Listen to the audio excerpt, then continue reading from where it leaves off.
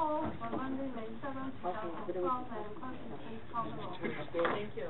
Mr. Stiver? Here. Mr. Moss? Here. Ms. Jordan? Here. Mr. Frazier? Here. Welcome. Mr. Percassi? Here. Mr. Leon? Mr. Seymour? Here. The 7 members present. Thank you. First item on the agenda is How you doing? Good. planner position priorities, and there is a suggested outline provided, and council may add anything else that they see fit as we go along. Ms. Jordan, did you want to make Sure. since you were the one that was talking about it. Thank you.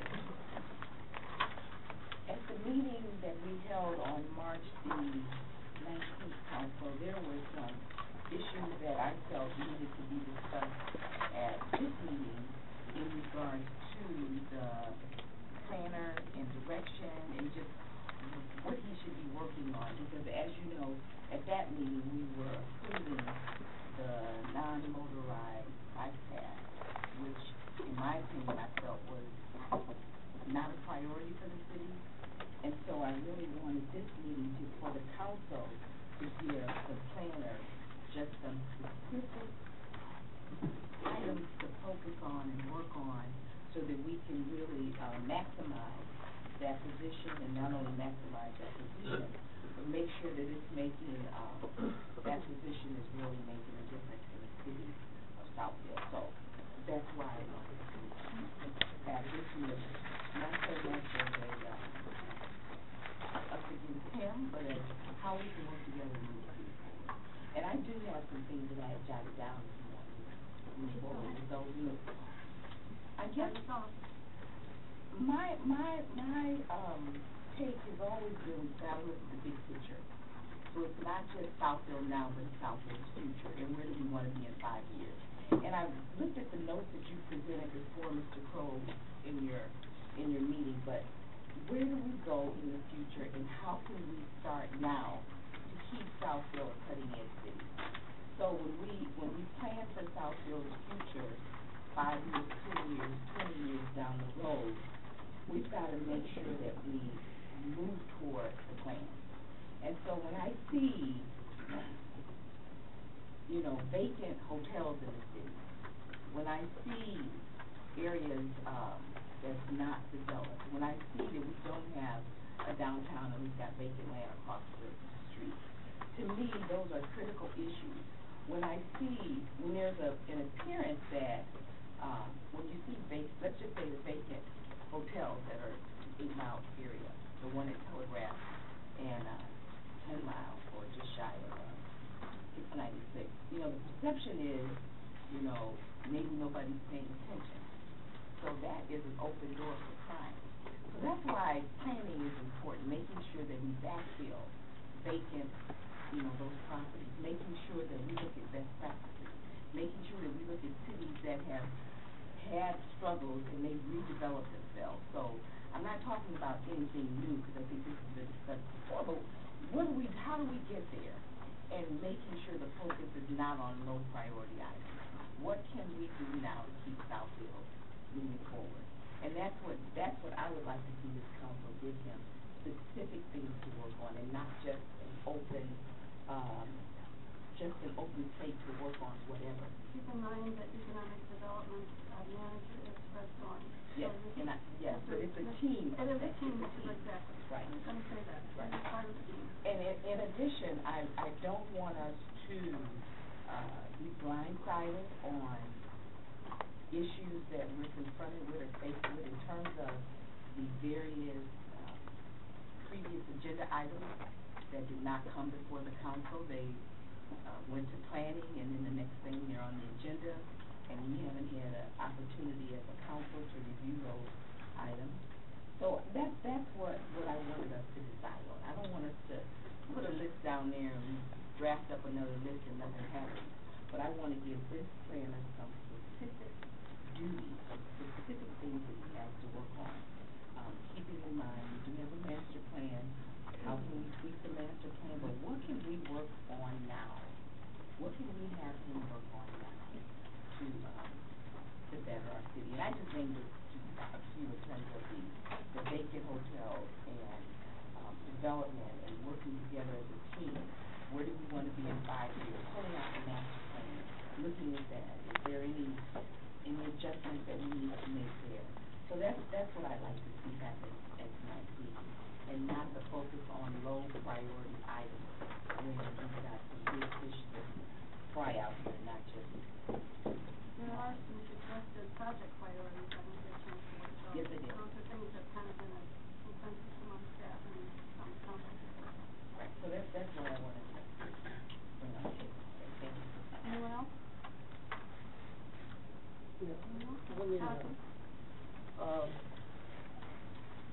first, I think that, since the planner, by charter works for the city council, I think that rather than, this being an item on the agenda, that it be the item on the agenda. The city is in such a transition today in its needs are great and realizing the financial challenges that we have, we somehow have to find out, first of all, what is our limitations in development, and what direction do we want to go with development. Is there a standard, I hate to use the word standard, but is there a priority of say, restaurants that the city is looking at? I just think that what I see, and it is not, this is constructive, what I'm trying to say is that, for example, the city center group. Well, we are talking and have talked about studies and master plans and my going to Minnesota and all of this. The focus has been, let's get going across the street and somehow find out how we can develop it and really move in that direction. Not talk about it anymore, but let's find out how we can get there. And to me, I mean, that has to be the first and foremost thing that we deal with. And Terry did a nice job bringing Gibbs to the library and showing all the various sundry of developments that could occur, and some recommendations by the president, the Senate, and that's all good, but then we walk away from it, and I think that it takes several kinds of people to put information on the table so that we can find out where we are, and I say financially because there's limitations there too, and what do we have on the amount of developers we have and property values in that area, and in other words, plan an attack on how to get it done. And I really don't see that happening. All these pictures have been going on for years, and the survey for town center, what the employees would like to see here, what their needs are, and we talking about, for example, a marketing person that wasn't coordinated with our marketing team, and that happened at the same time when we hired this outside group before to come in and to assess market the city, and it turned out where he said, well, you guys are doing fine. You know, and that's not the answer. The answer is, what are our shortcomings? What can we do to better the marketing? But marketing the city, I'd like to see, you know, what is the ideas that are coming forward to market the city. It just seems to me that, for example, we should be sitting down with the city center group and talking about their needs and what they feel, because they're all owners and corporate people, what their needs are and what they think has to be happening over there, or help them lease their properties how can we be assistance to them? And the flow should be from us to the planner to the city center, from us to the planner to the DDA. Rather than just form these little groups and they go off on their own. And then if they need council approval to get one of their ideas going, then they come to council. I used, and again, I don't want to be critical, but the Eccentric, shows LTU, and we worked with LTU throughout the years, developing a restaurant.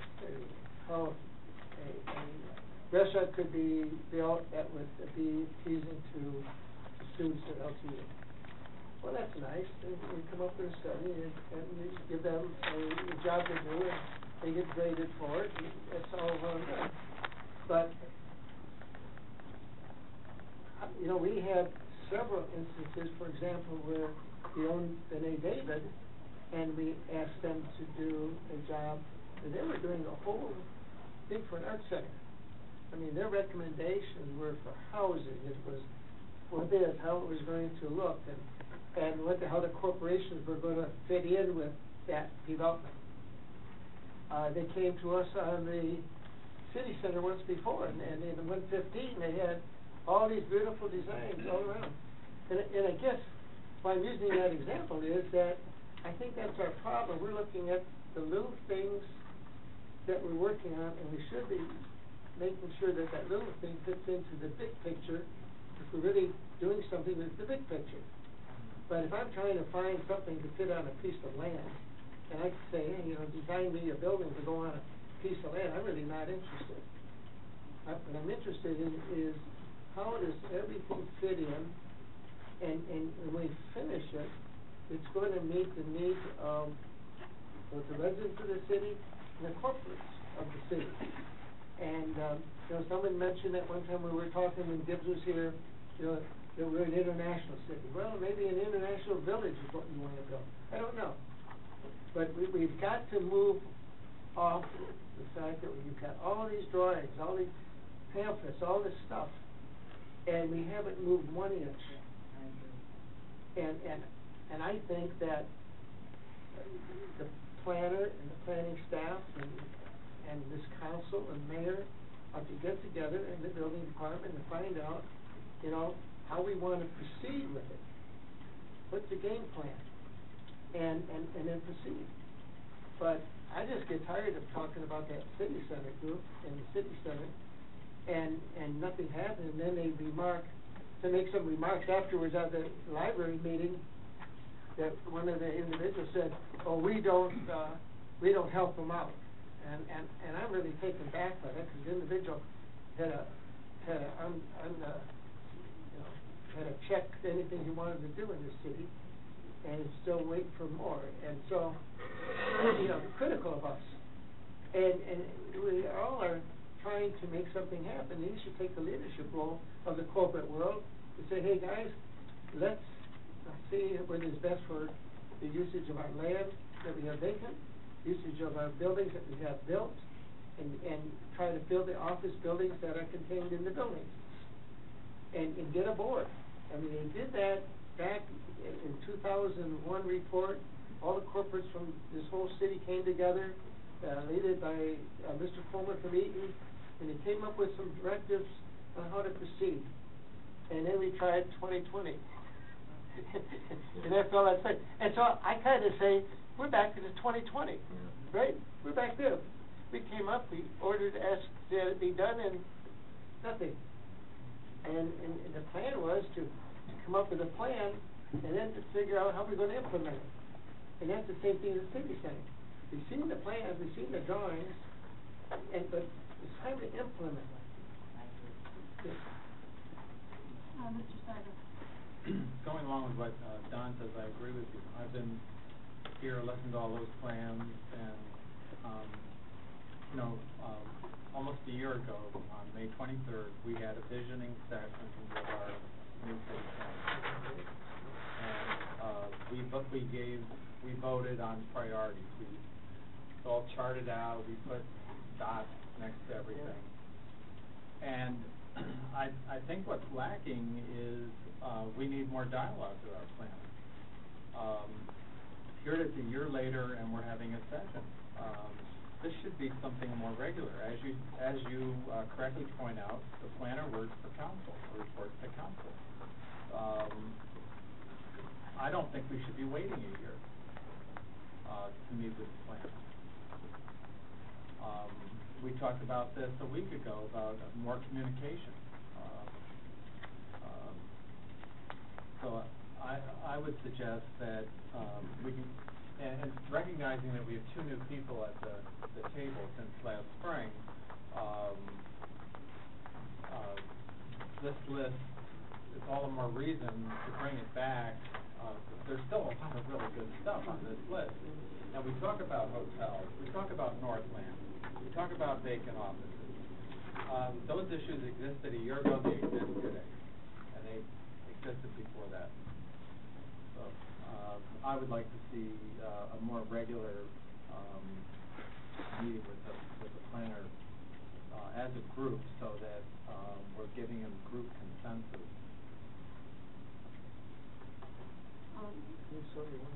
Yeah, but I have Mr. Moss.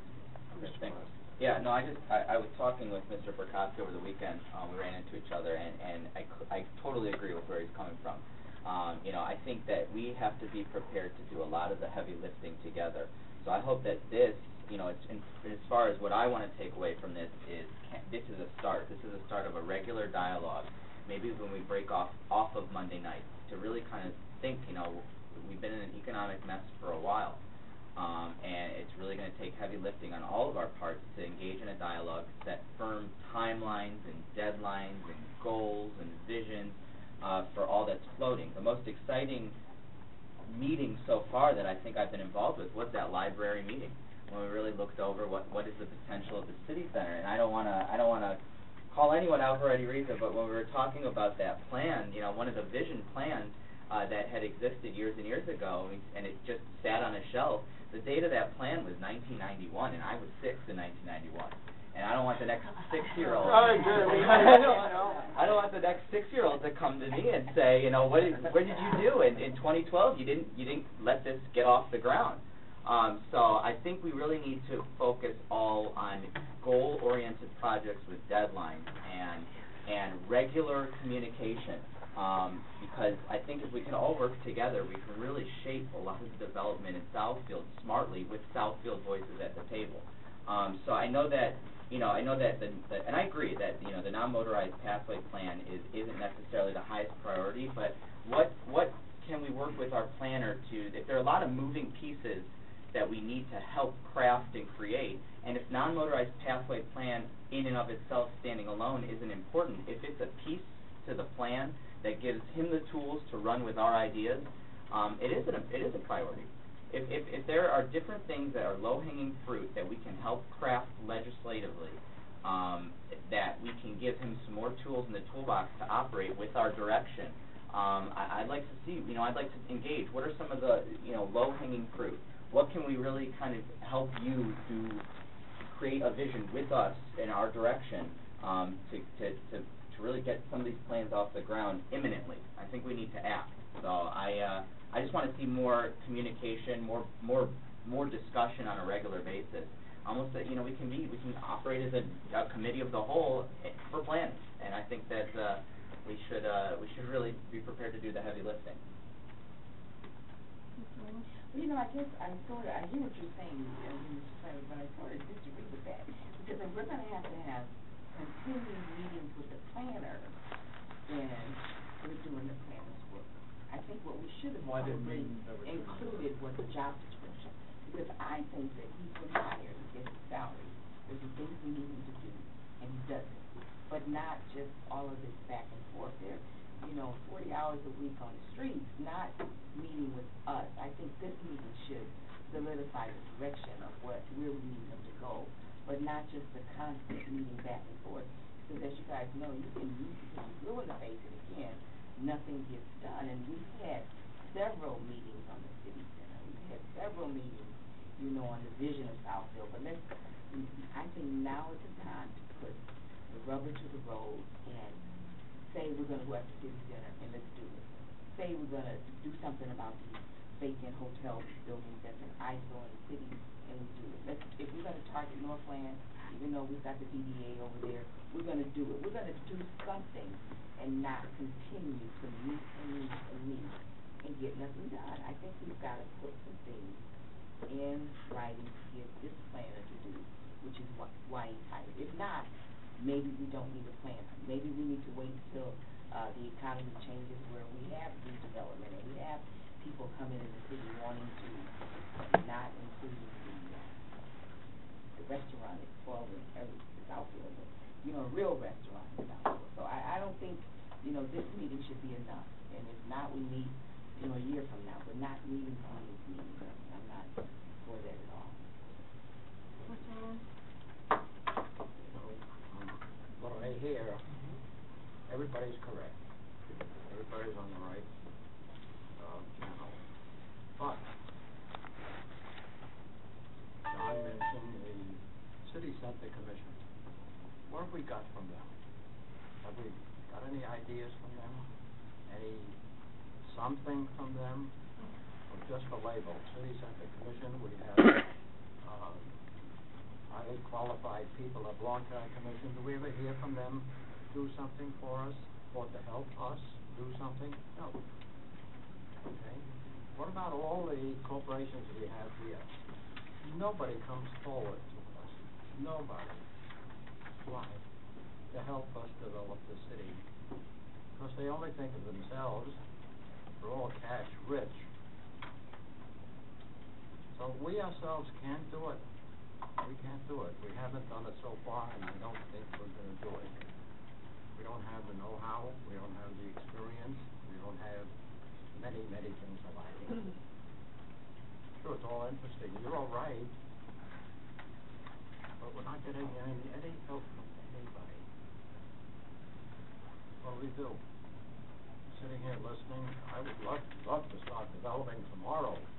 Look, get the money, get the help.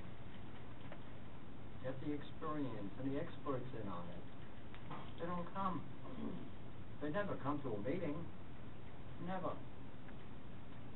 All they do is sue us for money. All they do is they want tax abatements. That's all. Nothing to help us. Well, I better stop. Yeah, I think, as part of that, the planning department, it's important that we meet, on a regular basis with the planning and the planning commission.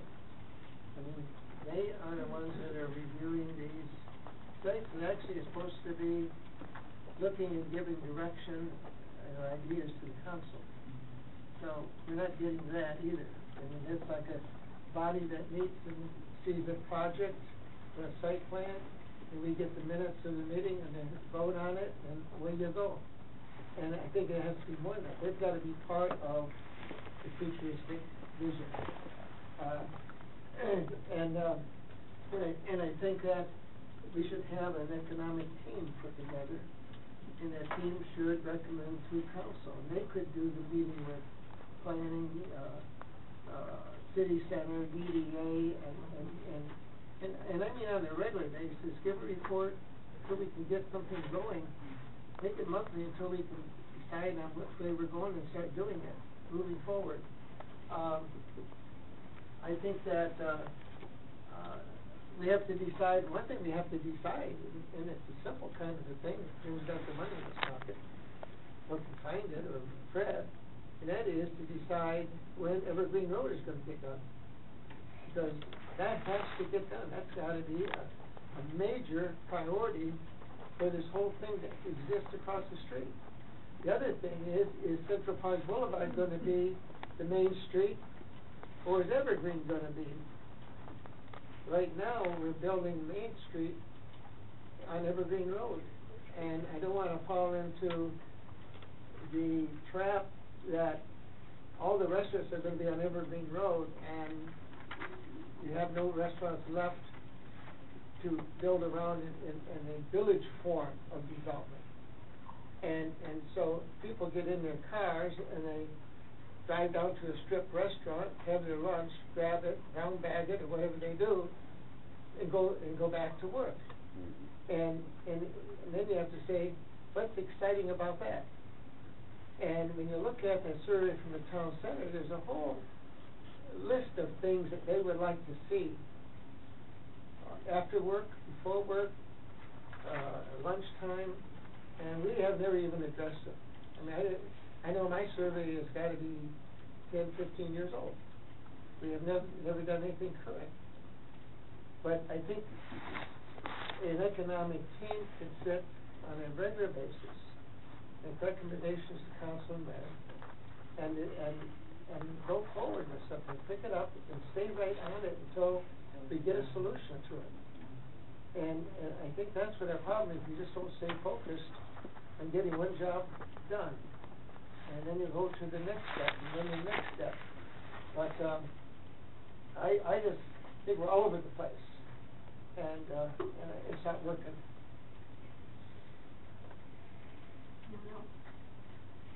I was going to say, I agree with Mr. Picasso in terms of establishing economic system. That would be very, very important.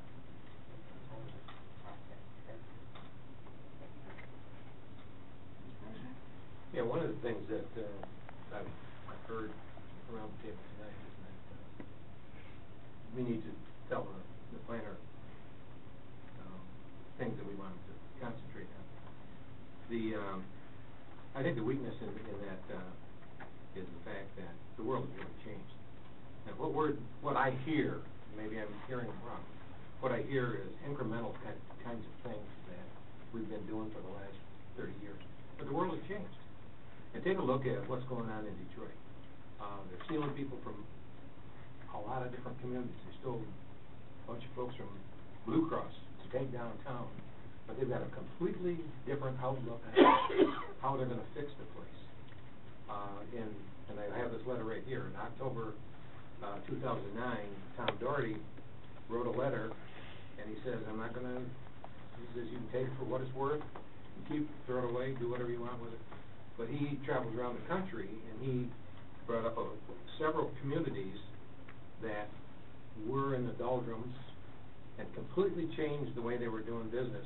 And let me give you just one example.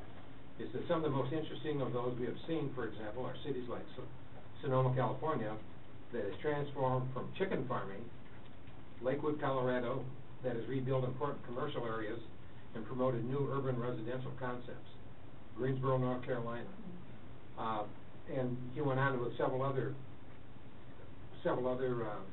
examples. And our planner is one person. Our planner and planning. The message I keep hearing is that he's a planner of the directions and he's going to fix everything. Well, he's one piece of a group of people that are going to move us forward.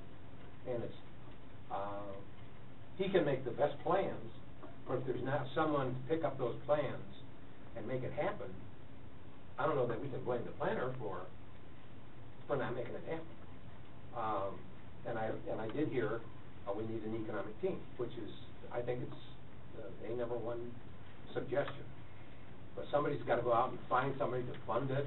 Somebody's got to go out and make those plans come alive. And we can't say, well, we've got holes over at the city center, so let's build another building.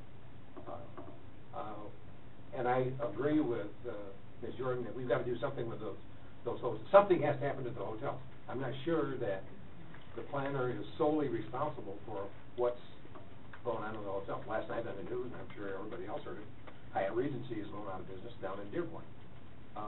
In 3 months, they expect to be an empty building. So it's obvious that hotels are seeing a problem too. But Michigan Municipal League, for the past several years, has been talking about how communities need to change in order to attract young families, and it's not the same thing that we did 20 years ago, 15 years ago. It's something different, and I think we need to plug into that and make sure that we're thinking on the leading edge of what's going on to turn our community around. And I don't disagree with anything that anybody said, but we've got to start thinking in a different way than we have before. We can't do incremental changes. We've got to do some of the things that we're seeing Dan Gilbert and all of the folks that are trying to inject some life in downtown Detroit, to the point of maybe even encouraging people to buy houses.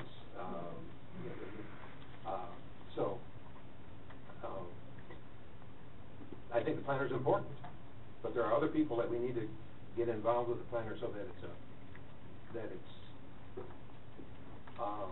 a working committee that we can monitor.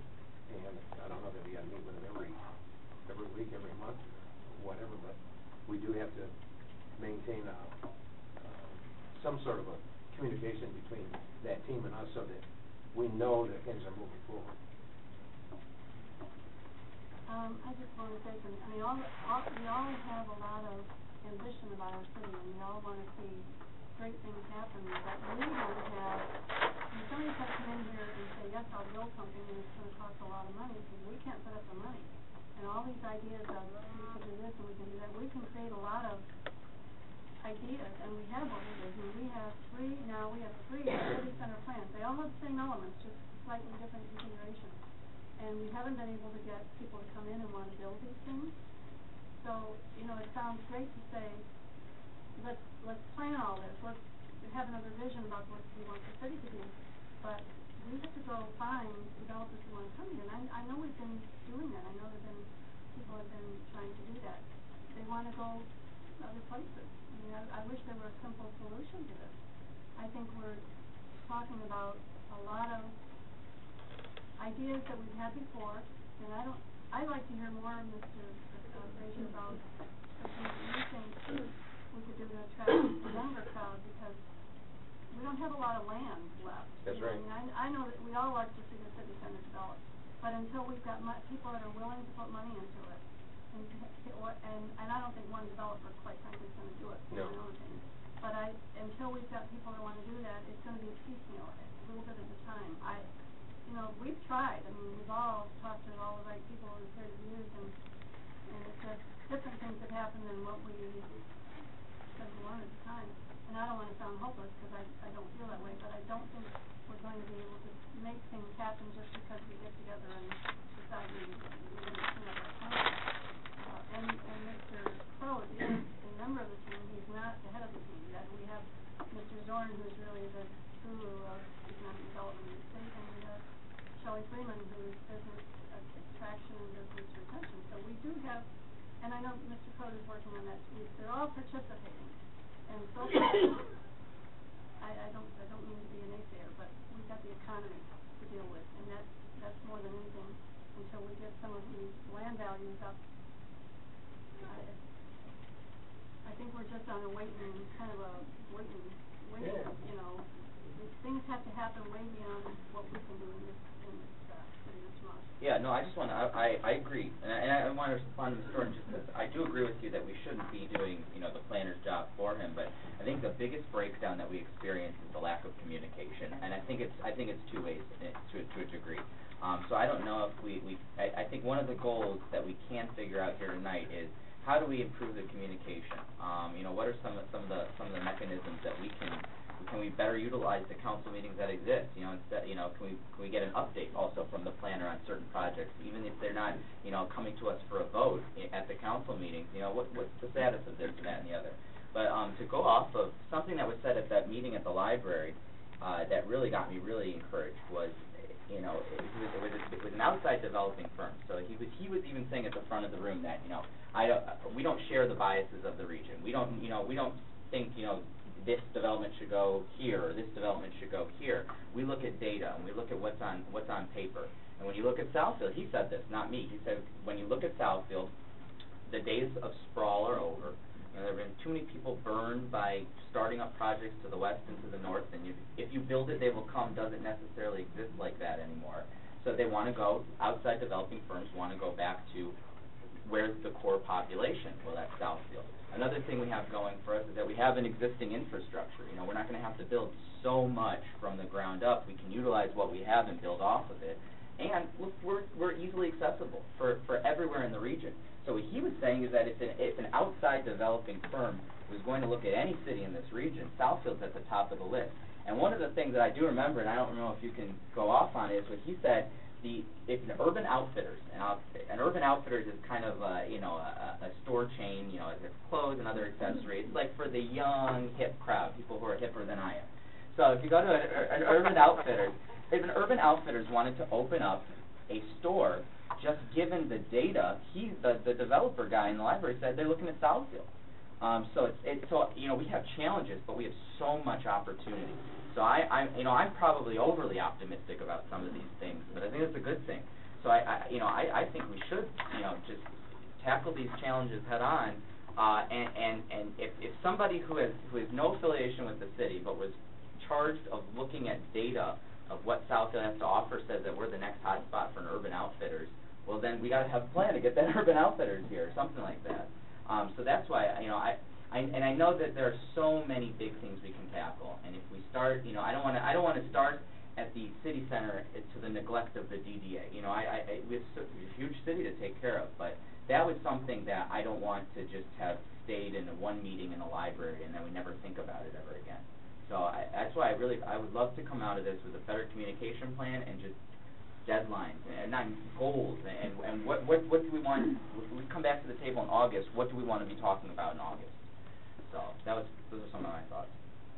You know, you're right too. But look at Detroit. Look at this guy Dan Gilbert. Okay, billionaire, multi-billionaire, goes to Detroit and buys up 10 big buildings. He's got the money. Right. Nobody comes here, as you say, we're the center. We have the infrastructure, we have the land, we have everything. They don't come here. It isn't communication. It's what's in the pocket and in their wallets. Well, I just want to go off of what he had said. You know, he said if we are on paper, on data, you know, obviously maybe it's a marketing thing. You know, if we have all these things going for us, maybe that's another aspect. Downtown development. Mm-hmm. If those medical buildings didn't come on their own accord, nobody solicited them to come there. Yeah. They're coming there because of Providence and the other hospitals, which is good. But we are not doing it. They say they're doing it. We're not. So I think it's going to have to come from the outside and their own initiative. We're not ready for anything now because we don't have the finances. We don't have the people to help us. Nobody, it seems, I'm not talking against people, but I see what I see. They're just not coming to develop Southfield. First, they're developing their pockets downtown. Believe me, that's the only reason they're going downtown. The opportunities of buying all those buildings and business, and some are coming in. We're in a rough road, but we can't give up, of course, but we have to do something. And I don't know what we have to do. I may be brilliant in other ways, not in this. But it's common sense, we are not doing it. Ms. Jordan? I was going to say, I somewhat agree with you, Councilman Lance, but I think this is open for discussion, if we could even just take the city of Southfield as a grid and divide it up into 4 quadrants, and if the economic team is established, and you look at each of those quadrants and see what can we do to attract new families in the vacant homes. What can we do to support if they have a shopping district? What can we do to make sure the city is looking good at that corner visual? You know, and just really taking each quadrant at a time and assigning some things that we like to see done and do it. And put a goal within a year. Let's go back and see how far we've come. or we could decide on city center, and that's where all the effort is put. I mean, we've gotta do something, and I just believe Southfield, we've gotta save ourselves. We can't wait for, we can't wait for other development to come in. We're gonna have to be the aggressive ones. If it means setting up a meeting with the city center board, and we go meet with them along with, the team, and, just kinda have some dialogue there. But I would like to see us even just divide the city up to a quadrant. What can we do? Making sure that the appearance issues are taken care of, making sure that, we've identified the vacant homes in that area and how we can get those homes filled. There's gotta be a plan, and we've gotta do it, and I think we have the means to do it and not wait on, it'd be great to have a Dan Gilbert come to Southfield, but I'm not sure if that's gonna happen, but we can do something. He did, Mr. Gilbert did try to come. He did try to come a few years And ago, we were but that not was a different welcoming. environment, Yeah. different council, We were not welcome. Are you finished? Yes. Johnson. Yeah, I was gonna, speak to the point, why Detroit is getting the play right now, is because you're buying what they're getting. And even though they're broke, their, I guess their urban development team, or whatever they call them, the Jackson down there, and they're cutting deals that, Whole Foods, for example, $7 a square foot, give them $3 million to move in. I mean, that's way beyond what a suburban community could do. We would never even think of that. You think they're getting these buildings, for the value? They're buying these things dime on a dollar. And filling them up at the square footage that they can rob any city in the urban, or our centers. And they'll go after them to fill them. And that's really what our challenge is going to be, is that we're competing with not the developers' dollars, we're dealing with the municipal dollars that they keep giving out and doling out to get them to come. I mean, they supposedly have a list of retailers ready to move into these buildings that Gilbert's buying. So now they're getting the buildings, they're getting the tenants, and they're getting the retailers, and they're spending the money to achieve their goal. We have to be kind of smarter and better to maintain what we have, and to stop this flow with the dollars. And I was out with a guy that buys houses the other day, and he said between Allen Park and Southfield was the hardest place to do business, and taxes. He said the taxes and hard to get buildings completed to rent. And the cost of putting them together in Southfield and Allen Park makes the rental not work out. So by the time we talk about the taxes that they have to pay and to build the homes back to the standard that they can get them approved to be habitable, then they can't get enough money for them. Even $1,200 a month, they can't come out. And so it's all a matter of dollars and cents. And then on the other side of the coin, go to another place, circulate quite a bit in the business community. The town center, they sent a letter to all the tenants, watch out for the Southfield police are ticketing everybody. And then they closed some ramps, so now the people who are in those buildings think it's unsafe to be tenants in the building.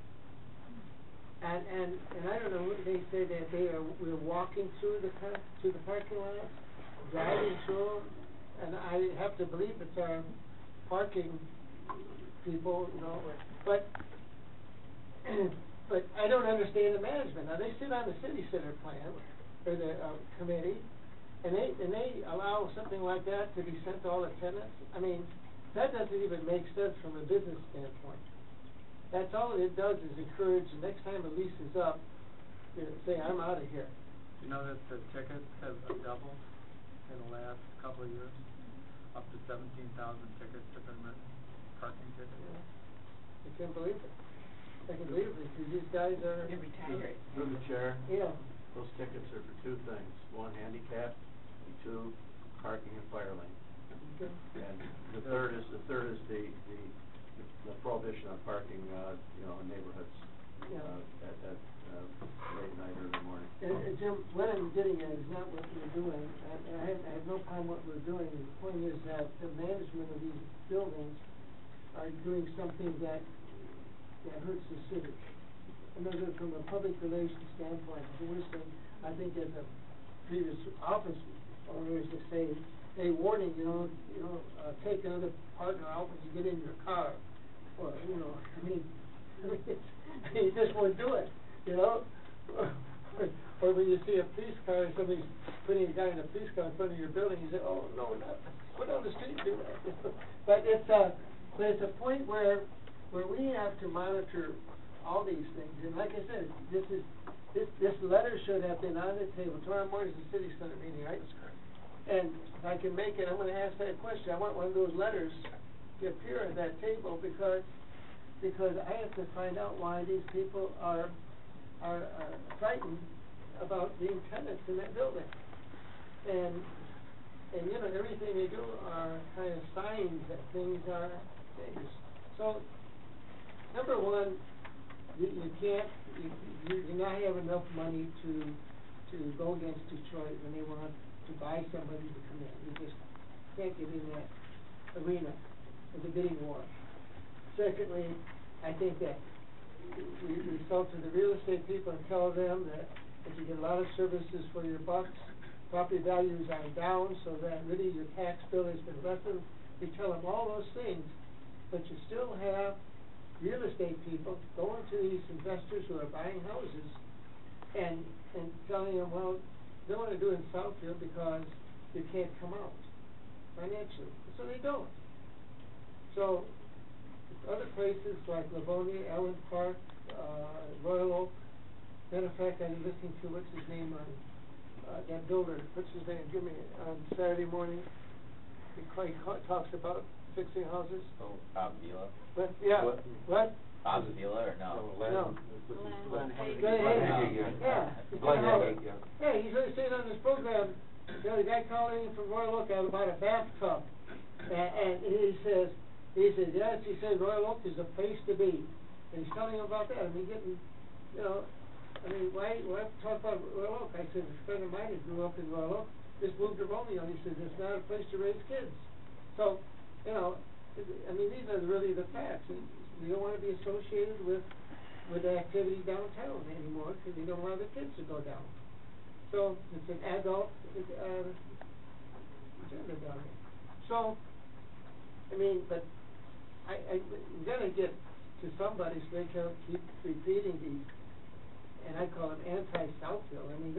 To me, nobody can touch our services. Nobody has better facilities. Nobody has, when you go down the list of what this city provides, its residents, its business community, interacts with them, helps them, you won't find that the city is more receptive to our neighbors.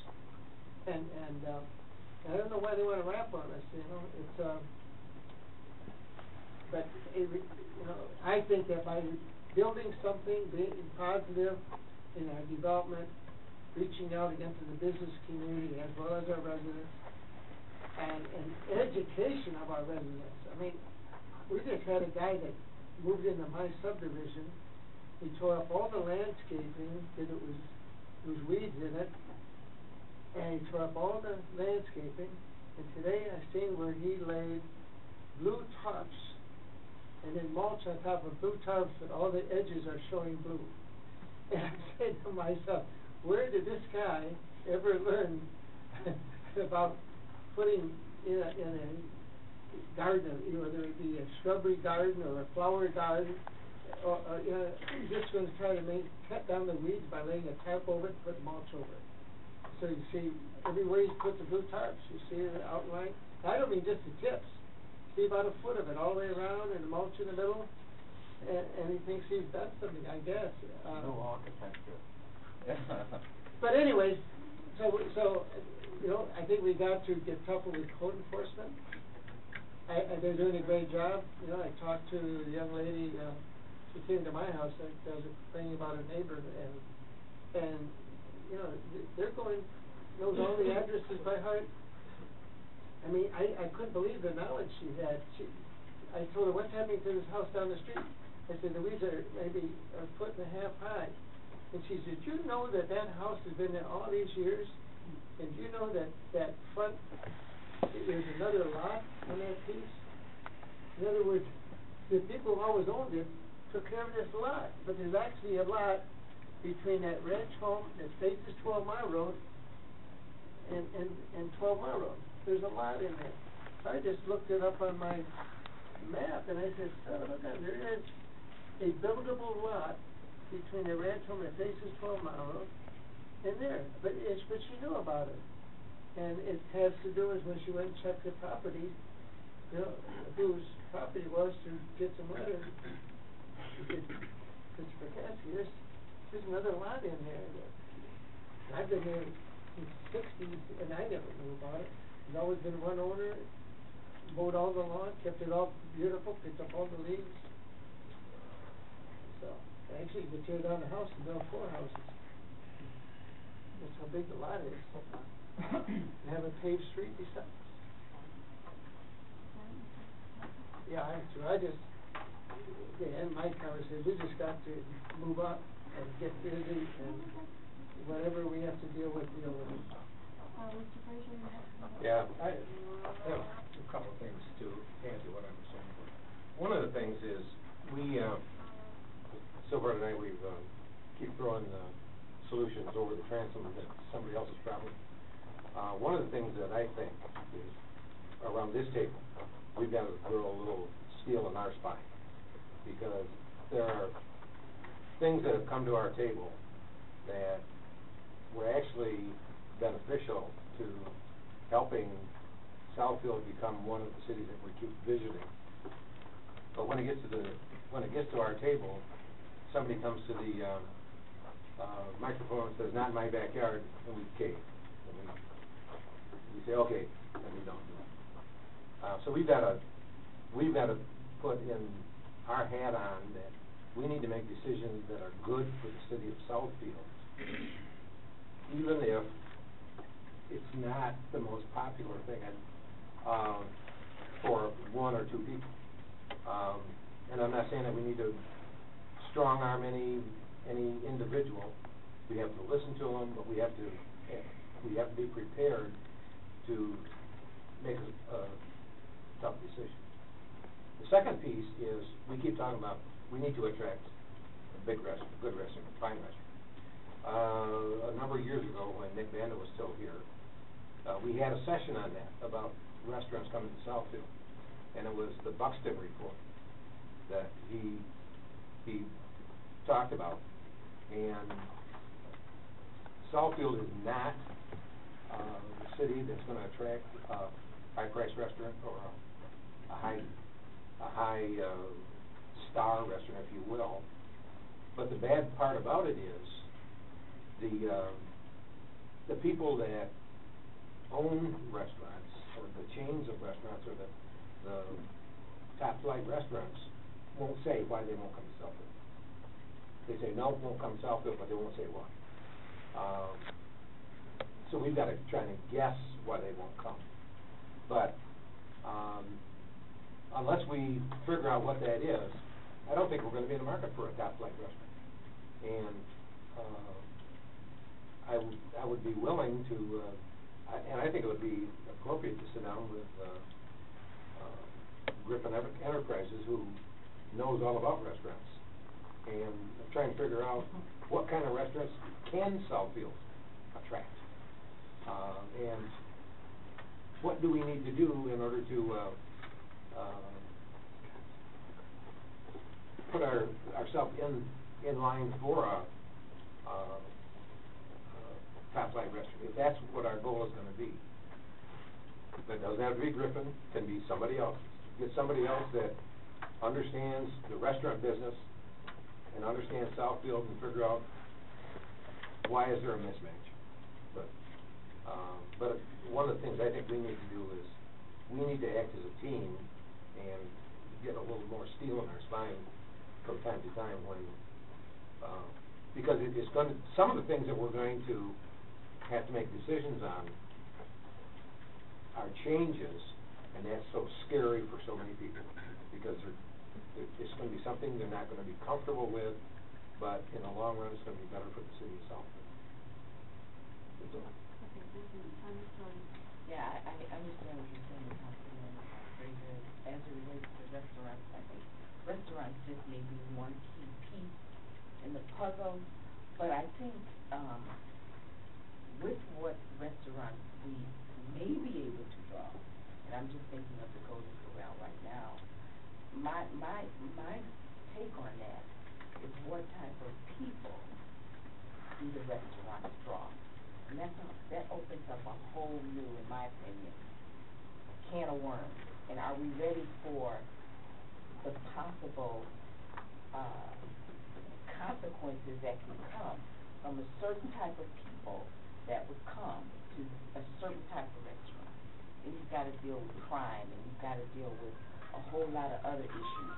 And so my take on it is that we've got to be very, very careful in what type of restaurants we draw. And I just think restaurants are just a small piece looking at the big picture, because it's a big picture now.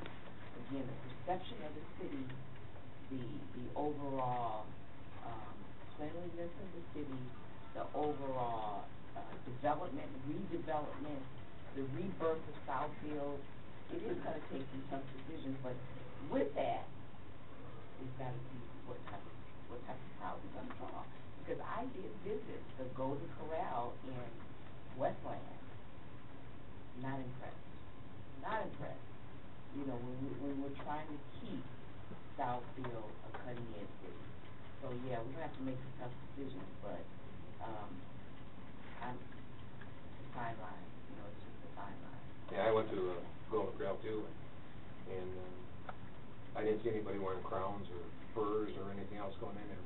But I saw real people, real families, real people coming in. They weren't, you know, they didn't have, I suppose some of them had tattoos, but, you know, they didn't appear to be criminals. And, you know, regular people have to eat too. So when we talk about what kind of people are we going to attract, you know, I watch the news, read the paper and everything else, and I've yet to see an article in the news there. And I'm not pushing the Golden Corral, that's apparently a dead issue. But I've yet to see, and, you know, somebody held all the people in the Golden Corral hostage because, you know, that's the kind of people they attract. I think it attracts regular people, and there are a lot of regular people in the city of Southfield. The night that we talked about Golden Corral, people came that were just regular people, came and said, I love Golden Corral. And they didn't look threatening or right up on motorcycles with their handlebars up. Well, I guess I have some friends that live in Sterling Heights, and when they saw that we were considering Golden Corral, two of them told me, I hope you don't do it, because at prime times they have security guards at the door. And they said the crowd that restaurant draws in Sterling Heights is like, you don't want it in your backyard. And that's not good. Yeah, well, Anyway. yeah. Well, I was talking about restaurants in general, I wasn't talking about. Okay, thank you. Mr. Ryan? Beth? Okay, I want to just add one thing, that we were talking about the meeting at the library, and Mr. Gibbs said that we had to go, I mean, all the stats will favor us. Everything that he said will favor us at the right location. That was very clear. But he said, he didn't say it really loudly, but I think most of us sitting around the table, he said, people here don't want to come to Southfield. If we live on the market, if we want to get developers here, he said we have to go outside of Southfield. I think we go outside because people in the general area don't want to come here. So we have to keep that in mind. That came from Gibbs. I don't disagree with that. But I'm just saying, that's part of our problem. If local people in the general area don't want to do things here, that's a big obstacle. We have to, you know, I wanna say something else, we know we have a lot of buildings that need to come down because they're obsolete. We know we have vacant buildings that need to come down, and all of that takes money that we don't have. I'm optimistic, believe me, I mean, I love this, I think we will come back, but when is the question? Anyway, anything else anyone wants to add? Or move on to the next, subject? I'd like to see Terry have. Could I have a couple minutes? Are we gonna allow the Well, he can respond, but this is not meant to be a presentation. That's not my understanding. Yeah, I thought it was. The presentation that was talked about at the council meeting was a presentation on the non-motorized transportation, because some of us hadn't really heard enough about it. That was what we talked about. Well, we were talking about communication Yeah, with the exactly. planner. Well, go ahead, Mr. Todd. I just want, like, a couple Before he comments. starts, Just a minute. before he starts, Mr. President, I can't read what Terry Crowe wrote there. I wonder if anybody from here on can see that. I can't read that reading there. I'm sorry to say. I'm just trying to take notes. Taking notes. Trying to take a note. Those are your notes, right? Just my notes of Okay, your those are his main notes. points. Those are his notes. Oh, it's his notes. Well, write your notes on your own pad. It's my pad. I wanna say one other thing. He does send us, code planner does send us, sheets every Monthly reports. blue sheets that he does tell us what he's working on and what's in, he does do that, so. Anyhow, I want to thank the council for setting aside some time to talk about these important issues. I thought it was very helpful, and I think that most of the items that I wrote down and took notes on can be accomplished if we work together. I certainly would like to do a better job with us communicating to each other. Yeah, we can't would you have Terry speak use into the the microphone. microphone, please? As Ms. Seymour had pointed out, the planning department does try to prepare monthly reports in a timely manner. They're usually about 1 month behind. And unfortunately, whether you read it or not, they're listed in the information packet. And again, if it's under the planner's item on the regular meeting, I can give updates on those issues, or if the council has questions, I'd be happy, whether it's at a COW or a regular meeting, to highlight some of those issues. Also, statutory requirements requires the planning commission to prepare an annual report to the council, which I've done my 2 years here. And I'd just like to take a minute or two just to highlight some of those things that we worked on, because I think they play into some of the issues that you talked about.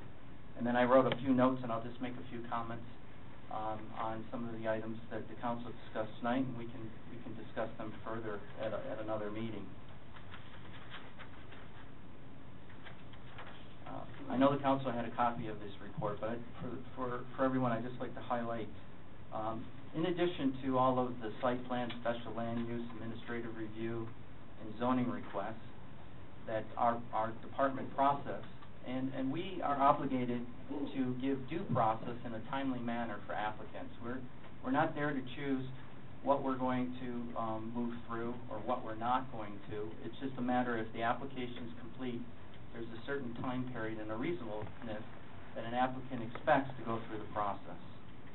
But in addition to those day-to-day monthly items, the Planning Commission, and working closely with the council on most of these items, last year alone, we adopted family and group child care homes. And this was a response to kind of an underground business, since the city doesn't regulate home occupations. This was one of those home occupations that kind of was operating unless there was an issue.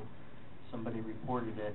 They were licensed by the state, family care homes, and then if they wanted to go to group child care homes, the state statute allows the city to create additional standards to protect the city. And working closely with the council, we did adopt special land use regulations for group child care homes.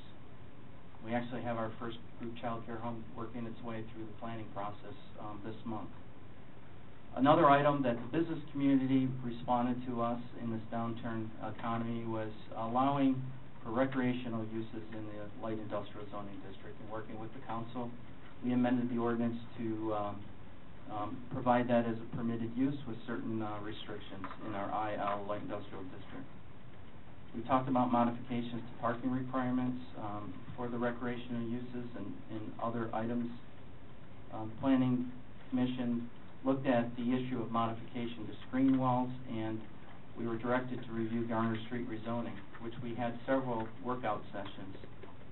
The non-motorized transportation study, which started at the end of last year, was a requirement of the Energy Efficiency Block Grant, part of the funding sources, and Council adopted that in March. Another issue that the business community came to us, we first saw with the Sarah Chevrolet, was the building of wind towers. We said, we don't have anything on the books. Fortunately, because they need a special land use, we could add some special requirements. And the department, working with the Planning Commission and ultimately the Council, researched best practices and adopted a wind and solar energy ordinance, which is now in place. And we have now seen our second application from Oakland Community College for a wind turbine. As part of promoting healthy living, in an implementation tool of the non-motorized pathway, the Council amended the ordinance and adopted bike parking regulations. Working with Lawrence Tech on the summer internship, they inventoried and resourced and developed design guidelines for mid-century modern buildings within the city. With the Planning Department, working closely with engineering and other departments, developed low-impact design guidelines, which we give out to each developer. And we've already seen a number of rain gardens, bioswales, impervious surfaces going to pervious surfaces or land banking, and a number of developments that have taken place in the last year, so that's had a positive improvement. And then as far as looking at long-range planning issues, and to assist the Council and the City Administration in budgeting, we began the preparation of a capital improvement program, and this had been done or updated in at least 7 years. The first draft was submitted to the City Administrator on July 29th, 2011, and we've had 3 revisions and updates based on input from various departments since that time.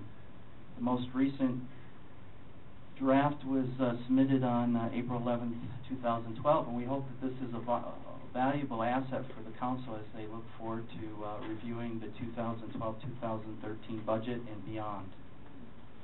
As far as last year, the Planning Commission with the Planning Department held 31 meetings on various things, from looking at site plan review, study sessions, long-range study sessions for long-range planning issues, and 9 regular meetings. Planning initiatives for this year that the Planning Commission transmitted to the Council for your consideration as you review budget and as we talk about priorities is to continue the zoning ordinance and map technical review and update. We've been dealing with the most critical issues first on a first-come, first-need basis, but we'd like to work closely with you as an outgrowth to the master plan that you adopted in 2009 is to update the ordinance so that we have the development tools and the flexible language on the books, so as development does come here, we're more business friendly. I think that falls in line with your redevelopment ready that the city adopted several years ago. We did complete, and the Council did adopt, the master plan for non-motorized pathway and public transit plan, and it's already paying dividends from county and state officials because they have to program additional dollars to help implement our plan. Working with the DDA and the City Center, they've allocated specific funds working with the city budget to enhance or improve. I think Mr. Habowski is going to talk about Civic Center Drive and how we've allocated $40,000 for improved enhanced crosswalks. One of the other things we adopted was a sustainable energy ordinance, a special use procedure amendment. We're currently reviewing fence regulations.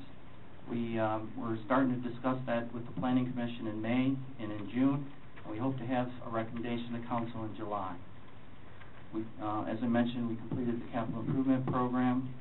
We'd like to continue to update the parking requirements for retail and other uses. If you compare our parking requirements with national standards, they're based on standards from the 70s and 80s, and we are requiring in excess of 5 to 5.5 parking spaces per 1,000 square feet. The general norm today is 4 per 1,000 square feet for large big box retailers. And again, I think, for 52, 51 weeks a year, we have more than enough parking. One of the things that, the Planning Commission, had indicated and was brought up several times is to market Southfield for business development and reinvestment.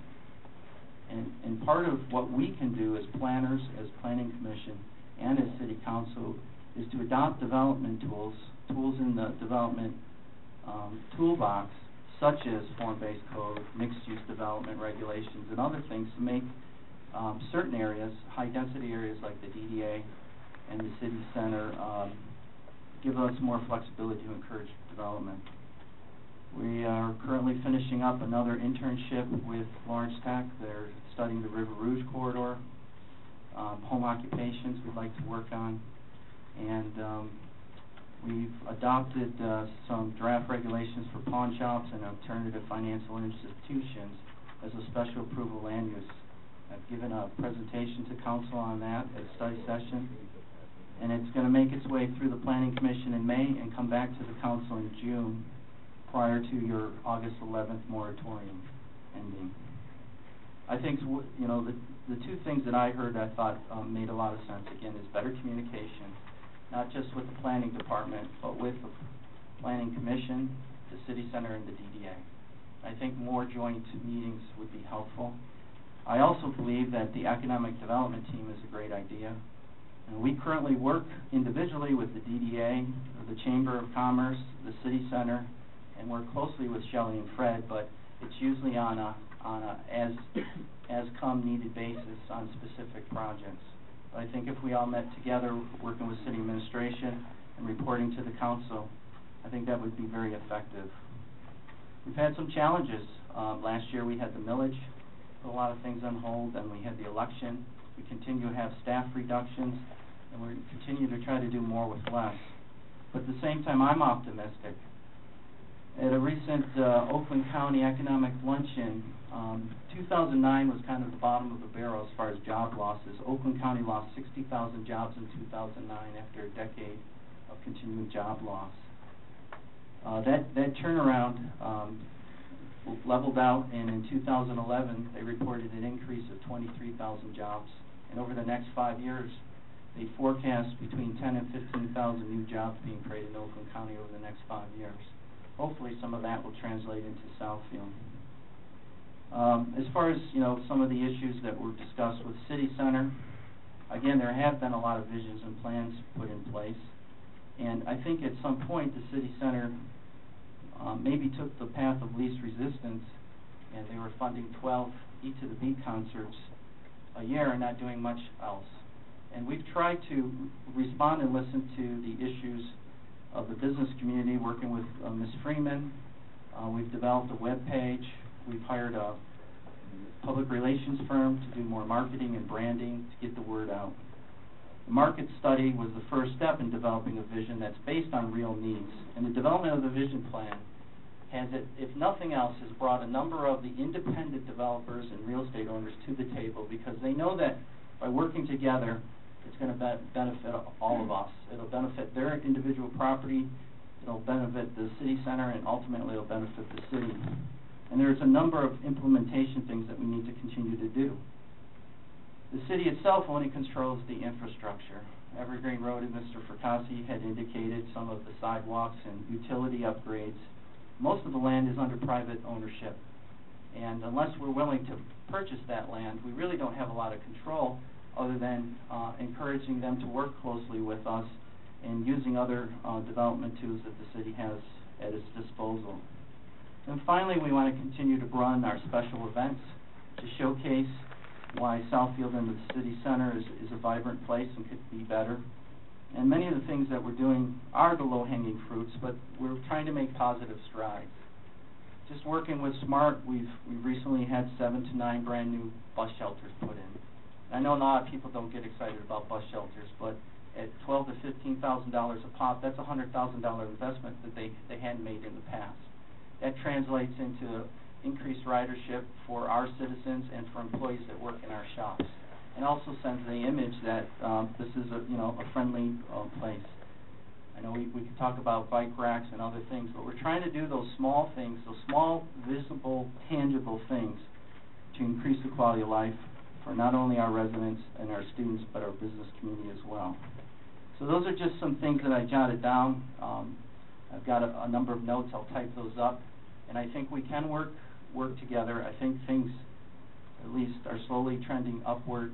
Now's the time to do those planning and put those implementation tools in place, so as we start to see development come back into the city, we're well prepared and positioned for the future.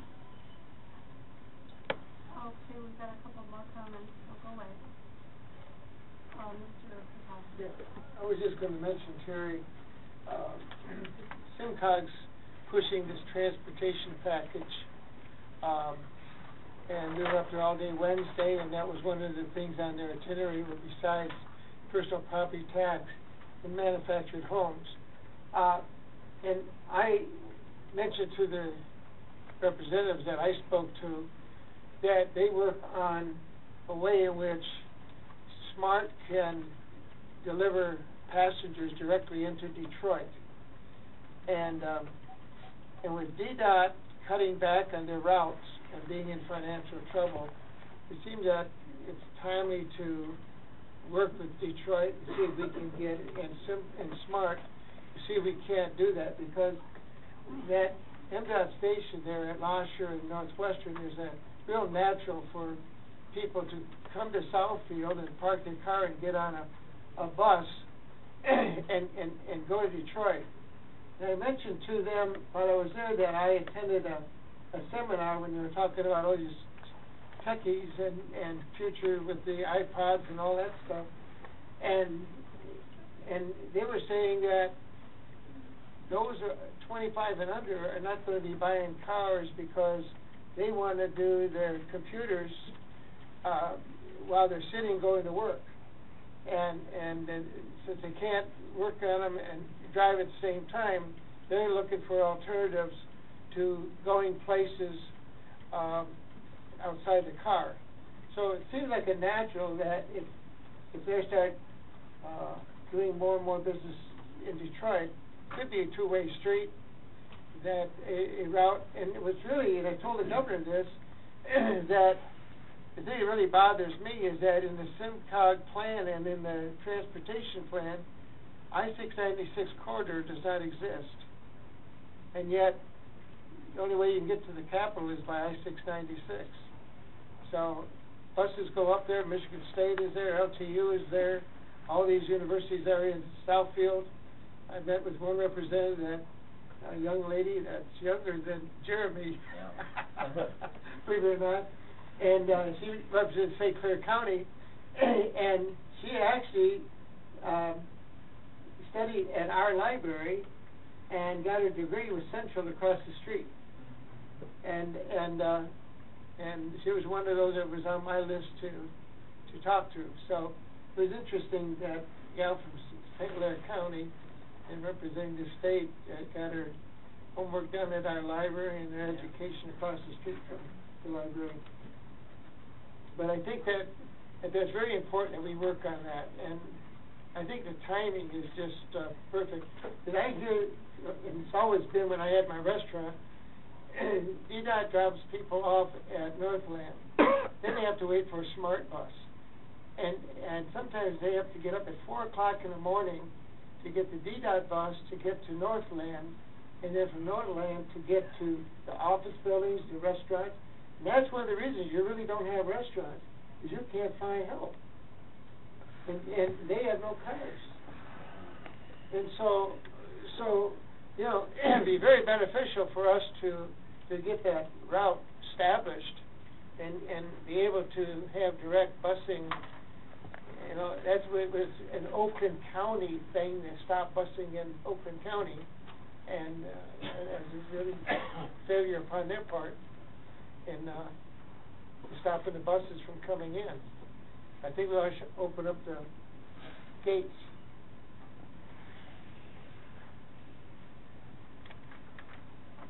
So, yeah, and we've had a lot of discussion tonight, and I guess I'm still looking for some specifics that we're going to have. So, I know we're we gonna try to sink our teeth in? And I know one of the things you indicated, Mr. Pataki, was the economic development. Yeah. Do we want to add him to that team? And Yes. work on, well, let's work on something then, let's work on city center, let's take the city and divide it in quadrants and look at that. I mean, we gotta do something, Something I just, tangible. something tangible, Yeah. Well- that he can walk away with and start working on, and not just all of this, we've had great discussion, but what are we gonna give him to do to move this city? Well, I think. That's not his job. No, we can add, he's I a can part, answer that. he's a Not the part. leader on that. No, he's not the leader, but I'm saying if we can give direction to have him be a part of the economic He team. is a part of it. Well, let's get the economic team going and do something. Give them the city center, give them You'll have it by something next to work Monday, with. how about that? I'll get Actually, I through want the chair, Tell me. item number 3 is right on point. Item number 3 is part of, making the city more friendly, user-friendly to businesses, assisting them in upgrading their properties, so it'll be more attractive to new business. So, you know, that is one of the results that actually working as a team. And it will be introduced, it's a rather sophisticated, new, idea, and we're leading the way. Okay, good. And what I'd like to also see is, Don, you said something very important. You said we may not be able to do what Detroit is doing, but we can do it our way. We could have this economic team see what Detroit is doing, how we can make that case here in Southfield, and go after the development. So we've got to give him something to do, give his team something to do. Fred, I don't want to just throw you out there, but can we have your team, including Mr. Crowe, meet and put some things together to work on, and to come back, and I'm not kicking the non-motorized transit plan, but that's not top priority. What can we do I would to like really to- shake the city I up would and like put to us see, back on the I would map? like to see us have, next one to put together an economic team. Okay. If he's ready to pass. You mean this, you want them to do it, or us to do it? Well, I would like to work with them to do it. Yeah. And what staff thinks Yeah, is we, really- either passes approval, I'd like to do that.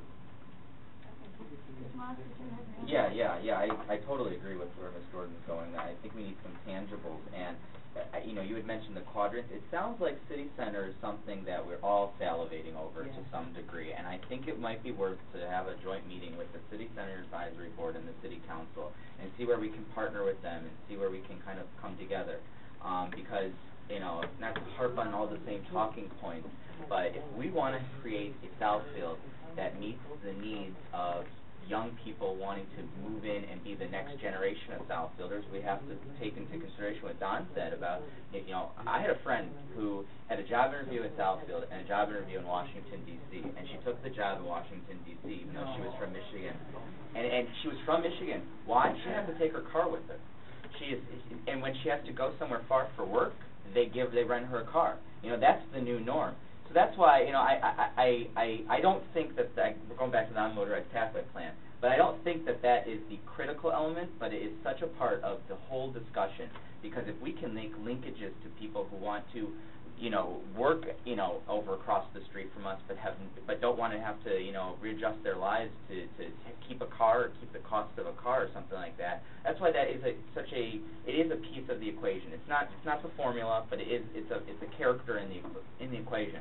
So I think one of the tangibles, since we're all kind of discussing this across the street, is we definitely should get on board with the full city center advisory board, just to create an agenda of, you know, what are some logical, tangible, achievable next steps. I think another part of that is the mixed-use development.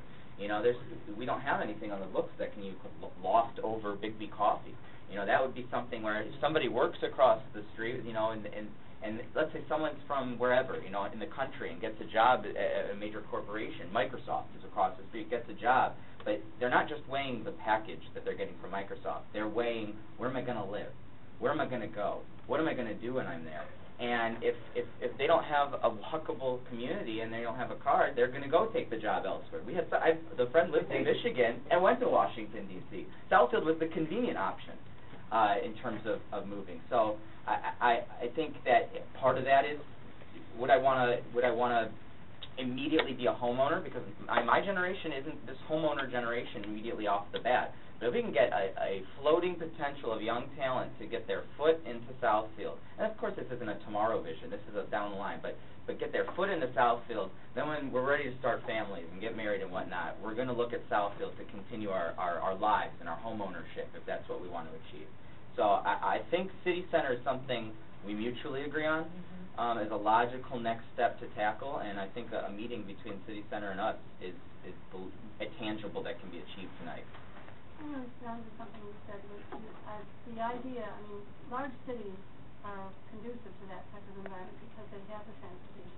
They all are. I mean, New York, Washington, Boston, Chicago, Cleveland, all of those attract. Smaller cities and suburbs don't so much.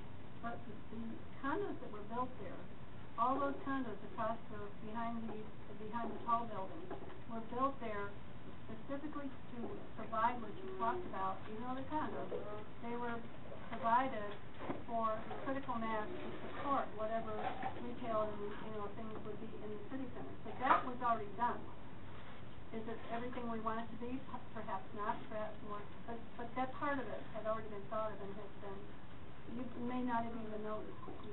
But my comment is that was how many years ago? I think we need to make it relevant to what the needs are today. If I didn't notice it, Are you talking about rentals? I'm talking about a different type of housing option for people that would want to work in the town center area, but don't necessarily want to be that first-time homeowner. So the condos don't do it. Like loft. Loft, yeah. Or other types of right mixed-use development. Exactly. Condos aren't. I mean, the lots aren't always. They're sale too. Anyway, It's just adding to that's the a whole other discussion. discussion. To the council, and I'll use kind of the city center as just one special project area. It is a city center by design, another economic development tool.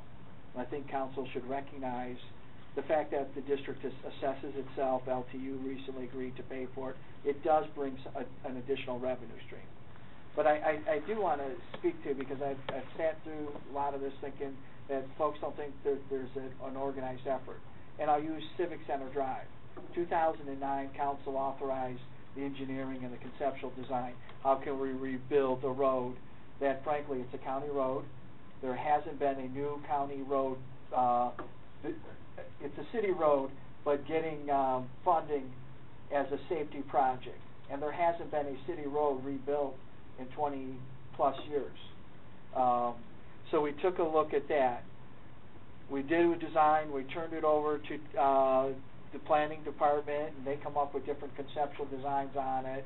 Same thing with Civic Center, what you're going to see on that road. We took their conceptual designs for the pedestrian amenities and crossing. Those pedestrian amenities are all part of this conceptual transit design, putting in that basic infrastructure to make sure that these things can happen for people who walk and or bike. What we're going to look at Civic Center Drive is more for the walkers. Terry is working with us on the right-of-way acquisition in HRC. So we're moved that project through engineering. Funding is in place for 2014. I do want to comment, though, there are some, I love the idea of joint bodies meeting. Remind council, 2 years ago you did a brownfield plan across the street. You have an awful lot of control over that site because you control what benefits are derived from that brownfield plan. In essence, you preserve the benefit for a future development. Within the city center, one of the things I'd like to see some discussion is relative to, last week we introduced the concept of overlays in electronic signs. Is perhaps in the city center and the DDA that you become and create 2 overlay districts that, as Councilman Moss talks about, I think what you have right now is your land use allows uses to be segregated, and it's not as easy to stack uses vertically. So how can you vertically integrate 2 parts of the city? And when you get down to it, your land use pattern is established such that your neighborhoods don't want that type of development. Where you can have infill and vertically integrate will probably be this area, city center area. But develop a planning product that permits you to do that. And when we started using the term overlay, that was the other objective we wanted council to think about, is overlaying land use patterns within your existing where you can have different standards. And I'll go back to when the Gibbs report came out. There are certain things, you know, and I've said this to folks, right now, we couldn't stop a Meyer from submitting an application across the street.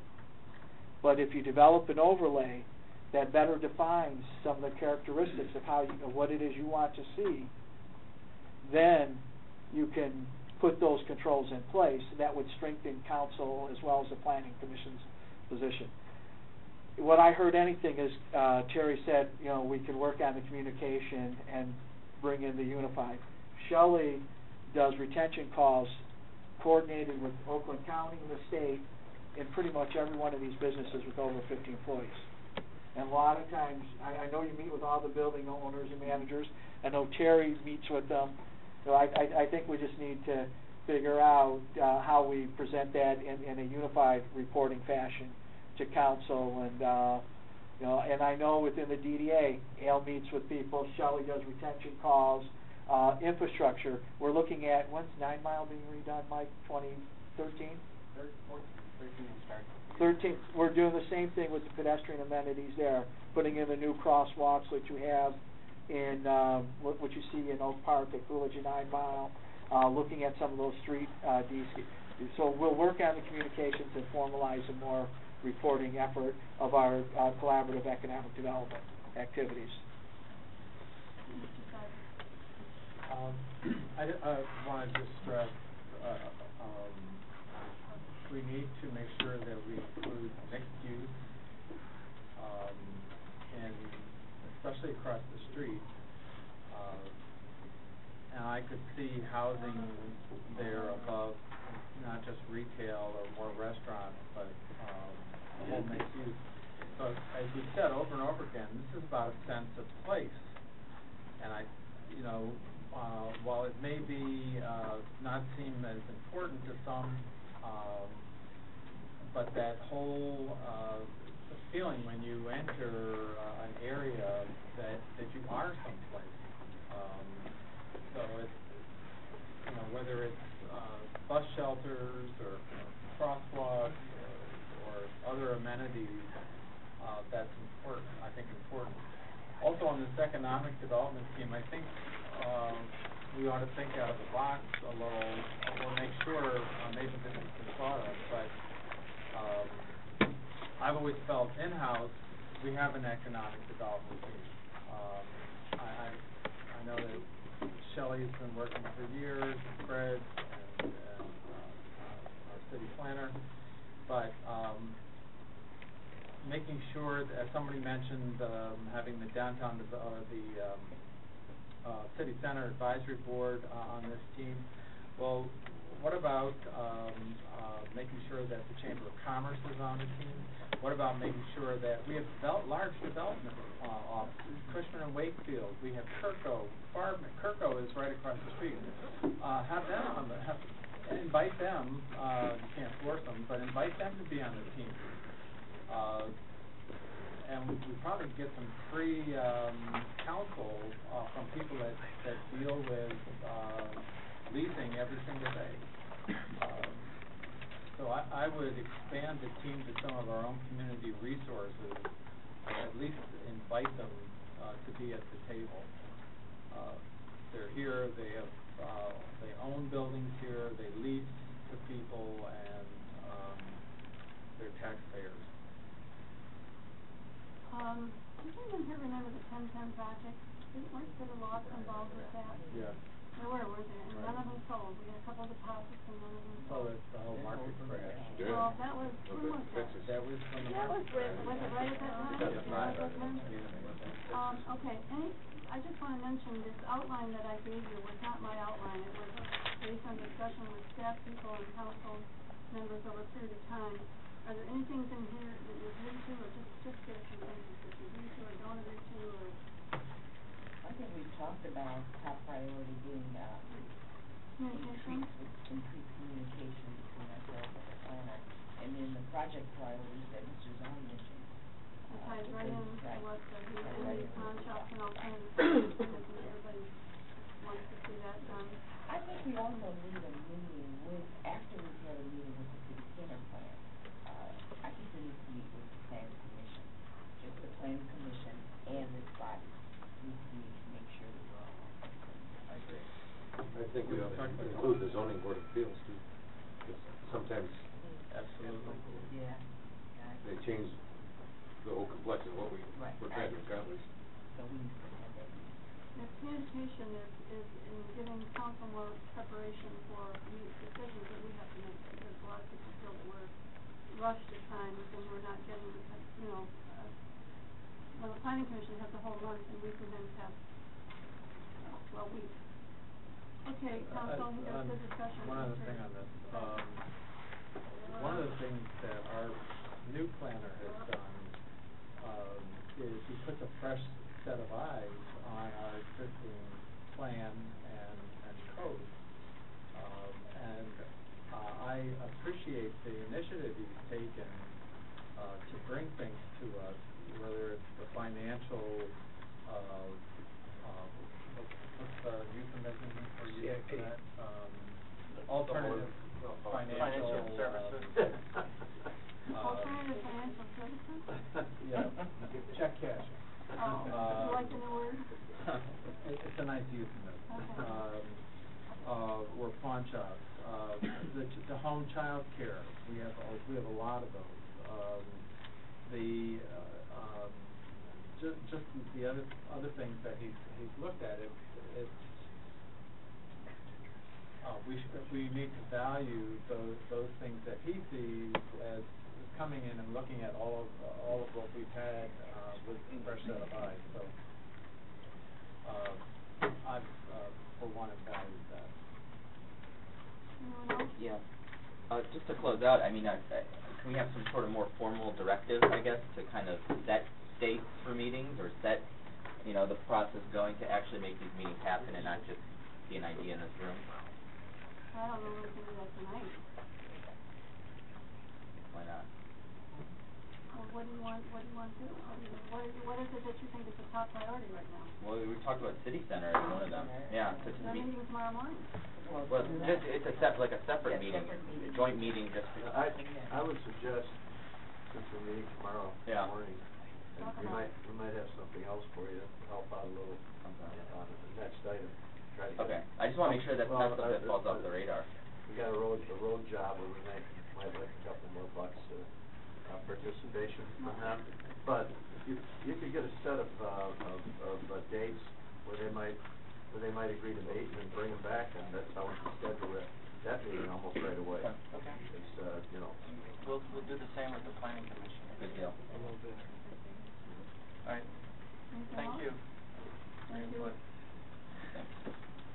I have the next item, so I'll just, You have the next item. yes, so I don't think this will take a long time, but, at your April 23rd meeting, you directed, us to investigate and report on GP 1206, SP 1264, Mr. Alex Green's situation. Background, just very quickly, the applicant, Mr. Green, previously requested to convert an existing residential structure to an office use with associated parking, which was approved with conditions by City Council on March 30th, 2009.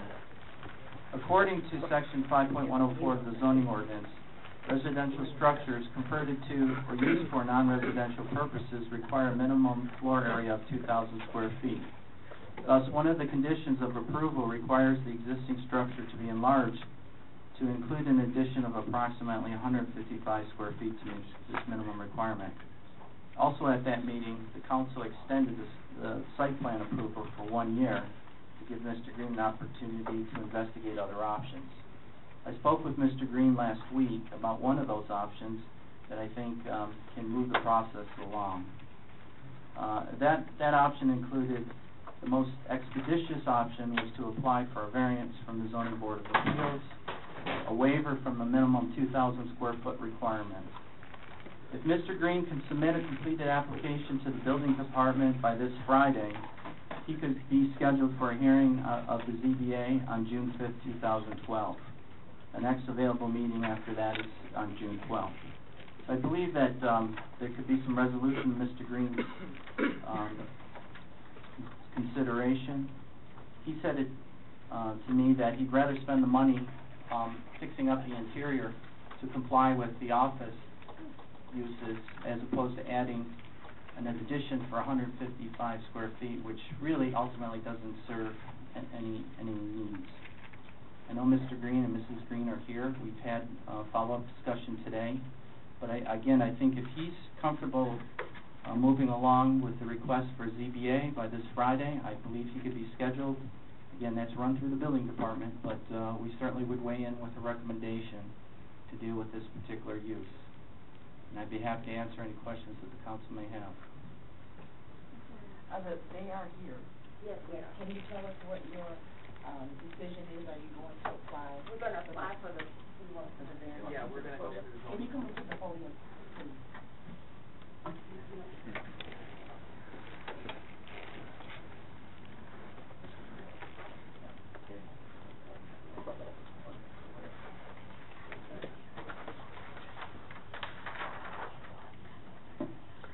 Hello, my name is Alex Green. This is in reference to 254 Southfield Road. We're going to be going before the Zoning Board of Appeals for a variance because Mr. Crowe told us that in order to amend the ordinance to allow for provisional use for office services, that it would take 5 to 6 months in a case study, which is not the kind of time we have considering that it's been vacant for a few years and we've collected no revenue. But if we are denied the variance, we will be coming back to try to see about a provision because we do believe that 155 square foot addition to satisfy an ordinance is a little arbitrary, and I'm not sure that it's in the best interest of either me or the city to, require something that just to satisfy an ordinance. I'm not really sure what a square footage requirement does in our particular case, especially when it's about 155 square feet. We did have extensive discussion on this when it came to us in April.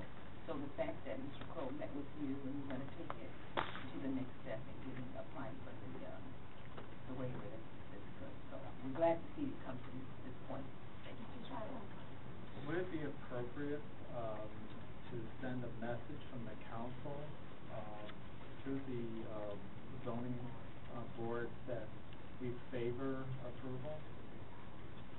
We haven't done that before, but, I'm sorry? Through the chair, I would not recommend that. They are independent process. I understand that, but I think the consensus here is that we don't want to stand in this property owner's way, and it's 155 feet addition. The cost, I can only imagine, to put 155 feet on, which is no space, but that's why I'm asking this question. I understand. Maybe somehow unofficially Word could, Well, I understand, through the chair, I believe Mr. Crowe, as the planner, is making a recommendation in favor of that. okay. I think, if it's possible, we've said we don't want to amend the ordinance because this is a unique situation. I mean, it's really, even though it's zone residential, it's a business street. Yeah, no one wants to live in that house. I know that, But, but I'm just saying, to do the whole ordinance to affect everything makes no sense, because I it's agree. an exception, so I agree. I think it should be, something, I think they'll see the logic of it.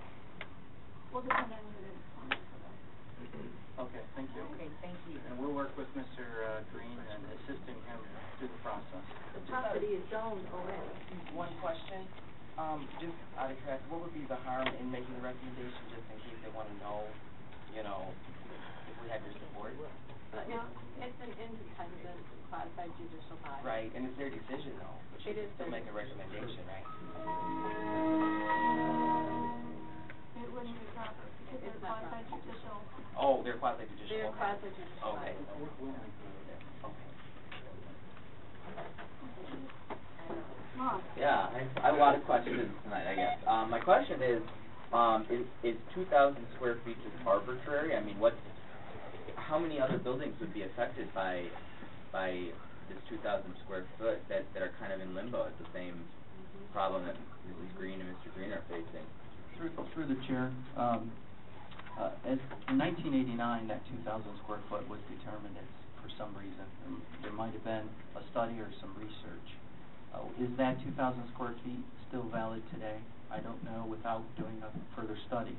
This variance would only run with the property itself, and as part of our review of the entire zoning ordinance, this is an issue that the planning department can review and further study, make recommendations back to the council. Maybe 1,750 feet is more appropriate. Maybe today it's 2,250. I don't know how many buildings are in this situation. Again, this is existing residential in an OS district that wants to convert to non-residential. So I do agree. I think we have the immediate review of Mr. Green's application, but then long-term, it might warrant further study by the planning department with a recommendation back to council. Something worth noting.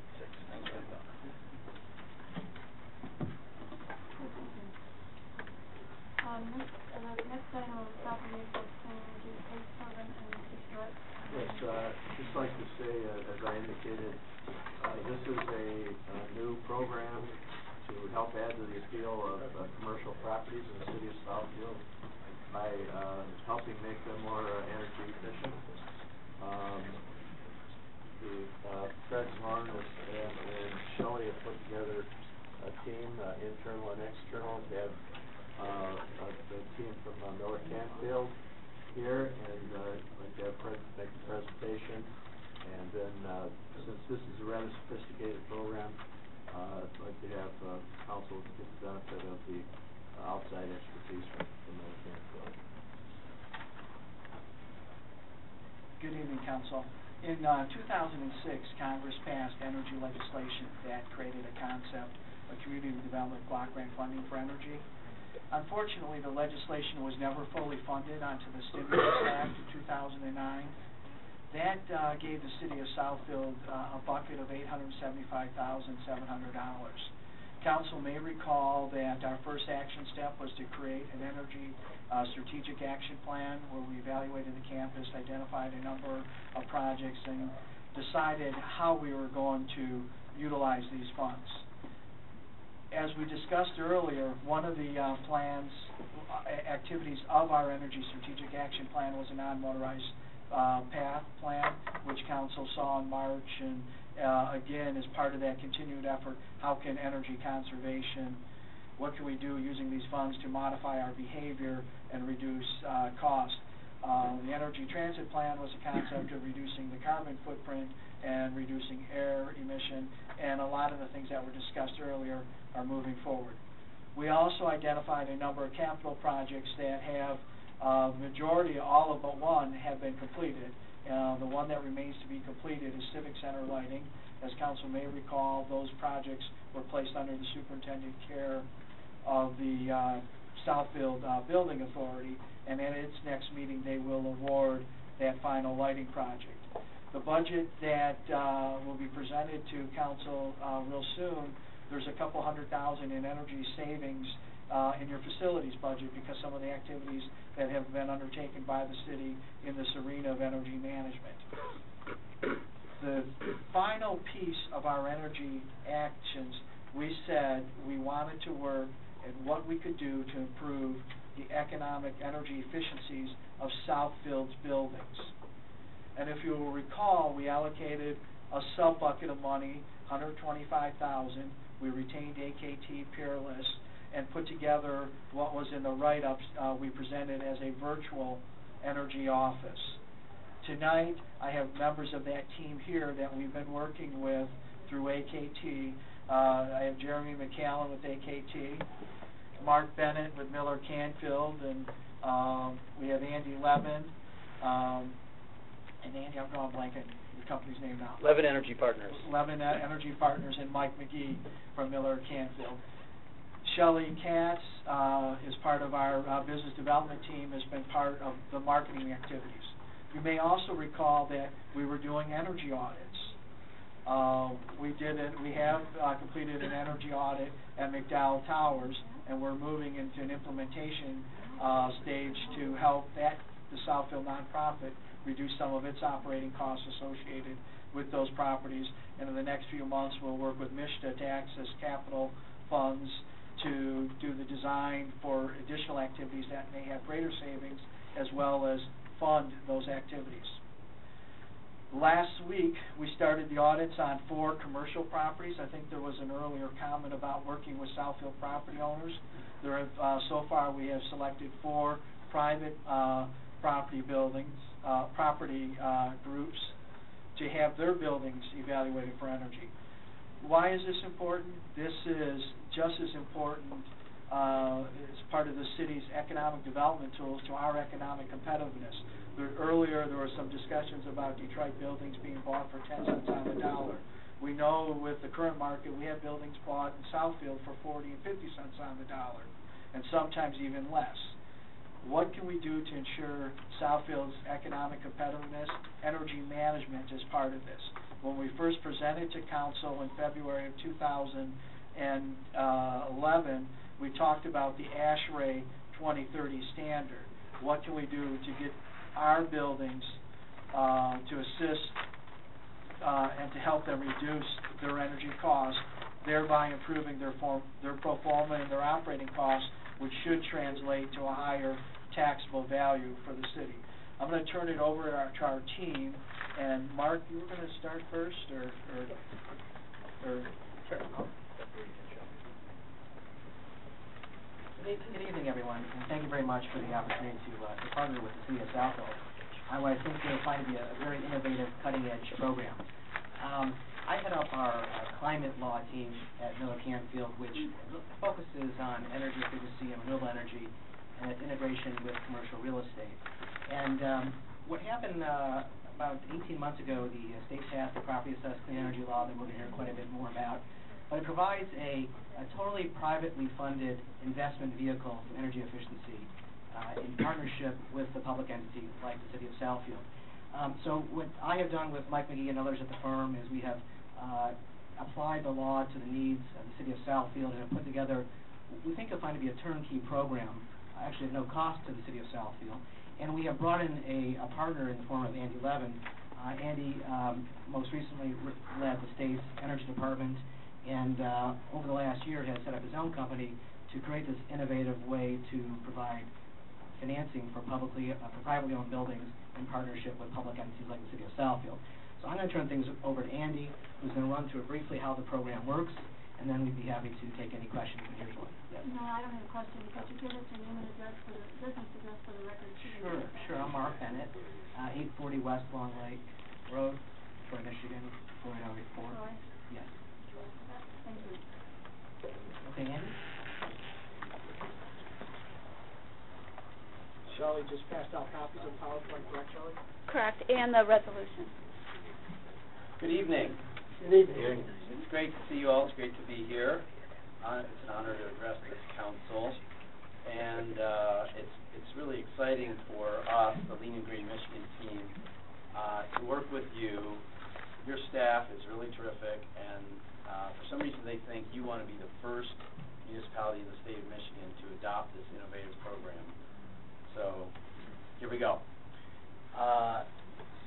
Lean and Green Michigan is a way to create a PACE district for the city of Southfield that can be a real economic development driver for the city. As Fred was saying, it's for the private building owners here, private property owners, to save energy on their properties. And as Mark said, it doesn't involve any risk or cost to the city. So, commercial, industrial, and multifamily property owners, okay, that's who we're talking about. The state statute doesn't include homeowners, so we're not there. Maybe someday we'll get them in this game too, but for now, we're talking about commercial, industrial, multifamily property owners. Southfield happens to be a big center in this state of those kind of properties. And they can save money and green their properties, and if being green is important to their image and their public relations, they can get that too. The energy savings in the program are guaranteed by contractors, so for all projects over $250,000. By statute, contractors have to guarantee the energy savings.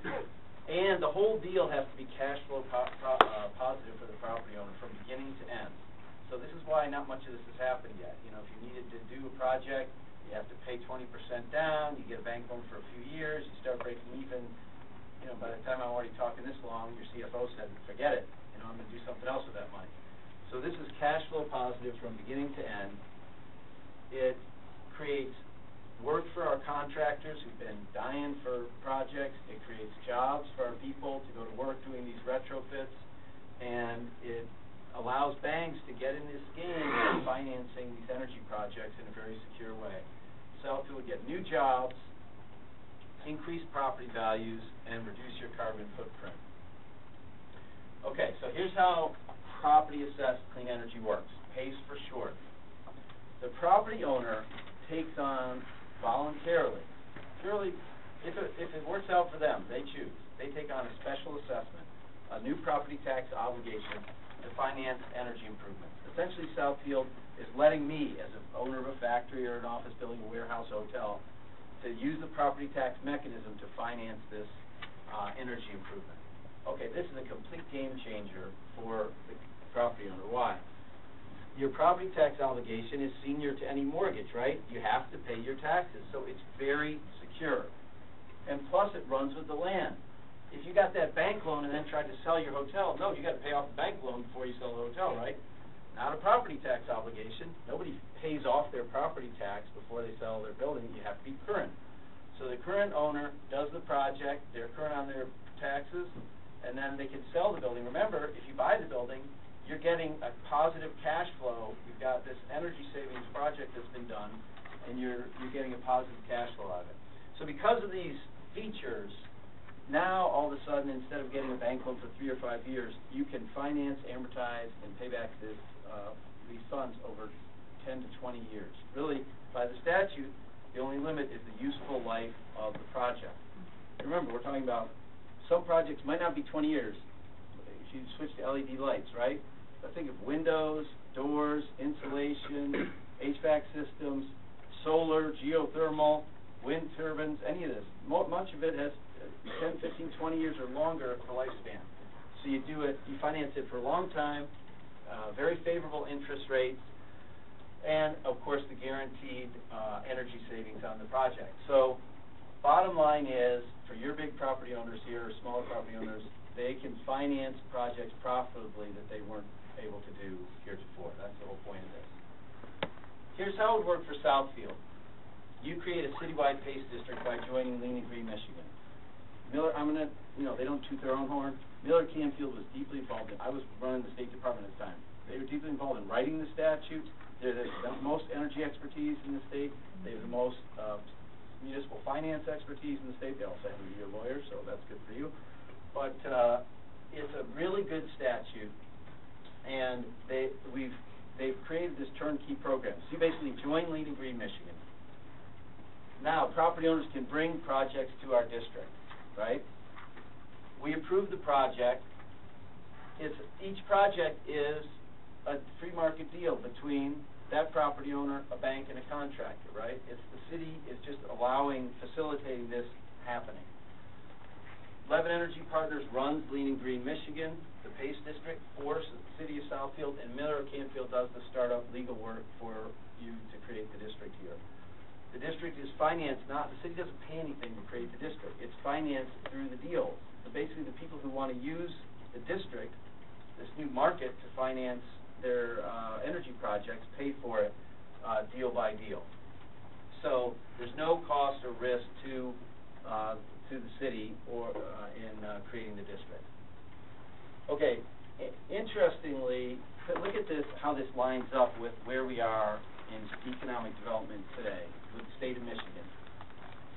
We hear a lot about shared services, right? Some of this can be controversial. Here, the state has created a new thing that every city, county, and township in Michigan can do, create a PACE district. So what are we going to do? Have every city and county create a different set of rules, different, paybacks, different financing mechanisms, and our big companies, the people who own the commercial property in Southfield also own commercial property in Farmington Hills, in Detroit, and Troy, wherever. And then 20 years from now, we'd have a big mess, and it wouldn't be very useful. So we're creating one statewide PACE district, Lean and Green Michigan, that every city and county can join for free. And very lean. Municipalities don't have to pay for anything. It's economic gardening. It's not picking winners, right? I don't care if you've got a hotel, and you've got a factory, and you've got a warehouse, you got commercial property, you could save energy, you're in. Doesn't matter what industry you're in. So it's about improving the business climate across the board. And it's a public-private partnership. There's a role for everybody. The state passed the law, but also ongoing. The MEDC is ready to provide gap financing for deals that need it to go forward here, like they do for diversification of manufacturers. The city and county can host the district, right?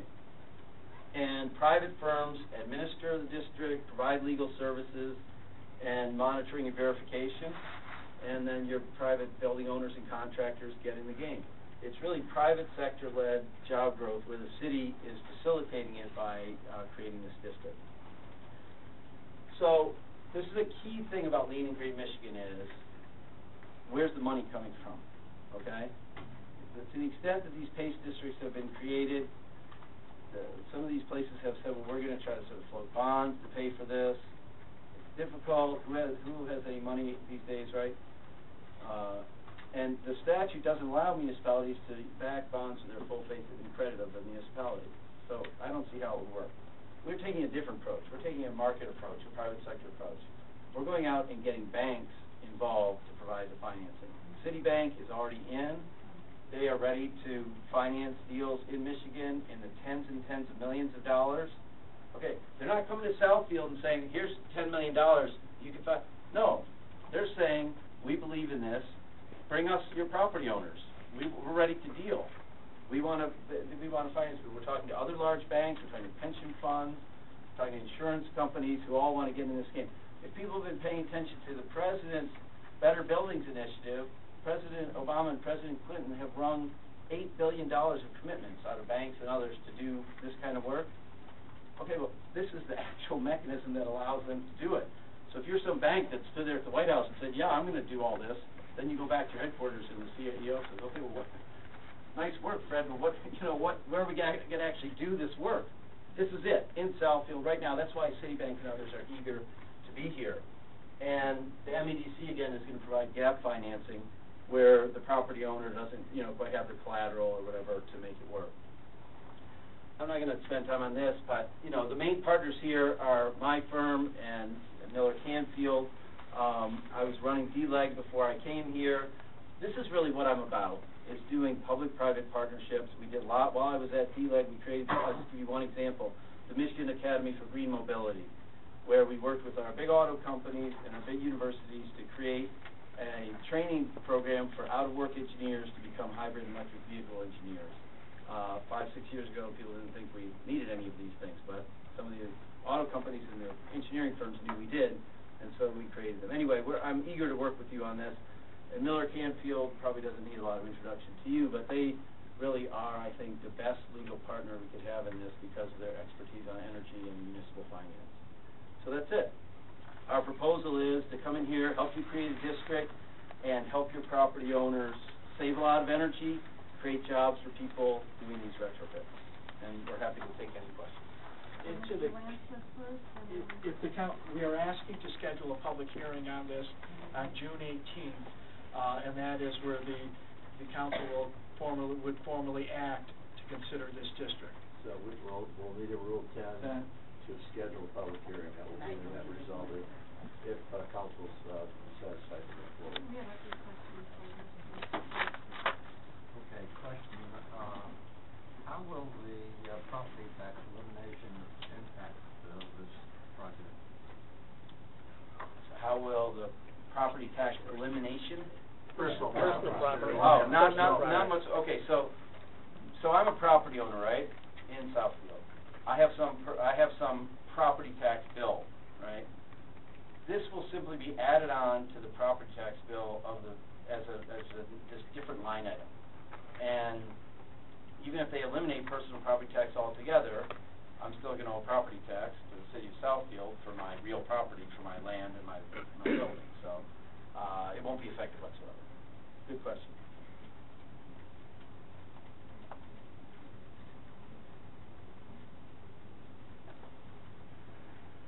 Mr. Lance?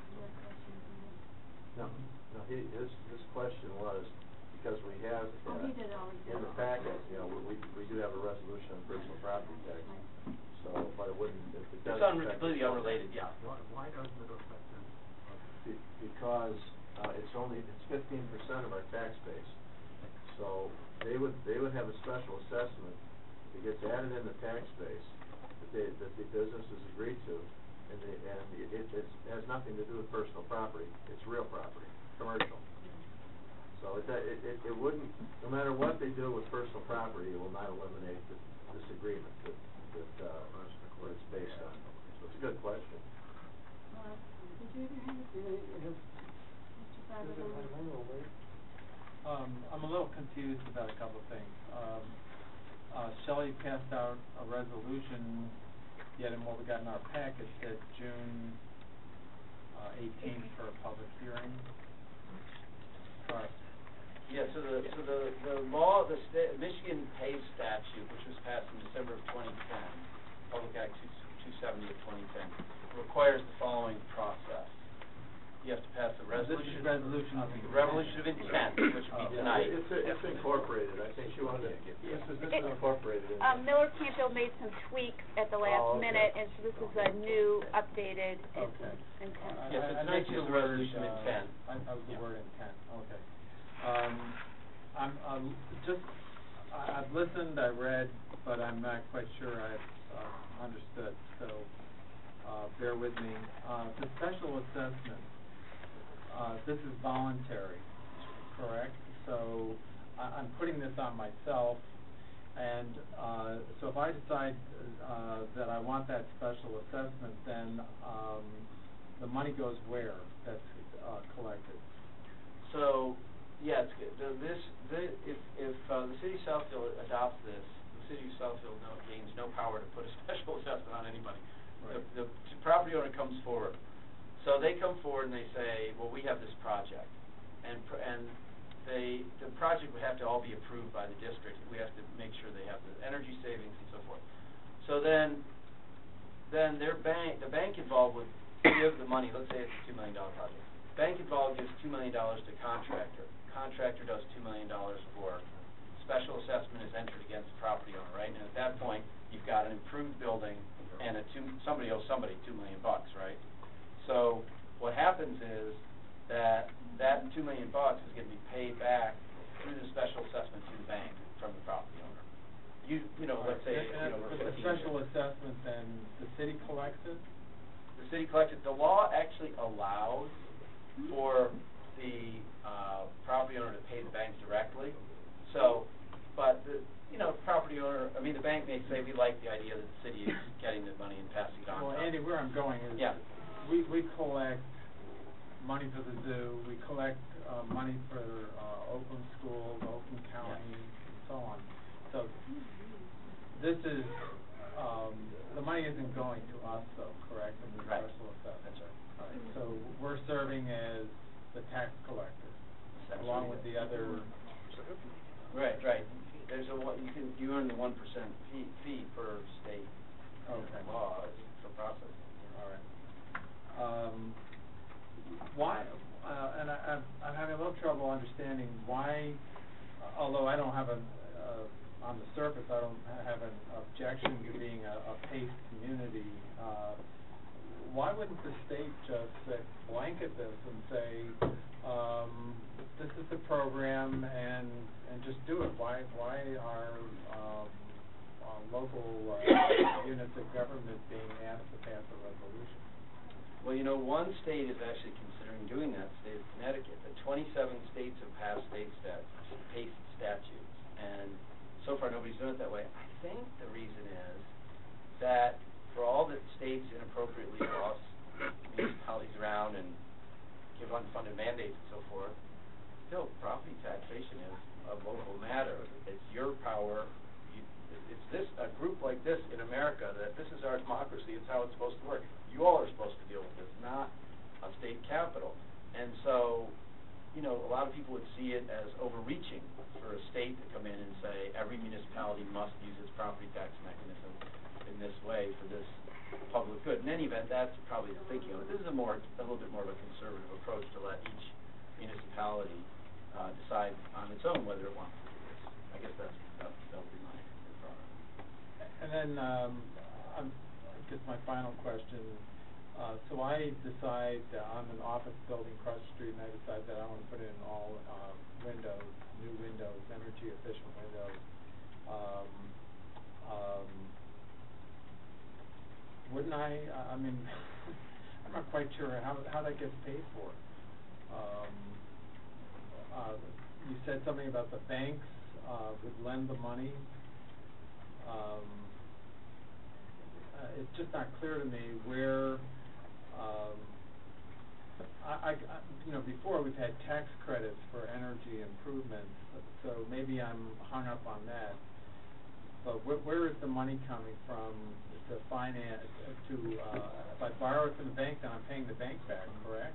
Essentially, yes. You're just, the property, but you're right, it isn't like the earlier tax credits. Now, I hasten to say that in setting up a program for any given property owner, we certainly would package all federal, state, utility, whatever incentives that are available to them, right? But this PACE financing simply does this.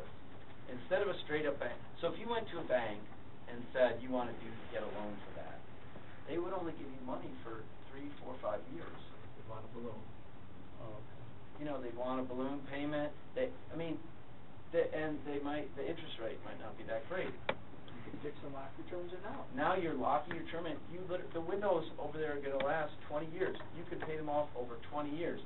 And if you amortize something, this is why, you know, I don't know what we had before the 30-year fixed mortgage.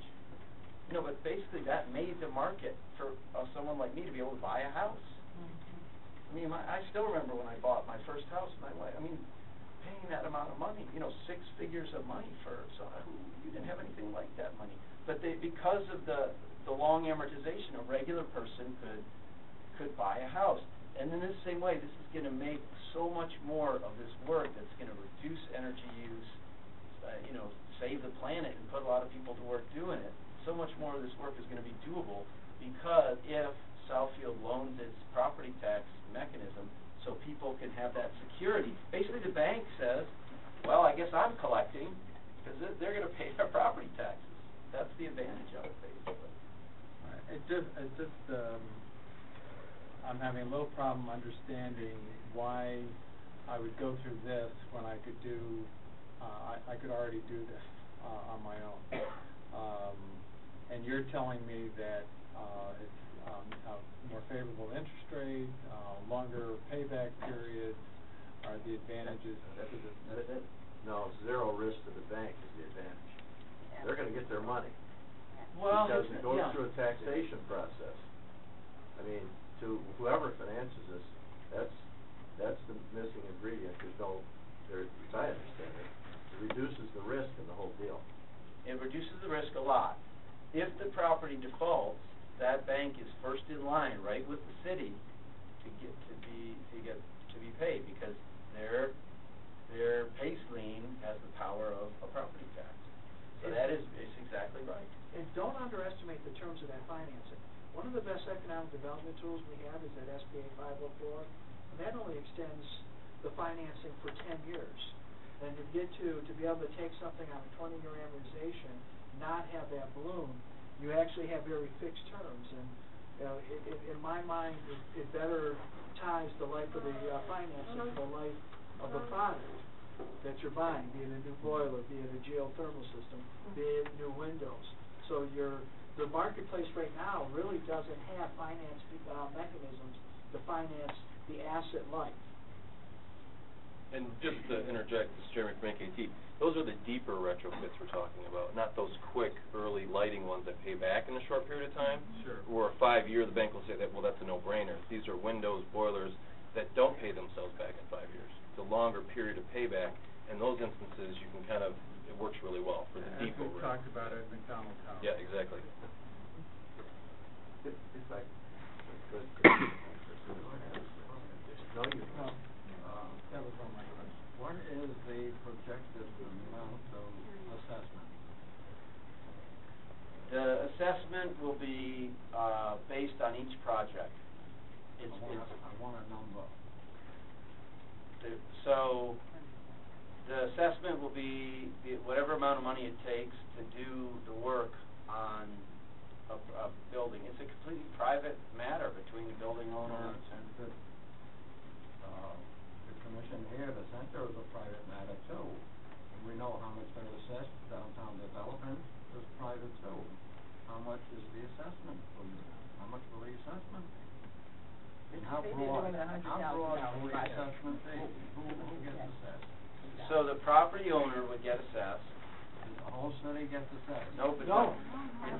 It's only one property owner it's each property owner that wants to do a retrofit comes forward and says, I would like to do a special assessment. It's not like paving a street or something and then, this is the street, we're gonna pave it, so you all are the property owners on both sides. But you still should have a projection of, you must have planned this already, you gave us all the paperwork. How much are you, each one going to assess?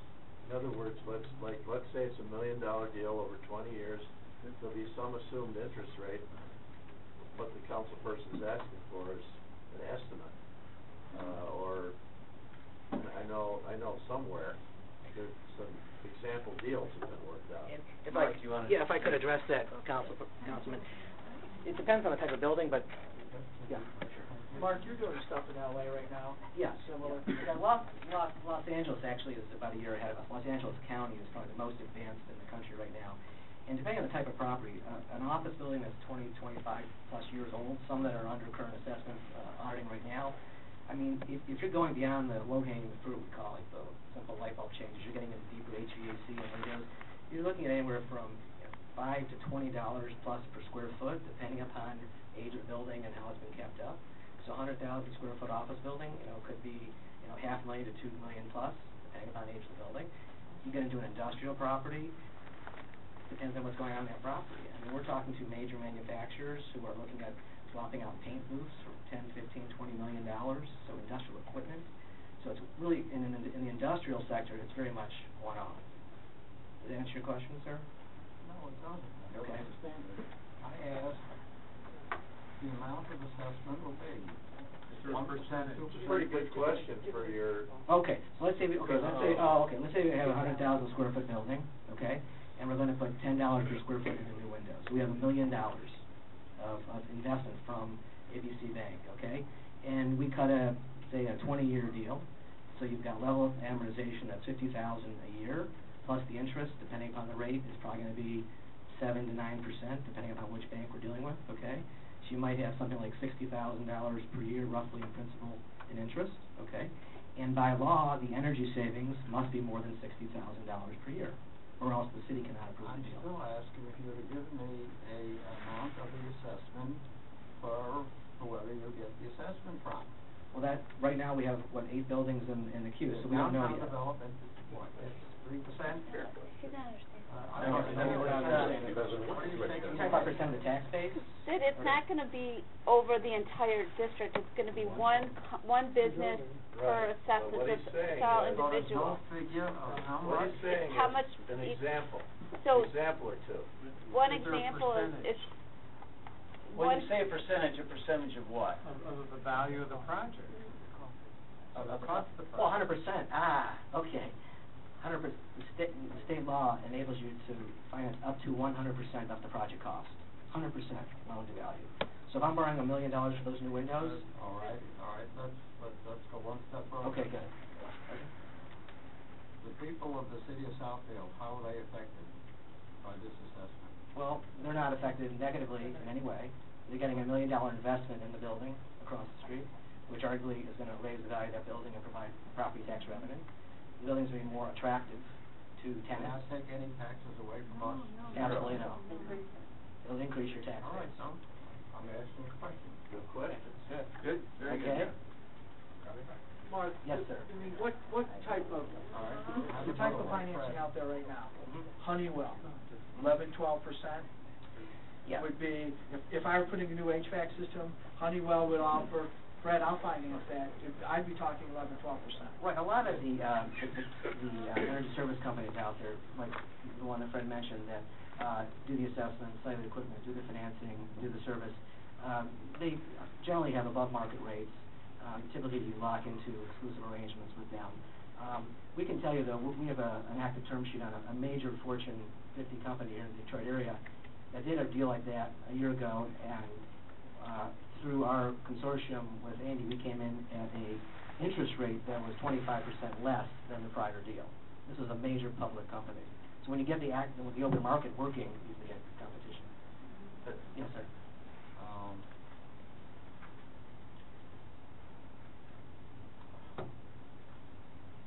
It's pretty deep. It's deep. Oh, the square footage, you mentioned $10 a square foot?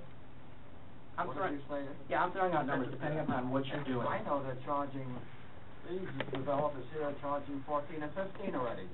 That's the annual rental rate. I'm talking about a capital improvement I'm investment. talking about commercial. Right, yeah, they're charging $10, $15 to rent the building. $10 a square foot. That's an investment. The owner is investing $10 per square foot into the capital base of the building. So if it's a 100,000 square foot building, the owner's going to invest $10 per square foot. 100,000 times 10, $1 million. The landlords and developers have to agree with you and be part of your plan. It's between them and their bank. And you believe Jay will be a part of your plan to give away his footage for $10? No, he's not renting. Remember, he's not renting. For example, he's one of the biggest owners around here. Right. Not renting. I got where Councilman Lance is coming from. Yeah. Okay. Question number one. Sure. If this deal goes south anyway, can any of our taxpayers get hurt? The answer is no. No. Okay, it's a private deal between a bank, basically, and a business owner with the collection agency being, in essence, a special assessment that has to be paid. And then the business owner will not have his money to pay us the taxes that go to the city. And we're in trouble. Who'll sue us for back taxes? Oh, you won't sue us, but here's, if this is done, we've already got a lot of appeals are a challenge here. We're very fortunate because we have a council which will suffer through some of these concepts we have to talk about, like WPW, that's a nightmare. Okay, how the appeals work and the whole thing, and so. Yeah, but it's possible, it's feasible that they're liable to do that. If you have an improved energy function in a building, that helps our values. It doesn't work negative, it works positive. So you're saying, well, if they get this deal, will it make it more likely they'll appeal their taxes to try to save money? Yeah, I don't think it would work, because this will increase. But they'll go through the process. They may try, but it will work against them. They'll try it. It will work against them, because one thing Miller Canfield will do is they will get with our appeals attorney, or our appeals attorney will get with them in this group. And our appeals attorney, our appeals attorney will understand this. And they'll hold you in contempt for filing a complaint. One thing to keep in mind too is, remember, under state law, the energy savings that fund the debt service must be guaranteed by a financial worthy entity, okay? And that guarantee is assigned to the bank. That's basically how that works, okay? So the third party guarantor that backs up the contractor, in the event that guarantee must be called upon, those funds have been assigned to the bank.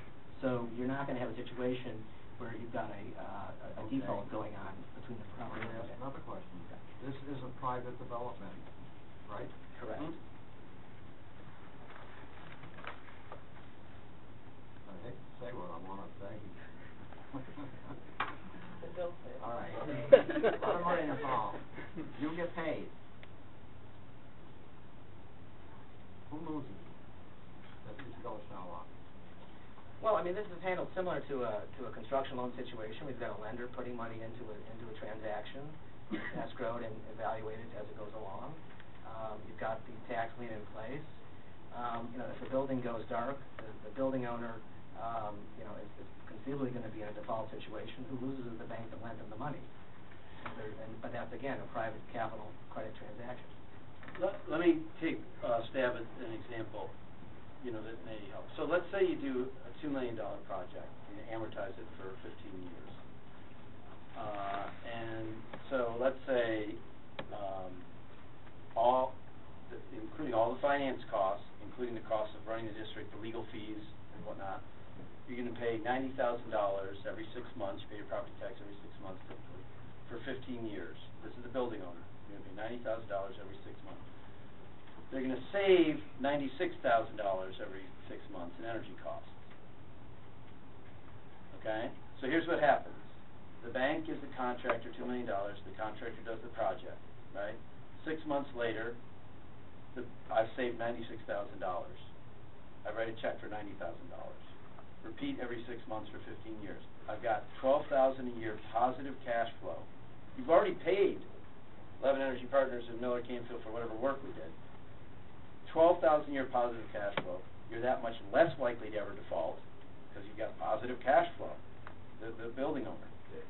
So it's really, you don't, it's really a win-win situation. Do you have a projection of total cost of this whole development? Total cost to whom? To whom? And how long will it take?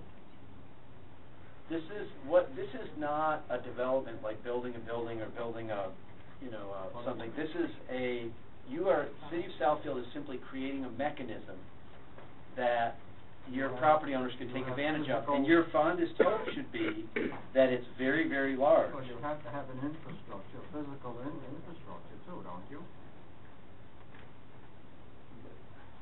What do you mean? For what? I don't know, I'm asking you.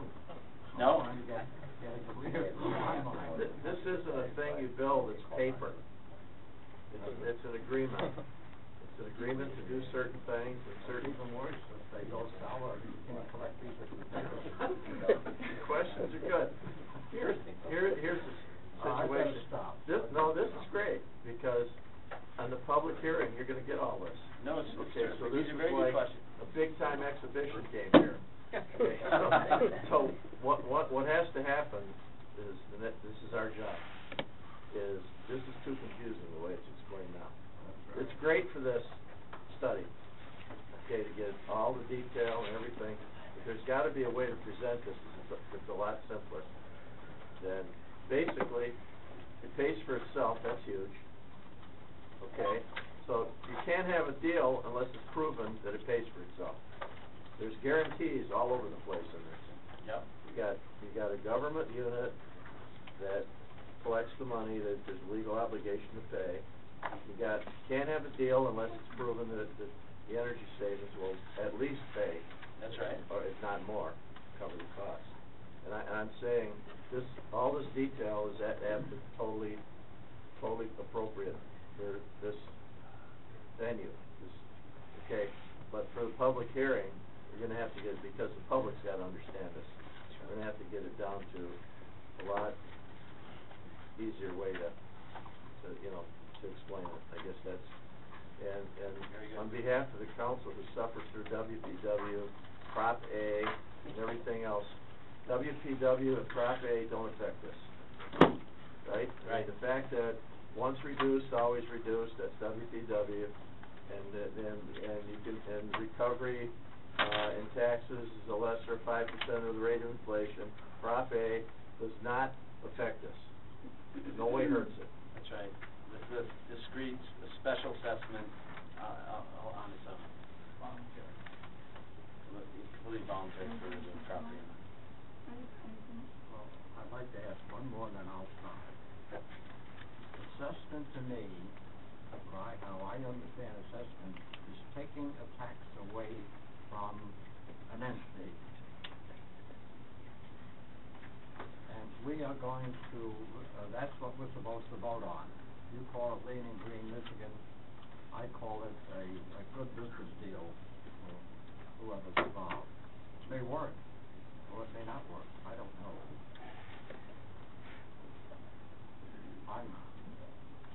Maybe I'm thinking too much. Shelley, shake it ahead, yes. Maybe we can talk about it after. All right, I'll be quiet, Shelley. Next time. Yeah, this will help us present it, every one of these questions. Yes. Andy, at the end of the day, who owns the building if they default? Now, you have a tax, levy, by the city. And you get first or second from the bank. Who's you? Well, the bank owns the money. The bank owns the money. Right. And the owner of the property pays the bill. Right. When he fails to pay it, something happens, you know. Right, it'll be like this. Whatever, you know, whether the income produces more than his energy obligation, if everything goes heck in a bushel basket. His whole business goes under, yeah.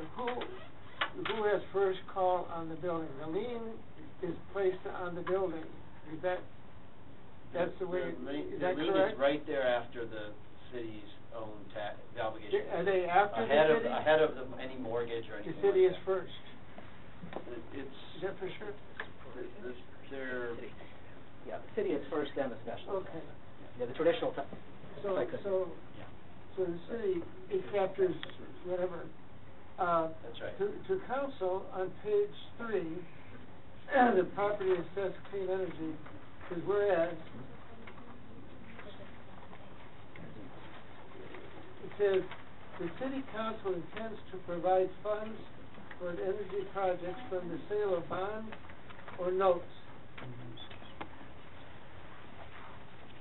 advanced by the city of Southfield from any other source or from owner-arranged financing from commercial lenders, which may be repaid by assessments on the property's bank business with the agreement of the record owners.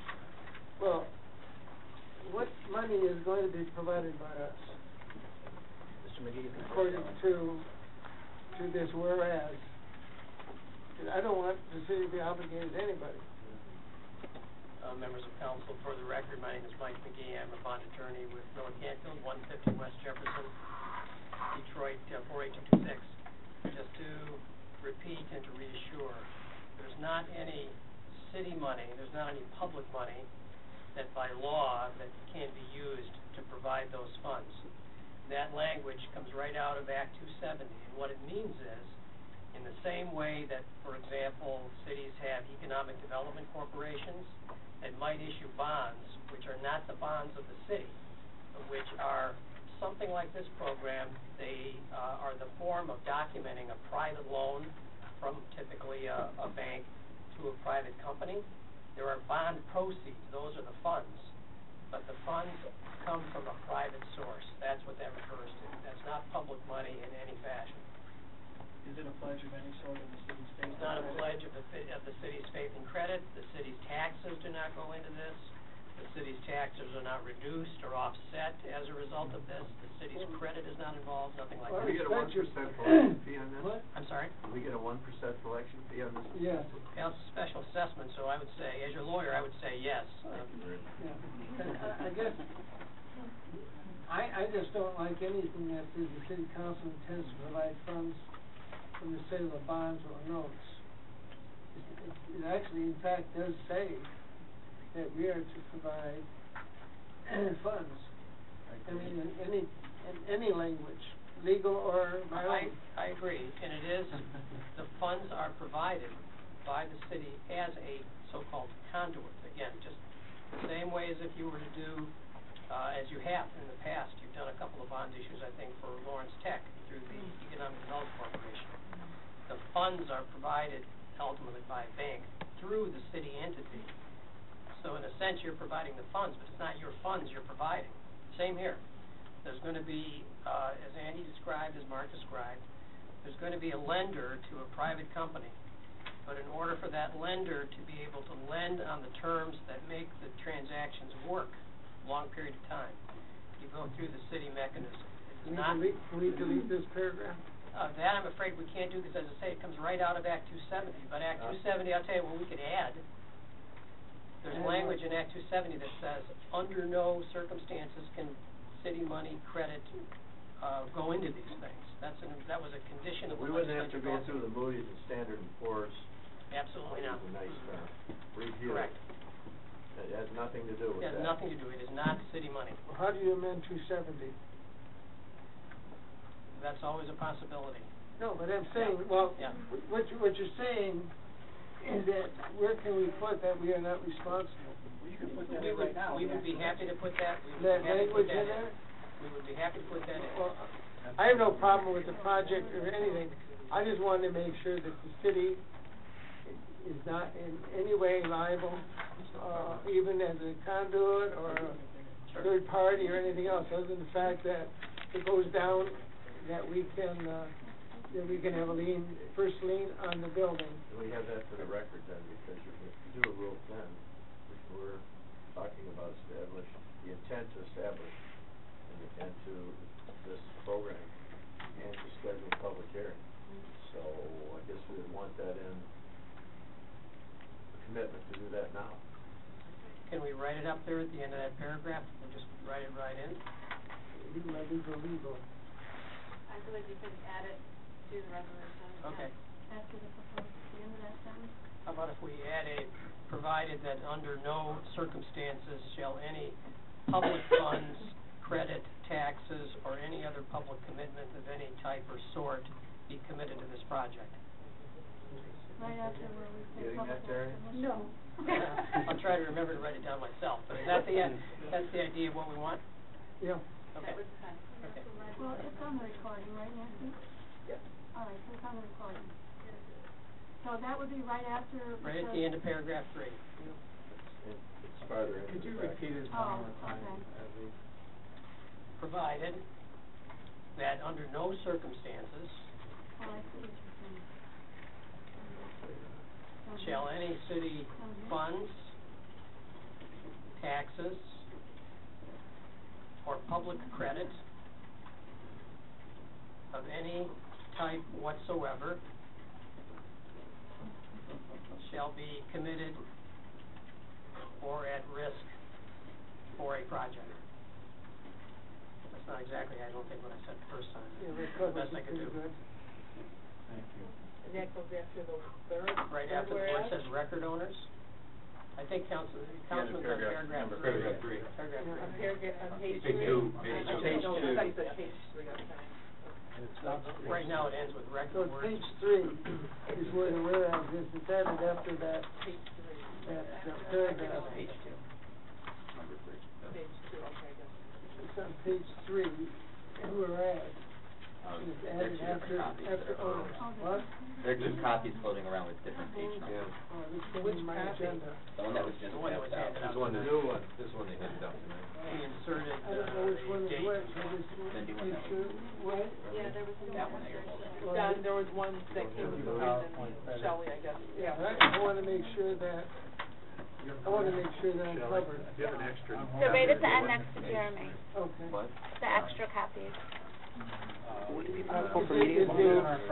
the one that we have any different than the one I've got in my agenda? Yeah, but I don't wanna look at that. I don't know, we haven't, they just passed it out, I don't know what the difference is.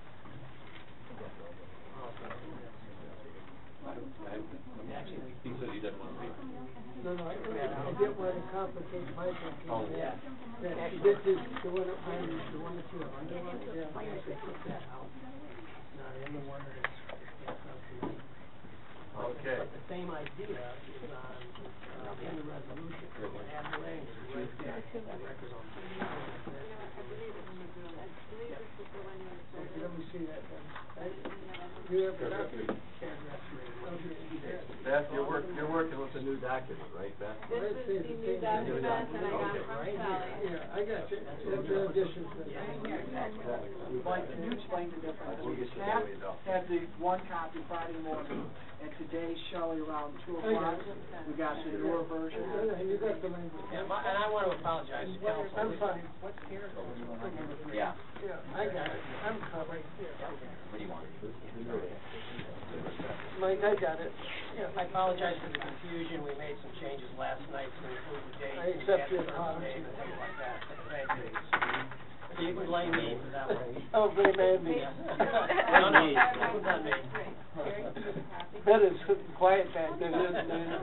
Which one is it? Which one? Right down here? I do, let me say one thing while you're looking, which is that not only is this acceptable, but the whole idea of this approach is to use private capital rather than public money. So it's very, just clarifying language is very We reasonable. have a long-term relationship with Village Southfield, and it's not anything negative about, the relationship. But when we stare these people in the eye and they say it'll work, that means a lot to us, okay? Because they've handled all of our bond issues from many, many years, and so that's why, we're relying heavily, on this language. Did you say have or have? I'm listening. The message loud and clear. Thank you. I'm ready for a real tangent. No, we got a couple other people to speak. Are you finished? Okay, then Jordan. I firmly agree that we've got to go lean and go green here in Michigan. But I do have some questions. So you're saying the city of Southfield would be the first to adopt this sort of, in the PACE district? The city of Ann Arbor has created a PACE district already. It's not part of Lean Green Michigan. They did a different approach. They are talking about bonds. They've spent about $180,000 of city money so far to create the PACE district, and it's just sort of a different approach. So the PACE district was established by the state, but each city can choose to select whatever company they want to facilitate. Right, the state created the ability of municipalities to create a state PACE district, but it's up to each city, county, whatever, to create or join a PACE district. That's right. So in this instance, if one of the businesses within the city wanted to make the adjustments in becoming lean and green, are we restricting them to deal with Levin Energy Partners, or will they have the flexibility to select whomever they want to We're restricting them to go with this partnership. But Levin Energy Partners is not their contractor. All that we're doing is running the PACE district. They get to work with whatever contractor they want. No, but I'm saying that they still have to filter. They have This to is their run PACE it district. through That's right. your company. That's right. If we adopt it. How many other companies have popped up? None. There aren't. I mean, I ran that check and talked to people, Michigan SBB, Michigan Suburban Alliance. No other private companies come up yet to provide this function. We spoke to people in Ann Arbor. They're talking about issuing all their bonds themselves, running it themselves. This was the concept that we said, a virtual energy office, not having a bunch of staff, city staff in it, but where we'd rely on public sector folks to put it together. How will we roll this out? What type of awareness will we make to the business community that this is available and they need to take advantage of it? Certainly. So currently, AKT Peerless is doing energy audits for our energy block grant dollars. We've introduced them to some of our property owners in the community. So those might be our first projects that are going to move forward. But like the city, when we received our EPA grant for our brownfield program, we set up a special page on our website and added an application. So property owners would be able to go directly to that application, download it themselves. It would go directly to me and to AKT Peerless. So that would be our first way to get the word out that this program is available. And then we'll do our marketing to show people that if they make an investment in the community, that we have a mechanism to assist them. And it's discussed on our retention calls when we're out in the field visiting businesses and Chamber of Commerce. The Chamber of Commerce, and also, like Councilman Sabri, you had mentioned before about our relationships with the property owners. We do have extensive relationships with all of the property owners, with the brokers in the area. So we'll be working with them. As well, we're going to go back to recent people that have made substantial investments in their property in the very near past, which we've had several large companies make investments, and this will be retroactive, so they can take advantage of these tools as well and refinance their property. And I just think it would be a plus to the city. I've got one other Oh, question. I'm sorry, we have one more thing to add. We will be, working on a program with Miller Campfield, to have a gathering of investors, the property owners, and banks, to bring everyone together to roll this out in one big, event. Now, Jim or Fred, does the 1% cover our expenses? Yes. Can we bump that up to 1.5? No. Nice try. No, you can only, there's been studies. There's been studies, and it covers our costs. But you can't charge more than it costs to do the administration.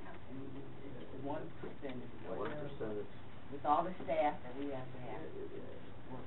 Standard revenues wouldn't it save their butt a lot? Ain't that, Jim? All right. I seem to recall something like that. Thank you, I'm in support. I've got one. Council has also suffered through me moaning and groaning about the EBIP program. You know, that's where we used to get money by formula, now we have to go through the whole ritual to get the same money we used to get as a matter of right. Okay, one of the things they want are these cooperative programs. Does this work for EBIP? Because that's about 200.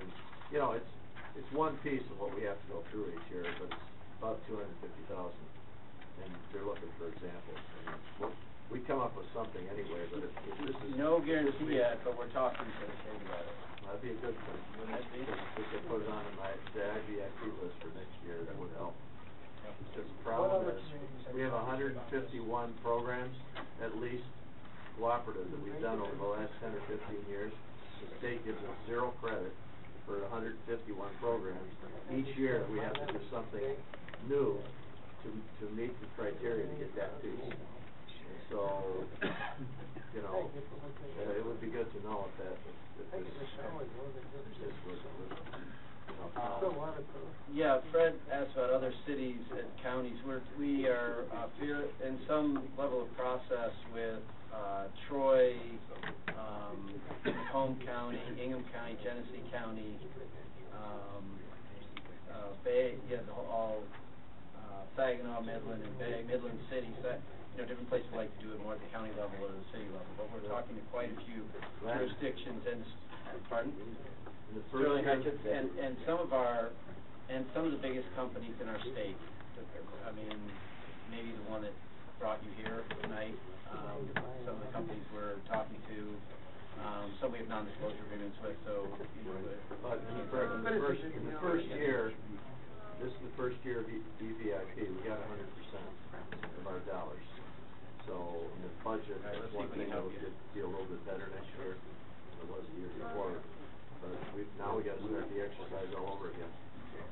Jim, I would think this would be an excellent write-up, especially as more governments come in. We're all working from the same set of rules. I think that's what the state was looking for when they put this in place. You'd have, you know, Friedman or Kirkle, different properties in Southfield, Troy, and they're going to be rolling their.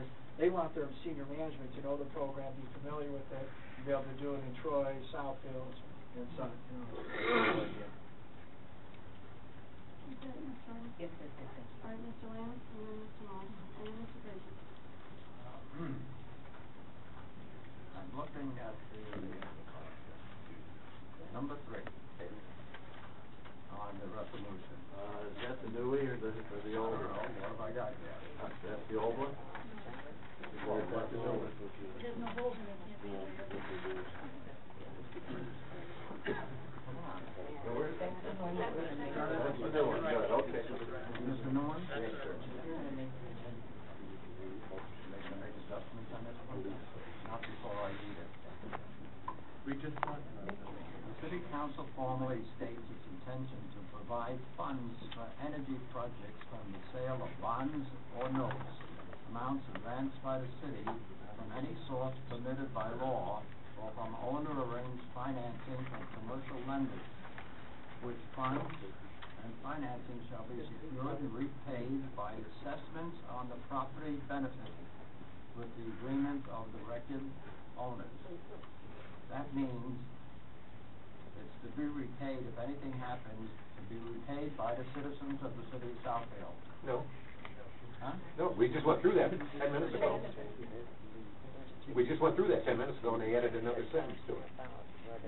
We just went through that about 10 minutes ago, and they added a disclaimer on it.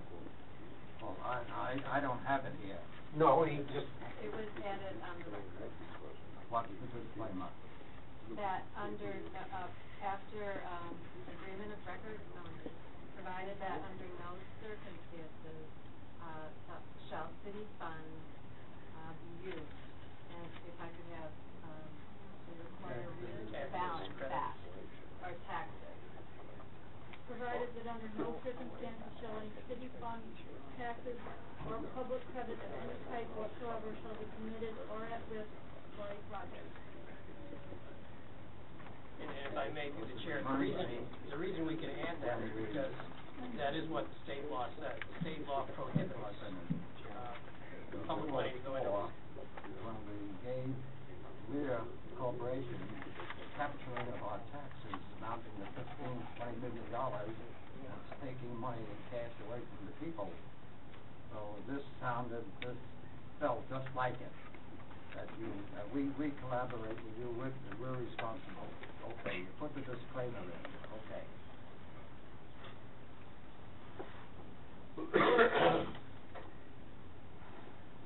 So why did you let me read this?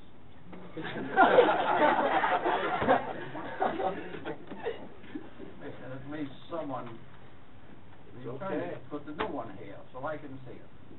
They just added. All right, I still don't feel like a fool, okay? Because. No, you asked very good questions. I know. Thank But you. when I see the people put in jeopardy, and the city, forget the people, well, the people are the city is the people. I remember years ago, 5, 6, 7 years ago, the mayor proposed a proposal to rebuild this whole section, demolish City Hall. She got the consortium of developers together, and they wanted us to float a bond for $190 million or $90 million, it was something like that. And we would be responsible for it, but you know where that went? Down. And that's what this reminded me of. All right. All right, this is only to get you on the agenda for the public hearing? Yes, that way it does two things. Yeah. The Rule 10 to state an intent to establish this program, and also to set a public hearing. Beginning of this meeting, we talked about developers coming in and giving us money to develop and catch up to ourselves to make the city of Southfield a big, viable city. Now, we are giving money. no, no. Well, No. you say no. Okay. During the period of this whole project, what does the city get? 1% to collect the taxes. What does the city get? 1%. I went out from there. 1%? To collect the taxes. What does the private company get? Better energy. New windows. No windows. Better energy? Yeah, that's better energy, say, new windows, whatever they want, whatever they, For the people? no, the businesses. What does the business pay? Well, they take a loan out at the bank. Oh, the business? Yeah. They themselves are paying for it? Yeah. Okay. Strictly balance.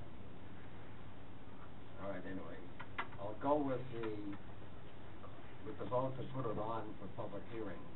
Okay. But what happens at the public hearing, I have no control. We will be honing our presentation. Yeah. You're forewarned, at least. Very good. I have two, hopefully rather quick questions. Number one, is there a startup cost to the city administration in terms of, before we collect that 1% back on each assessment, is there something that we are paying for out of pocket first to set up the administration of this program? Even in terms of, is it going to overburden you on staff?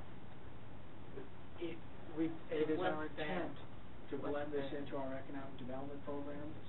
So Shelley, business development person, Al over the DDA, Terry in the city center, will all become part of our marketing efforts, just the way same way we market our brownfield, plan. The actual initial cost, because we wrote the $125,000 into the energy grant, that's how we've been paying to get us this far.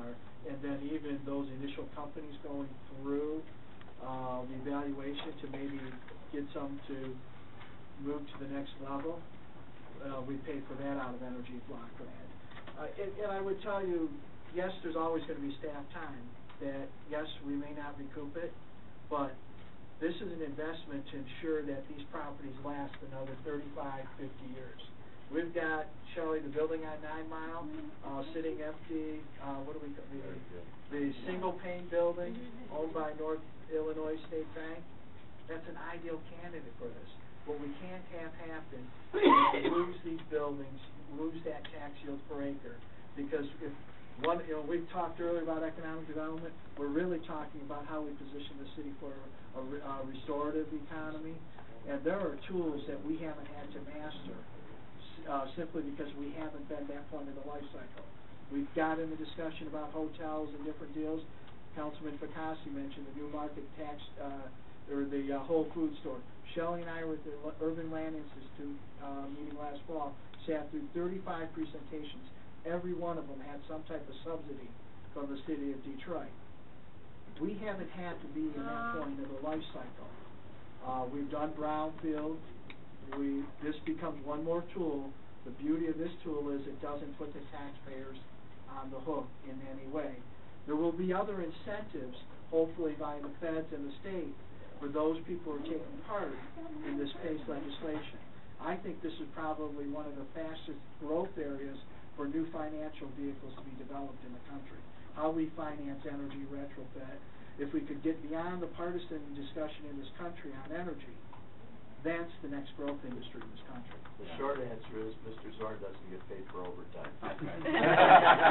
We'll always have protecting our investment. Right. I mean, if I took that position, we don't want to incur the cost. We don't want every building go dark. Right. There's an inherent risk, I think, but I would be in support of it, and especially going to the public hearing stage, but there's an inherent risk that we would be the first city doing this.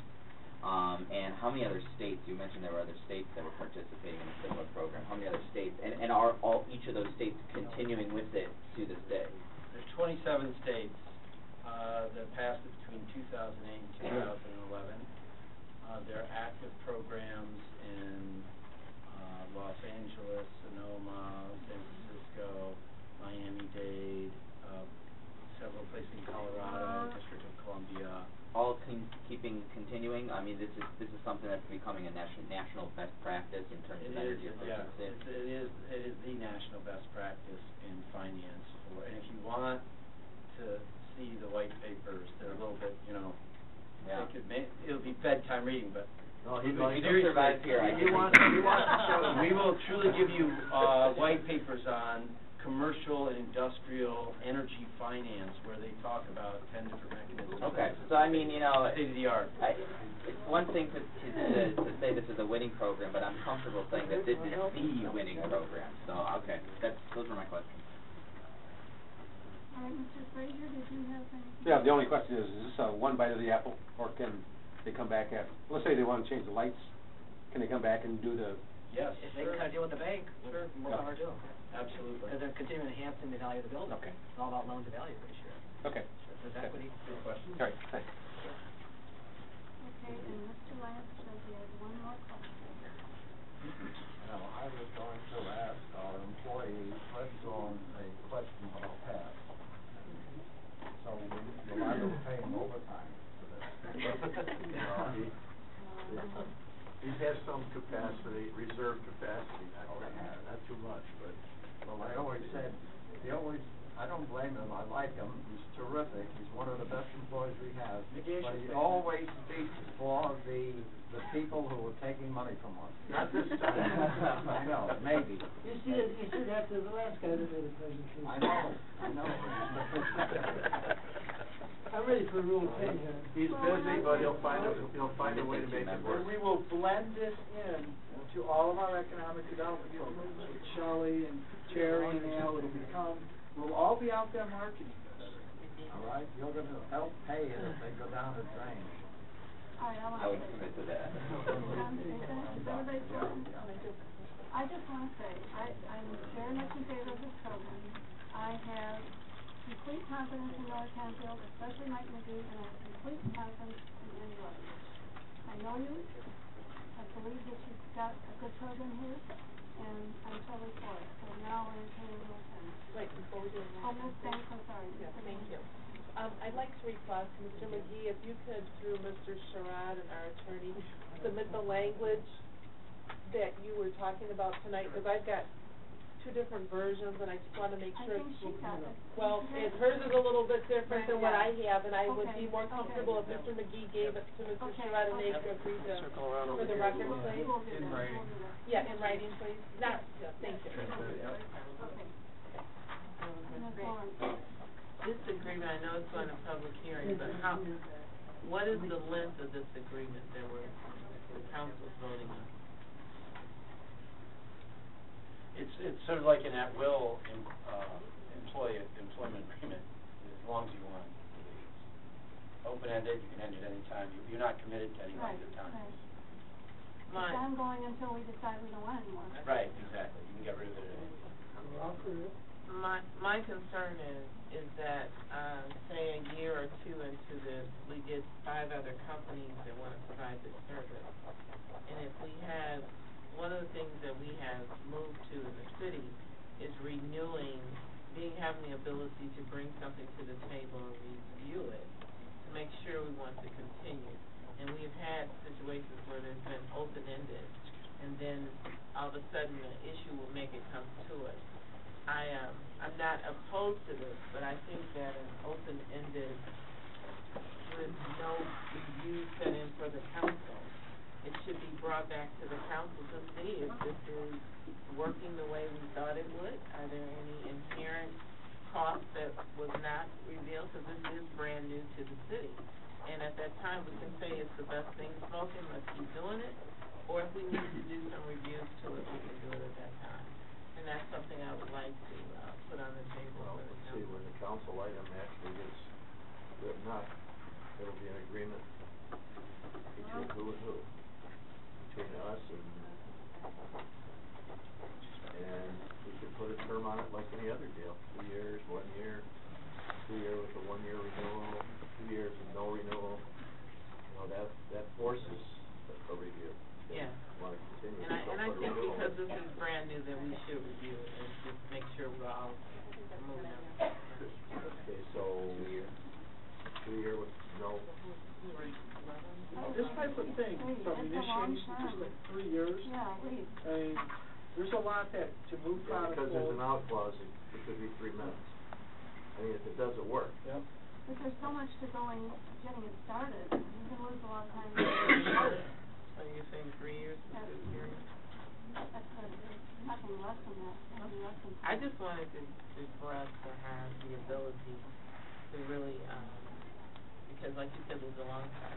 There's going to be some bumps and some Okay, so things. no renewal, 3 years, comes back to council. We have worded some that if it's a 3 year, then it comes back in a year for review. And we commit to a 2 year, but it's brought back to the council for review. So however the council feels about that, I want to make sure it comes back to this body for us to be updated and make sure it doesn't matter. How can that? This is brand new. I'm not against it. I'm just saying this body needs to be able to come back in a year or 2, whatever you decide, and say, this is working the way we want it to, this is the agreement we need to keep. What if you get 5 other companies that come and say, well, we want to provide the same service? It just should be up to this body to review it. I have a lot of faith in both of these individuals personally, but we are a government body that should have review over process. And this is new. If this was something like paving the streets or cutting the trees, we've done this 100 times. We kind of know what to do. it, I just say it's new, and it was good, I say it's working. If it comes back, it's working.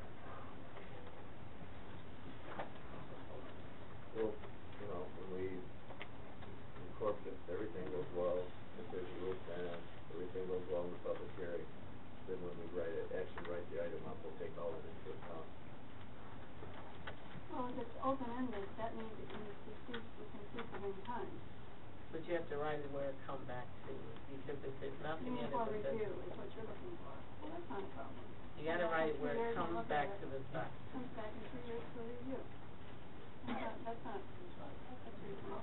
Although I think we're gonna be hearing about it on a pretty regular basis.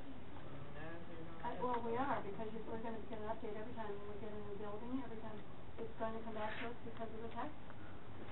We're gonna be asking the mayor to cut the ribbon for the retrofit, every retrofit out, why not? You're gonna be putting people to work, right? Heck, improving property value. Cut the ribbon on the windows. All right, we need a Rule 10 motion. I make a motion for Rule 10. Motion by Mr. Support. Gordon, supported by Mr.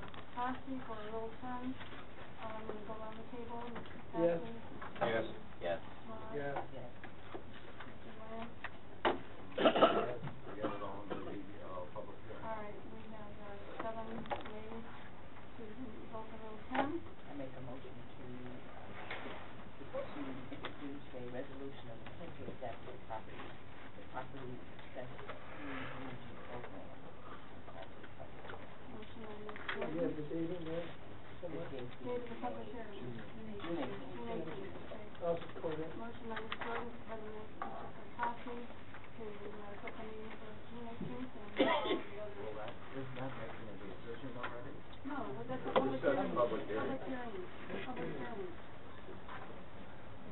Oh, the first one, yes, all right. Yes, for Rule 10. All in favor? Aye. Opposed? Motion is carried. See you on June 18th. Thank you very Thank much. you very much. Thank you.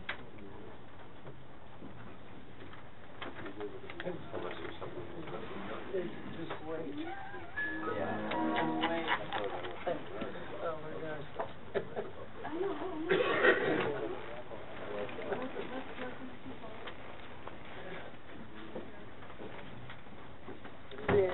Take care of yourself. All right, thank you. Good to see you again. Yeah. Thank you. Michael, nice seeing you, buddy. You too. Take care.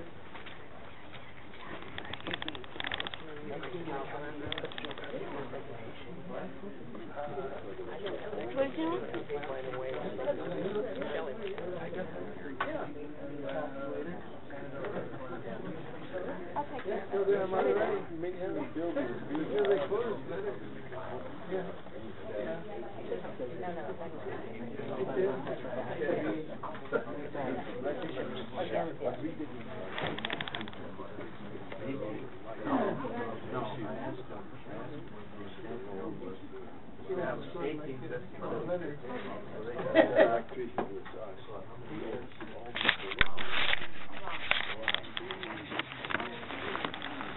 Okay, the next item, the Chaldean Festival, Mr. Surratt. I have an easy item, this will be welcome. As you know, there was a plan to have a festival, June 8th, through, June 10th. The Chaldean American Chamber of Commerce, had come to us about possibly, making some amendments in the, contract. However, upon rethinking the concept, they said, we're perfectly pleased to go ahead with the festival under the rules that were established last year. So that works for us, and we're looking forward to the event, and that's my report. So really, we don't have to take any action on this. I just want, it's information at this point. Wait, all we have to do is. Well, let's see. I think council's already approved, the council's already approved the event. No, whatever. No changes. Well, yeah, Previously, every year, right? let's play it safe. We should, just to be safe, have a resolution to, adopt these dates and set up a contract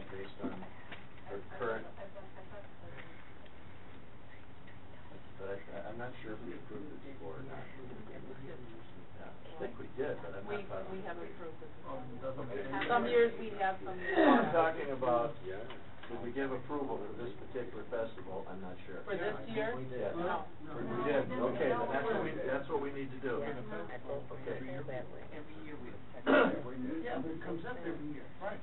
Yeah, but this is an information, this is a vote for continuance. I mean, nobody's got the rights to city lawn forever and infinitum on the city. No, I didn't say that. Well, I that's said what we we're vote on doing. it every year. Yeah, I was under the misunderstanding we'd already voted on it. To play it safe, we would need a resolution. And I oppose the, again, especially with the, things that happened last, couple of weeks ago or last week.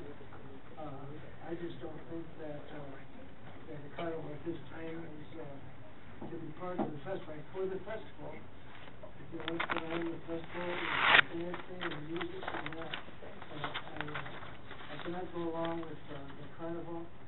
I mean, let's just look at what happened, at Northland. Twitter and Facebook, send the messages electronically for everybody to show up, and we had 8 patrolmen come in addition to what we had. We had Detroit, we had Oak Park, we had the state police, I don't know if we had the sheriff's department. We had closed them all, and I guess, as long as this, type of thing can occur now where they can gang up electronically to make these things come together in a negative way, I just don't see that, I just think that it would be another, if it happened, God forbid, it would be another negative thing on the city. And I just am not ready for that. I mean, we're talking about taking positive steps to build a city, and in the face of seeing what happened at Northland, they're gonna approve the identical thing that appeared in City Hall. And, I mean, what are you gonna do, how are you gonna cancel if you have a situation? There's no mall to close, you're just gonna have disruption, you got residents within, close distance of this event, meaning 5,000, you got the condos down here, you got residential over here, the residential south of us. I'm sorry, I am not in favor of it. Just as a sense of history, were there any incidents last year that were noteworthy at all? No. I hear your concerns, I really do. But if there's a responsible group that comes forward and adds to the culture of the city, and knows how to plan something safely, wisely, and with a lot of care for the city's image, their group's image, if this is, just 365 days ago it went off without incident, I would be comfortable supporting for another year. Jeremy, what my feeling is, and this I really object to. We got $18,000 for covering incidentals, so please. The year before, they didn't pay. We had to force them, before we let them back on the lawn again, pay the previous and put down this money beforehand. So it's not like this, and there's nothing, it's just the organization, not the culture, the Chaldeans. I want them to have the festival. It's that, the security and the cost. If it goes over, and we have to have outside security come in, and 18,000 doesn't cover it, there's nothing in here that says that over and above, that they're gonna cover it, and I just, and then at 12 o'clock on Saturday, it's gonna go to, at night? I mean. No, we're not recommending, we're not recommending. It says Saturday, 12 o'clock, on my sheet. That's when it starts. 12 to 10, I'm sorry. Yeah. And there's no change in the hours from last year. their original request was. Well, maybe I was wrong, but I still stand on what I said. Understand. Ms. Lawrence. I'm sorry if I missed the previous conversation, but, there's a couple things, there's another organization that wants to do something here, and we give them the police cause. I know that the membership of Chaldean, Foundation wanted the option to hire private security. And one of the reasons why the costs were so high, that the only option was to use our police department. And I would think that we would not want to tie up our police department. There should be some presence, but it shouldn't be exclusive. And that these organizations have the opportunity to bring in, and it would have to be certified by our police department that they're capable, trained, and because with the Jazz Fest, after the second year or so, we allowed them to bring in their own security, and then we supplemented it with our police department. And I think not to do that would not be smart on our part, because we shouldn't want to tie up our police department with this event. And also, I don't know if anyone brought it up, but they have asked for a beer tent. No, that's out now. They said, I'm bringing it up, No, because they wanted. They're not here tonight because of that. But I know that they said that they were told that it would be too contentious to bring it up, so they took it out. But we've had, for the Jazz Fest, they've had, and even our own Optimist Club operated the beer. And they wanted the opportunity to have a beer tent that would be not open to the public, but it would be patrolled.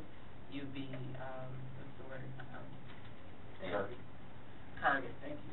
You'd be carded before you would go in the tent, and it would give opportunity for people to drink inside the tent. So it wouldn't be like an open thing where you're just walking, because I know this is an open event. But we must regulate this, and we must make this meet the Southfield standard for an event. But sometimes I think the negotiation gets to the point where it's a nonprofit event, and it gets to be so costly that it kind of pushes them out. And I would be a little disappointed, because we don't have anything else going on the front line now. We used to have the Jazz Fest, and that was a wonderful event. But now, the Chaldean community come, they have the festival. I was very nervous the first year, and everybody that came out, they know that it was a nice crowd, it was well managed. It was a positive event for our city. We don't have fireworks now. This is the only thing, and I think it's a positive thing. We should partner with them, and that police cost is the greatest cost in this contract. Why would we say no outside, we should include it, and I think we have to have our presence, but we should have 100% police.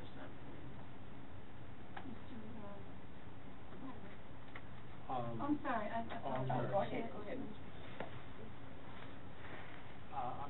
I don't have a problem with the festival, because I think it's been well run in the past, and I think that ending at 10 p.m. is an appropriate time.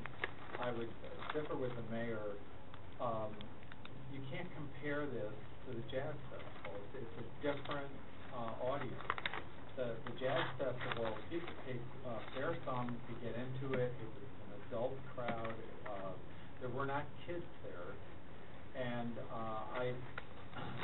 I, for one, have been very concerned about the fireworks, because although it's a nice event for our city, every single year we have had people who come up here and just want to cause trouble.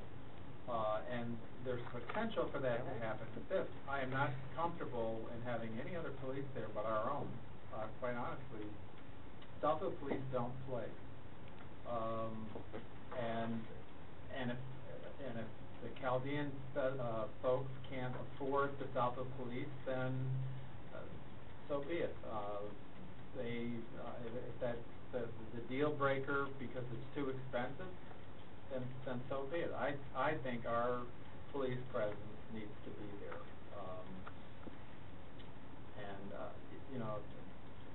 No beer, no alcohol, no gambling. At 10 o'clock, it's over. fine. I mean, we've had kiddie rides out on Evergreen Road. I stopped by last year. I didn't stay till 10 o'clock at night, but it was mostly families here. And it was a nice mix of people. So I mean, I agree with Councilman Percassi about what happened at Northland but at the same time, I don't think you punish everybody else that comes along because of what if.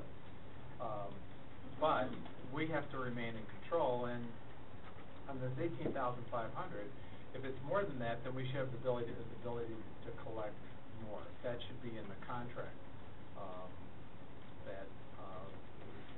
We can't be subsidizing this event. We're in no position to do that. Through the chair, in consideration of those comments, we did raise the deposit this year. I think it was 16 last year. Yeah, and so we raised the deposit, to avoid having necessarily to go back and ask for additional dollars. So appreciate that. I know it's not my turn, but I will say this: if anyone ever, I know the Seymour, I've seen her out there, has actually walked and gone to this festival, it's predominantly families. I mean, there is rows and rows of seniors who come out, and so this is not like a random group of people coming around. It's a totally different environment. And it's one, and my point is, do you understand what we do to police? We're paying overtime rates.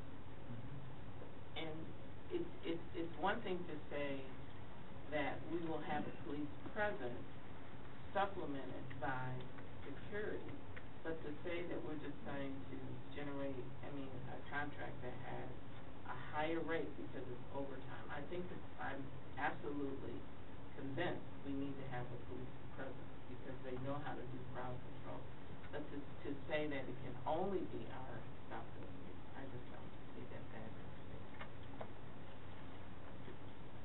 Well, perhaps that could be negotiated, Mayor. But there needs to be, whatever I would go on the recommendation of the Southfield Police Department on what they think they would need to cover this event. And then if the Chaldean Chamber of Commerce wants to get more security, a lot of events have monitors that help people move along and just watch what's going on. If I may, one of the things you can look at there is a police car that sits at the blocked part of the road. Does that have to be a police car that's sitting there? The roads are blocked. It's a police car. Can that be a security vehicle that is there, or Public Works or somebody is paying overtime just for them to sit there? They're not policing, they're just sitting there where that gate is. I don't know if that's the right spot, but that just seems... They've already agreed to be friends. I'm not willing. Yes, they have. I will tell you that I have spoken to the organization, and they do have these concerns. We negotiate, but there is opportunity for us to be embracing. Because other cities, they love to have festivals and things like that in the community. I don't want the Northland, I agree with you. That was not, no. But I think this my mother used to say, why ask for trouble? And you can go and sing all the stories you want. But some of the great every time we've had an incident, it's been a negative. I'm sorry, Sylvia. Every time we've had an incident, in some way, fashion, people have moved from the city because they say Southfield isn't safe anymore. I don't need anything to happen in the city that is even be stated. I don't need it. They can go somewhere else. They can have a festival with music. They don't need the carnival. It's the family thing. It's the dancing. It's cultural. That's great and dandy. It's a fundraiser. It's selling tickets to a carnival. And the guy makes money who's got the carny. We close off Evergreen Road for the carnival. For what? For trouble? No. And I'm not the pessimist, but boy, I'll tell you, when I see what happened at Northland, And whether you say it was Northwest Detroit or not, that even made it worse. If people are calling Northland now Northwest Detroit. You hear that down the street, you should be hearing that, 'cause I. But you look at some of the I don't most do that. desirable, some of the most Tell desirable. them to go to Troy. Let me say, some of the most desirable. They're all living there, tell them to go to West Bloomfield. Have an all-night bar system. I'm sorry, Sylvia had the floor. Sylvia had the floor, sorry.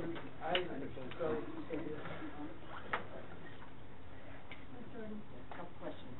Mr. Charette, Mr. Kowski indicated that there may have been some payment delinquencies. We got all our money last year. But was it a slow But pay? that's why, there was some leftover dollars that we had to ask a couple times. But that's why we raised the deposit this year. The overtime costs that are paid by, I guess, the PR police will be reimbursed on the back end. Yes, we're completely reimbursed for the overtime. I'm sort of struggling with this one because we've done this for how many years? Are we at the 5-year mark yet for doing the festival? That was a carnival. No, This will be the third year. no, it's been longer than that, at the maximum before, but I just remember the 15,000. Yes, we've. So this is year number 4. It's not, I would say, yeah. No, we have something on this is 5. This is 5. This, I think this is year 5. Yeah, okay, this is year 5. But not with the carnival. They didn't have a carnival the first 2 Right. years. I think the carnival, this is the Oh, third year for the that's carnival. only the third year for the This carnival. is only the That's what I third year heard. for the carnival. Right. I see the need for it, but yet I don't want to have, the incidents align on the front. I think we have to have our police here for their presence. Any cost that we have to pay, we have to pay. I'm not interested in a private security covering our city should something happen. So alcohol is definitely not included in this contract. Right. Gaming is not included, and all of our expenses will be fully covered. I would be in favor of it, but I think, next year might change.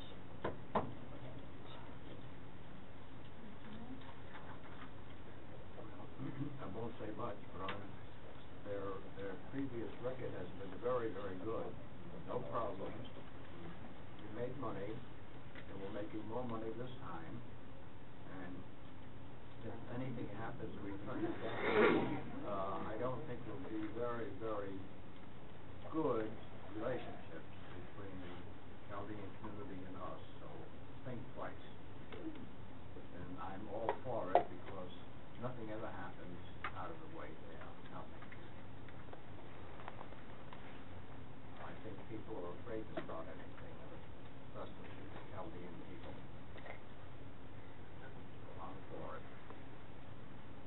Well, I'm gonna say, they do a good job. I'm not worried about the Chaldean people, but other people, particularly in this climate, particularly with what happened in Northern and some other places. Those people, we've had a lot of trouble at the 4th of July event when people coming in here, didn't live here, large groups of people. And I don't want private security guards here, I don't want private police, because they put our police and fire at risk. They're not prepared to really handle. It's a blend, not total. They are not prepared to handle an event that happens. I'm not worried about the people that run the festival and the Chaldean community, but outside people, everybody has to be protected. I would only go along with this if we agree to what the agreement that they've agreed to and not change it. The existing agreement that they had asked for the year, and they asked for extended hours, but when we said we didn't want to do that, they agreed to do what we asked, and so that's. And do we monitor, they asked again this year for the game return alcohol, do we monitor that to make sure that doesn't happen? Well, the situation we had last year was they didn't sell beer. They didn't have the beer tent they wanted, but they had beer and wine in the VIP tent, and they weren't supposed to. That's what I'm saying, are we gonna have some monitoring? Definitely, we made that clear, right? We made that clear. Definitely. Well, I go every year. No, not you, I mean, going from Park and Rec. Making our We have staff on hand that will monitor that. Okay, they were told they can't have any. Got a note here. This should then come back, at a regular meeting, just for Rule 10 at this point. Then we'll have a contract. May I ask a question? The VIP tent is restricted to invited people. We have beer and wine in this building all the time with events that people have, and it's by invited. Why would we say that a VIP tent, where it's not being sold, is part of the food or whatever in a restricted group? Why would we say that that's not allowed? When we have beer and wine inside this building all the time. And then people come from all walks of life, and we have public events that you just walk in. And you can be anybody, but I'm saying a VIP tent with a restricted list of, because anybody can't just walk into a VIP tent. Well, they should, yeah. But that's a next year discussion, because they've given that up for this year, so. They met at a place where they didn't want to do it. Because they didn't want to go through the, Well. They didn't want any ill will, because they are very respectful of the city and of the council. And some of the discussions, they just said, we'll pull back, because they want to feel respected in the city, and they want to be respected. And we have other carnivals in the city. It's just not on our front line. We get to monitor and control because it's on the front line, but we have. You're trying to oversell it. Trying to oversell it. I'm not trying to oversell it. I'm just stating my opinion. No. I can state it. Sometimes I think we get too anal over little things. You can have a festival, they can dance, they can sing, they can have music, and they make money on the carnival. If you wanna do something, charge another 50 cents a ticket for the city, whether it's Parks and Rec. We should have that conversation, because that worked good with the jazz stuff. You tear up the lawn and don't replace it, don't tell me that. Well, I have a quick question. Are they under the impression that they don't have to have a vote for the council because they gave up the beer tent? No, they haven't. So that's my concern, is are they marketing it already? I mean, it might go through approval, but, who knows? They're not are they marketing but having a, no, they've agreed to. No, my question is, should somebody tell them that it is not approved as of yet? Yes. That's my comment. They know that. That's only fair. This will just put to the next meeting? We'll put it on the next meeting. Is that? If council wants to have a consensus, we don't tell them there's a consensus. It's a month away, that's why I figure they probably want to promote it, and if there's any extra hiccup that comes up in the next week. The next meeting will be a week from now, but you're saying. Well, the festival's planned for close. June 8th, and it's May 7th.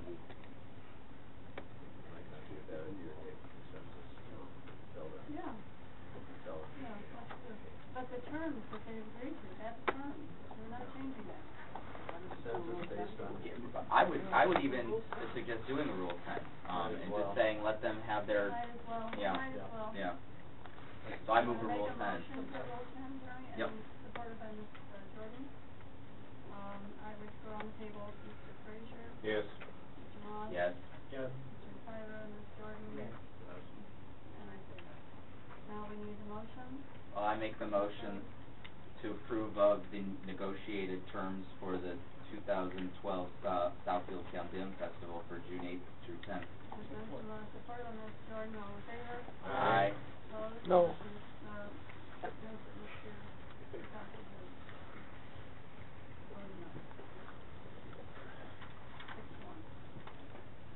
All right, the next item is a preview of council resolutions of super PAC, fracking, and personal property. Mr. Sir? Right, yes. We have 3 resolutions to consider. The 2 of the resolutions come through the legislative committee of the council. That would be the resolution in opposition to super PAC and the resolution having to do with fracking. The third resolution comes out of the last council meeting discussion having to do with personal property tax, and that is basically resolving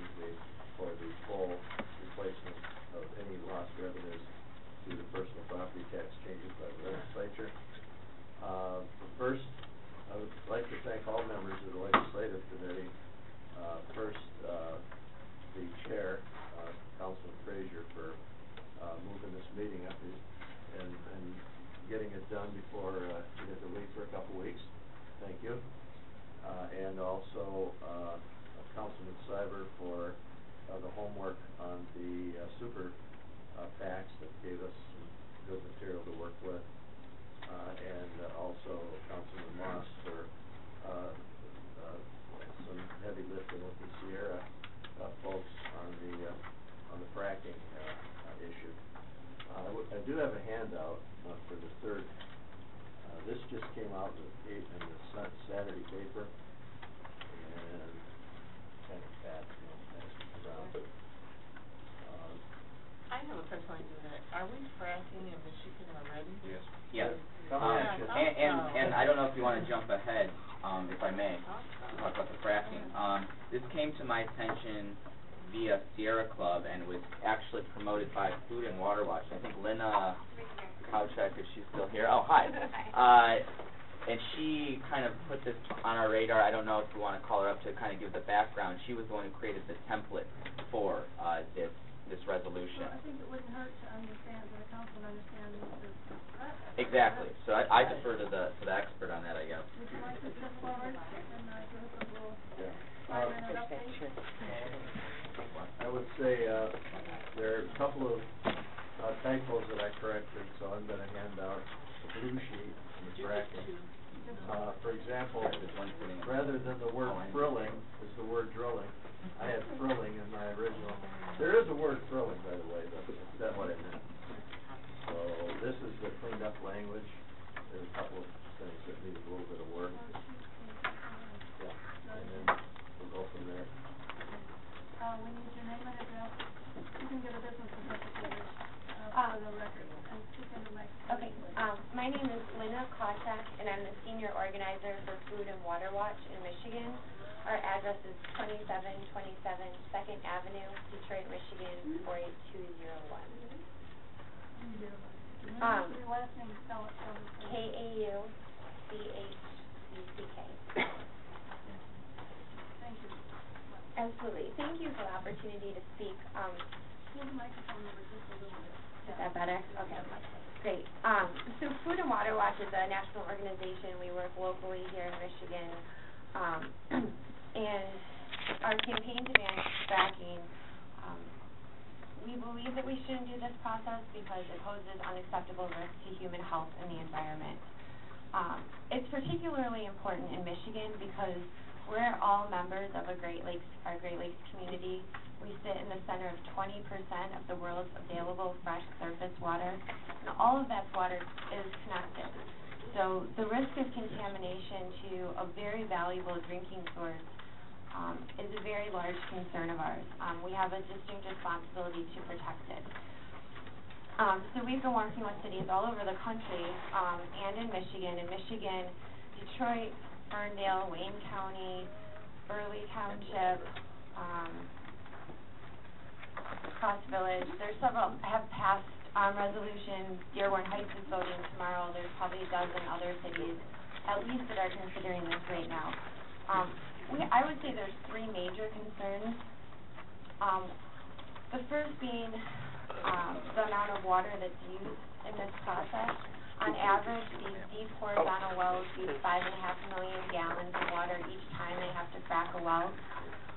That water is used mixed with sand and a cocktail of over 500 chemicals, including known carcinogens. So that water, that 5.5 million gallons of water, is taken out of our water system forever.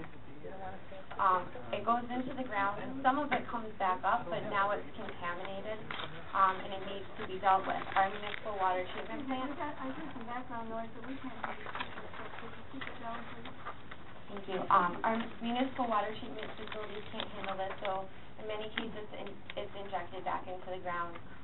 There's the risk of spills when the chemicals are being taken to and from the site as well. Another concern is the impact on climate change. Natural gas has been touted as this cleaner burning fuel, and it is cleaner burning than coal or oil. But over the life cycle, the production of natural gas, we see a much bigger impact on climate change because of all the methane that's released, naturally occurring methane, which is 20 times stronger as a climate change agent than carbon dioxide is. The third major concern is the impact it has on rural communities. Where these wells are going into place, you see an increase in truck traffic. It takes about 3,400 trucks hauling equipment, water, chemicals, sand to and from the site over the life cycle of drilling the well, which lasts about a year. And we see that these drilling follows a boom and bust cycle. So you'll see an influx of money and people in a municipality, but then they move on to the next place and they leave ruin behind. And so in Michigan, we think that we really need to be investing in things like agriculture and tourism instead of selling off our natural resources. And so I really hope that Southfield will join the other communities that are working really to put pressure on the state to act on this issue to stop fracking in Michigan.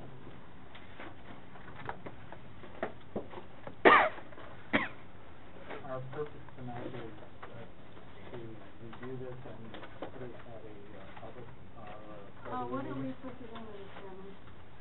Yeah, I guess we wanted it on television. Yeah, we wanted to introduce it here tonight as, something we can discuss if there are any issues, but basically, put it before a televised meeting, on the next agenda for the next regular meeting. Okay, we were missing page 2. Oh. Yeah, it's coming.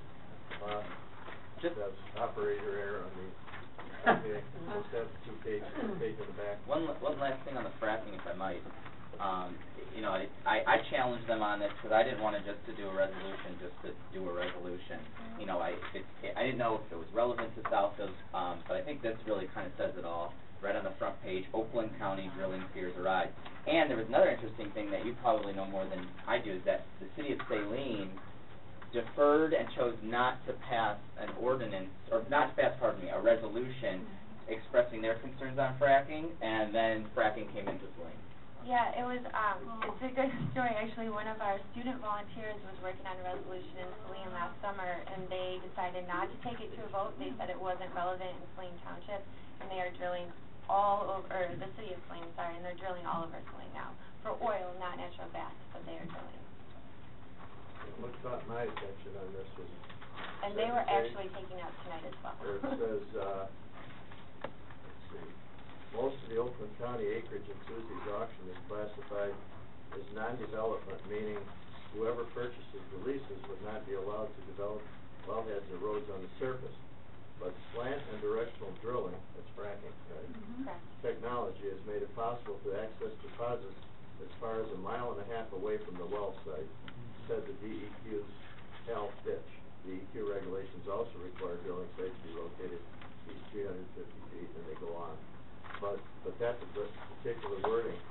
And this happened to come up on Saturday's paper after we did the work on the resolution. My original thought was maybe it's too strong to ban. I think the model that we had said to ban it across the United States. Right. Ban fracking, period.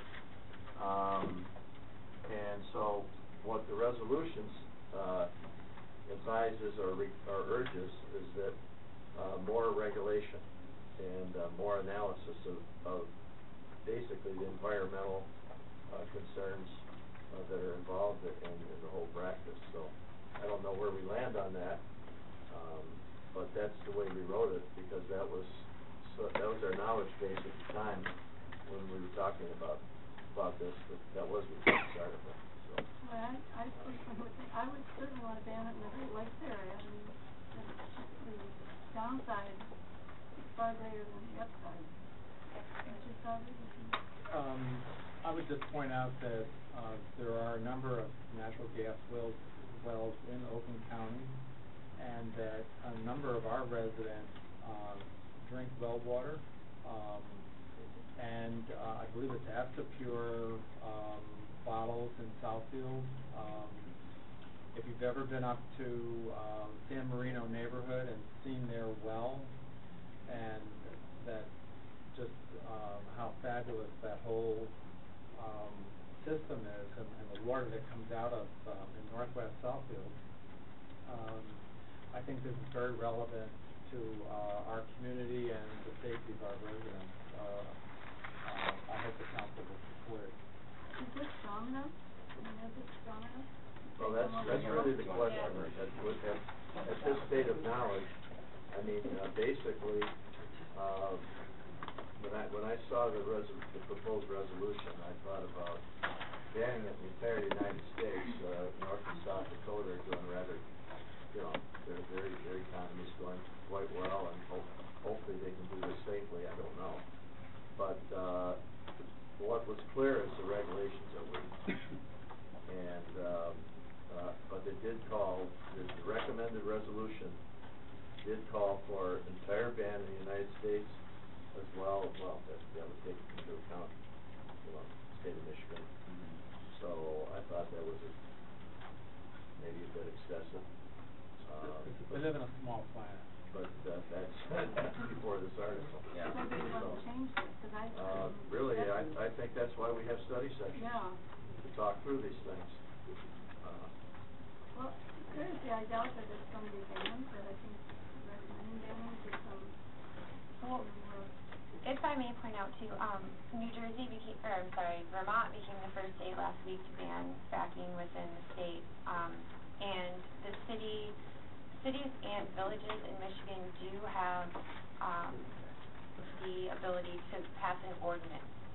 Counties and townships do not, but if you wanted to take it, a step further, that's another option that's at your disposal as well. Because we're in the Great Lakes area and this water is so important to us for so many things, I think we're very vulnerable to this. The fact that there are some fracking wells, if there are, or some gas wells, doesn't mean we have to have them proliferate.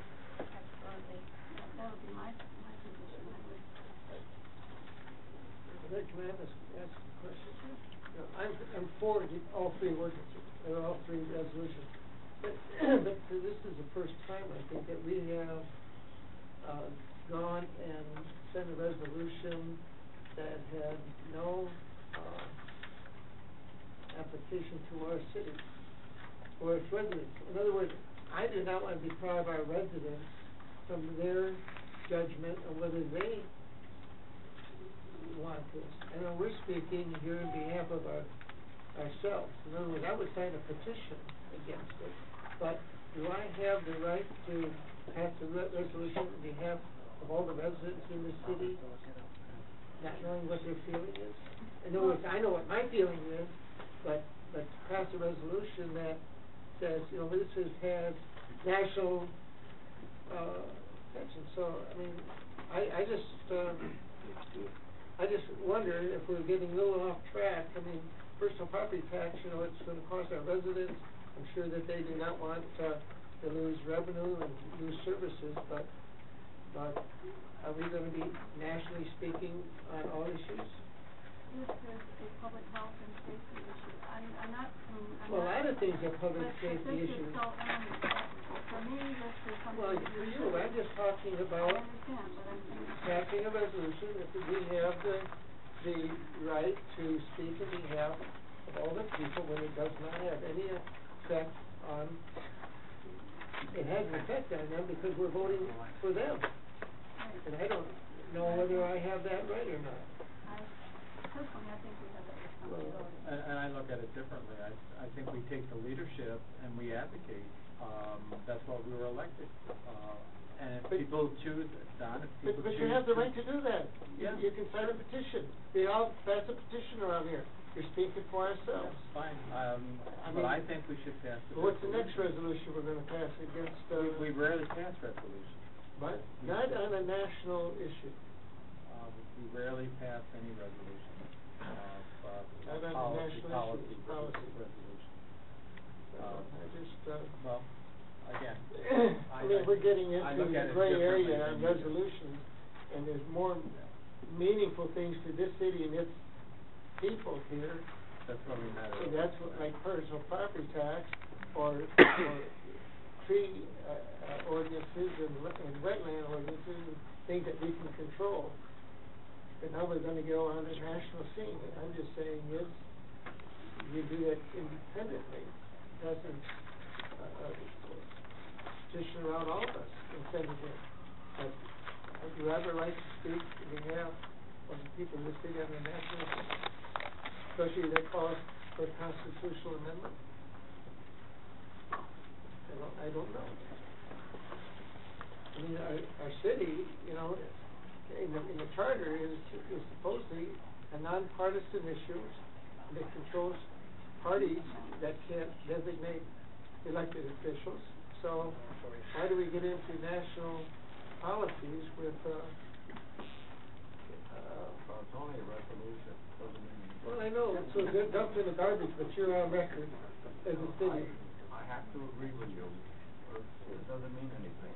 Well, They'll take the. anything I sign my name to, I have to agree with. Anything I sign my name to, I have to agree to. If it was a petition, I would sign it. But I cannot speak on behalf of the people here in the city. If you wanna put it on the next ballot, it's fine, and they're speaking. That's their constitutional right.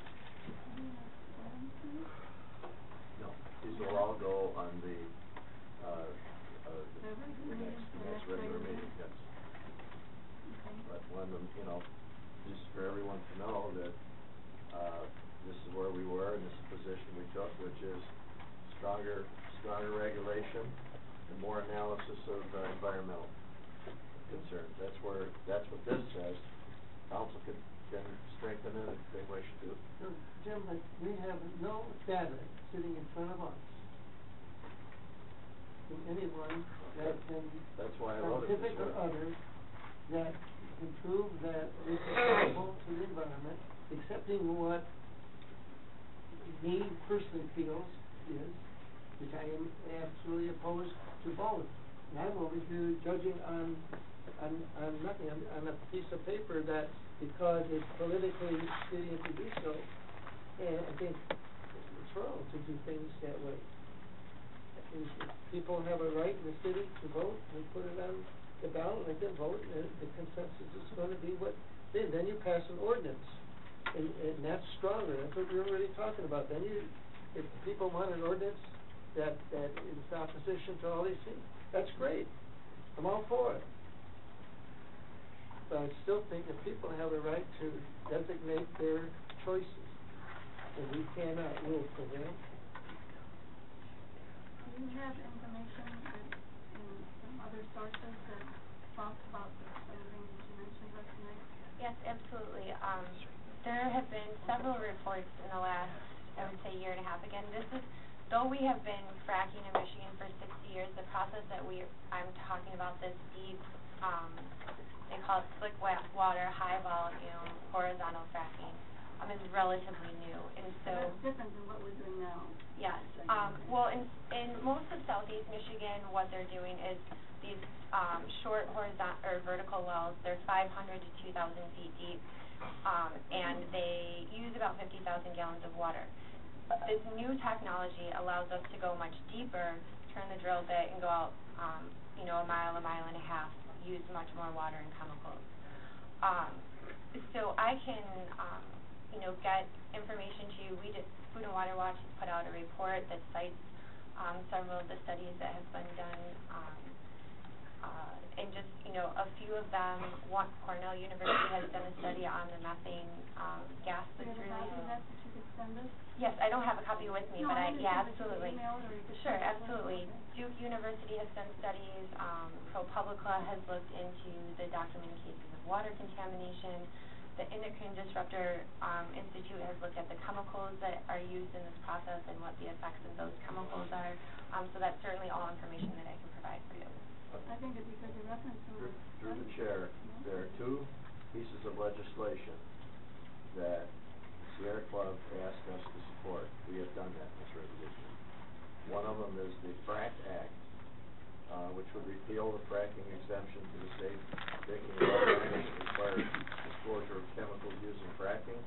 And the other is called the BREATHE Act, bringing reductions to energy airborne toxic health effects act, and which is currently pending in Congress, which would repeal the exemption to the Clean Air Act for aggregation of emissions from oil and gas development sources. So it isn't that like we've taken a weak position here. It's just that when I read all this, my feeling was, let's leave the technical part to the experts. I mean, they have we have what is it, it's called, energy, oil, gas, and minerals. Yeah, the Office of Oil, Gas, and Minerals in the Department of Environmental Quality for Michigan. That's why I wrote it up this way, to say, let's have more analysis, just the experts telling us what are the ramifications, and proper regulation. And I don't know if, I didn't feel like that maybe, I felt like the experts in the field would know better what that would be than, so that's why it's written the way it is. Well, look what we did with the smart meters. We sat back here and people were bringing data and data and data and data and emails and bundles of things and then we had DTE in here to give their point of view, and we finally passed ordinance, or gave people the option. Right? Actually, we took the strongest position. Yeah, but after many meetings Right. and data and DTE and everybody else, but what we really offered was an option. Basically, we set it up to the regulators. Yeah. That's what we did. Mhm. We set it to the regulators with the recommendation that not only should people that don't have the meters yet be able to turn them down, Right. Yeah. but the people that have them should be able to get them out of their home. That's what they want. Options. Yeah. Yeah. But we did recommend that goes to the There's something Public that- Service Committee. But here's something that directly affected our residents, directly.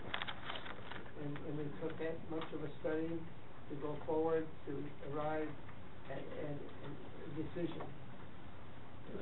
And I'm just saying is that here we are passing a resolution on behalf of residents, and I'm just saying is that I don't think I can speak for every resident here. Well, again, I would totally disagree with you. That's why we. You have you can vote no on the resolution, but. No, I'm just gonna abstain because I don't know the answer. So legislative committee is recommending approval of these, and I do think that these resolutions, that they do impact us. We have people who drink water out of the ground in this community. My daughter's got a well, I have a well up the lake, I know what you're talking about, I'm not foreign to it, I drink the water, I think it's as good as the stuff I get from Detroit. I listen to you now. Yeah, but I'm just saying, you think I'm not familiar with water, drinking water. I didn't say that, you're projecting that. What I am saying is telling you is that, or anybody who wants to listen, is that I think that we have an obligation to inform people of these issues, and we take a position on it. Perhaps no one will listen, and people are free to vote however they want, but as a body, we've taken it, it's an advisory. It's certainly not binding. We don't control fracking or super PACs or what the legislature does with personal property tax, but it's an advisory position, and many councils across this country take advisory positions, and there's nothing wrong with doing that. I understand where you're coming from. I respectfully disagree.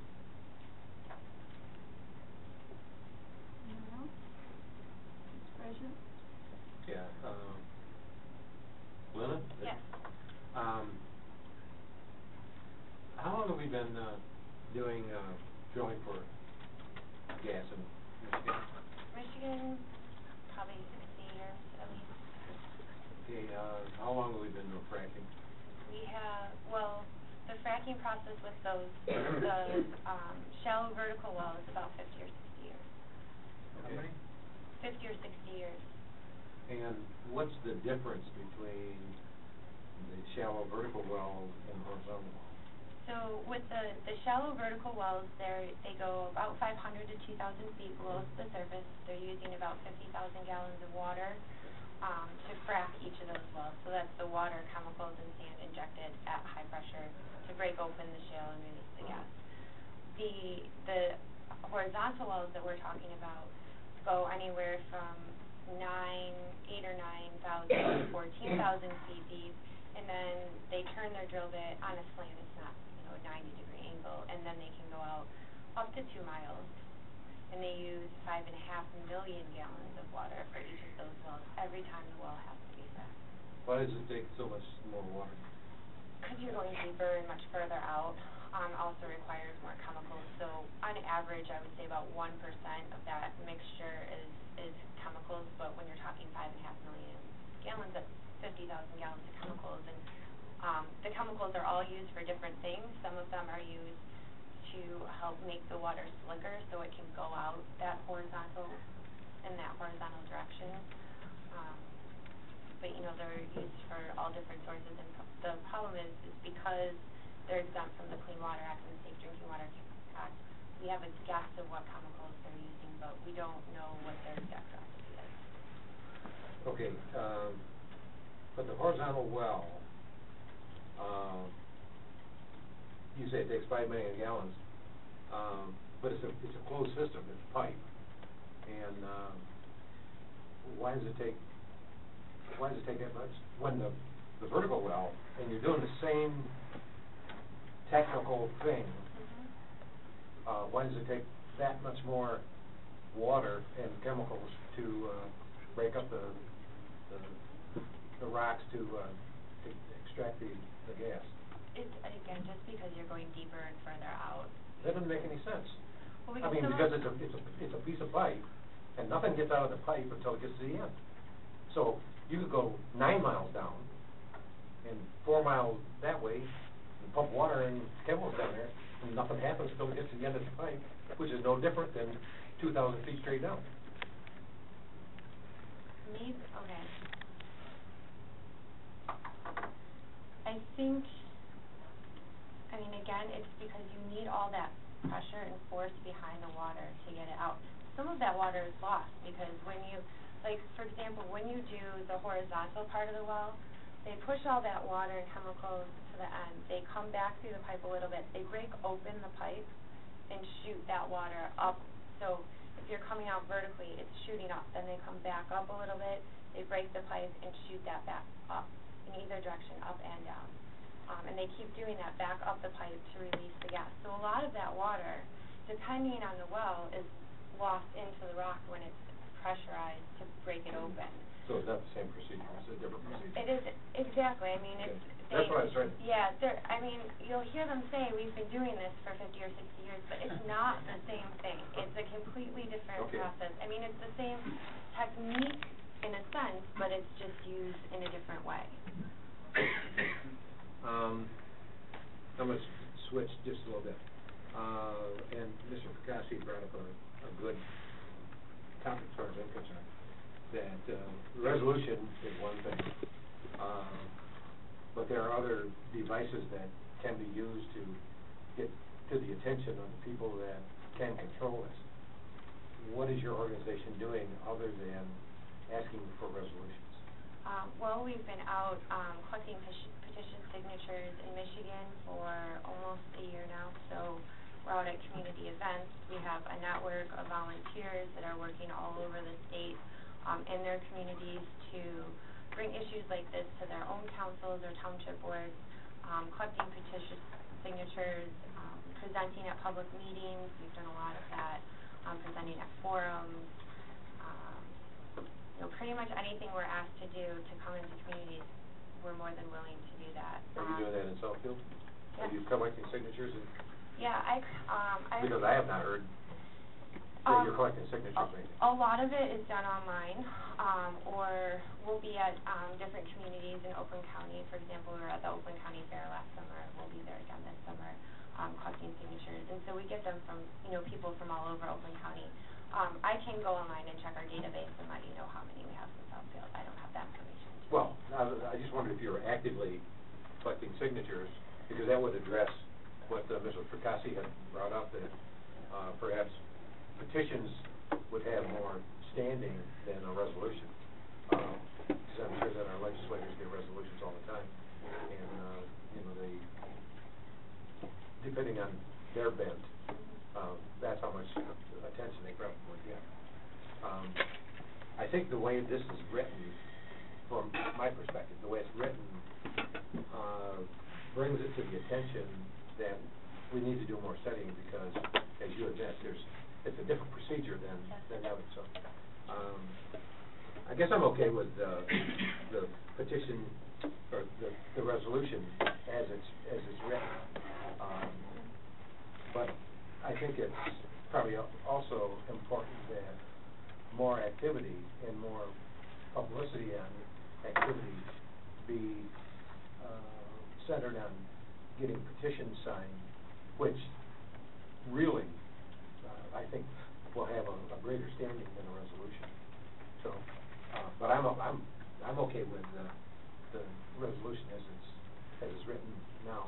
Great, thank you. We will keep working to get petition signatures. It's not, I mean, we'll continue to do that. We work on call-in days, so getting phone calls to lawmakers.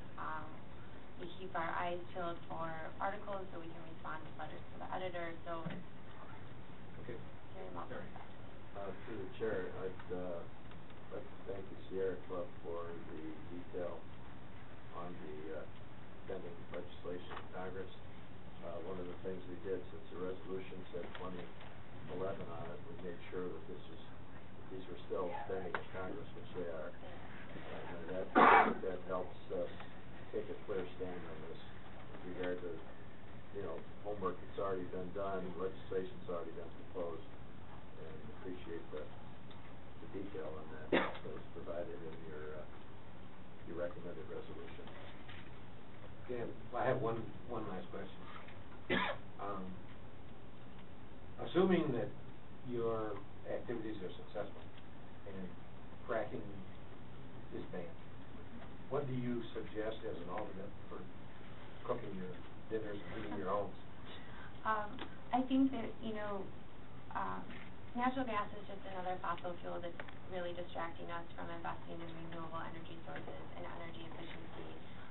And those are really with the manufacturing base that we have here in Michigan, our jobs that can be grown here. And that's where we really need to be focusing our resources now. It's away from a carbon-based fuel economy towards something that's more renewable. Okay. Thanks. Anyone else? What did we decide? Are we going to do a roll call or are we going to No, he's still on camera. We're going to go on camera. So do we want Linda to return next week to give a little bit more context behind this when it goes to a televised meeting? I can do that. Any objection? Representation, didn't you? Yeah. No, I'd like to have you there. We're going to have a little. Thank you. I think the third one we pretty much beat up, which is that we fully and completely support the Michigan Municipal League's program on replace, don't erase, with regard to personal property tax, and that's what the resolution basically focuses on, is that we're not opposed to the personal property tax being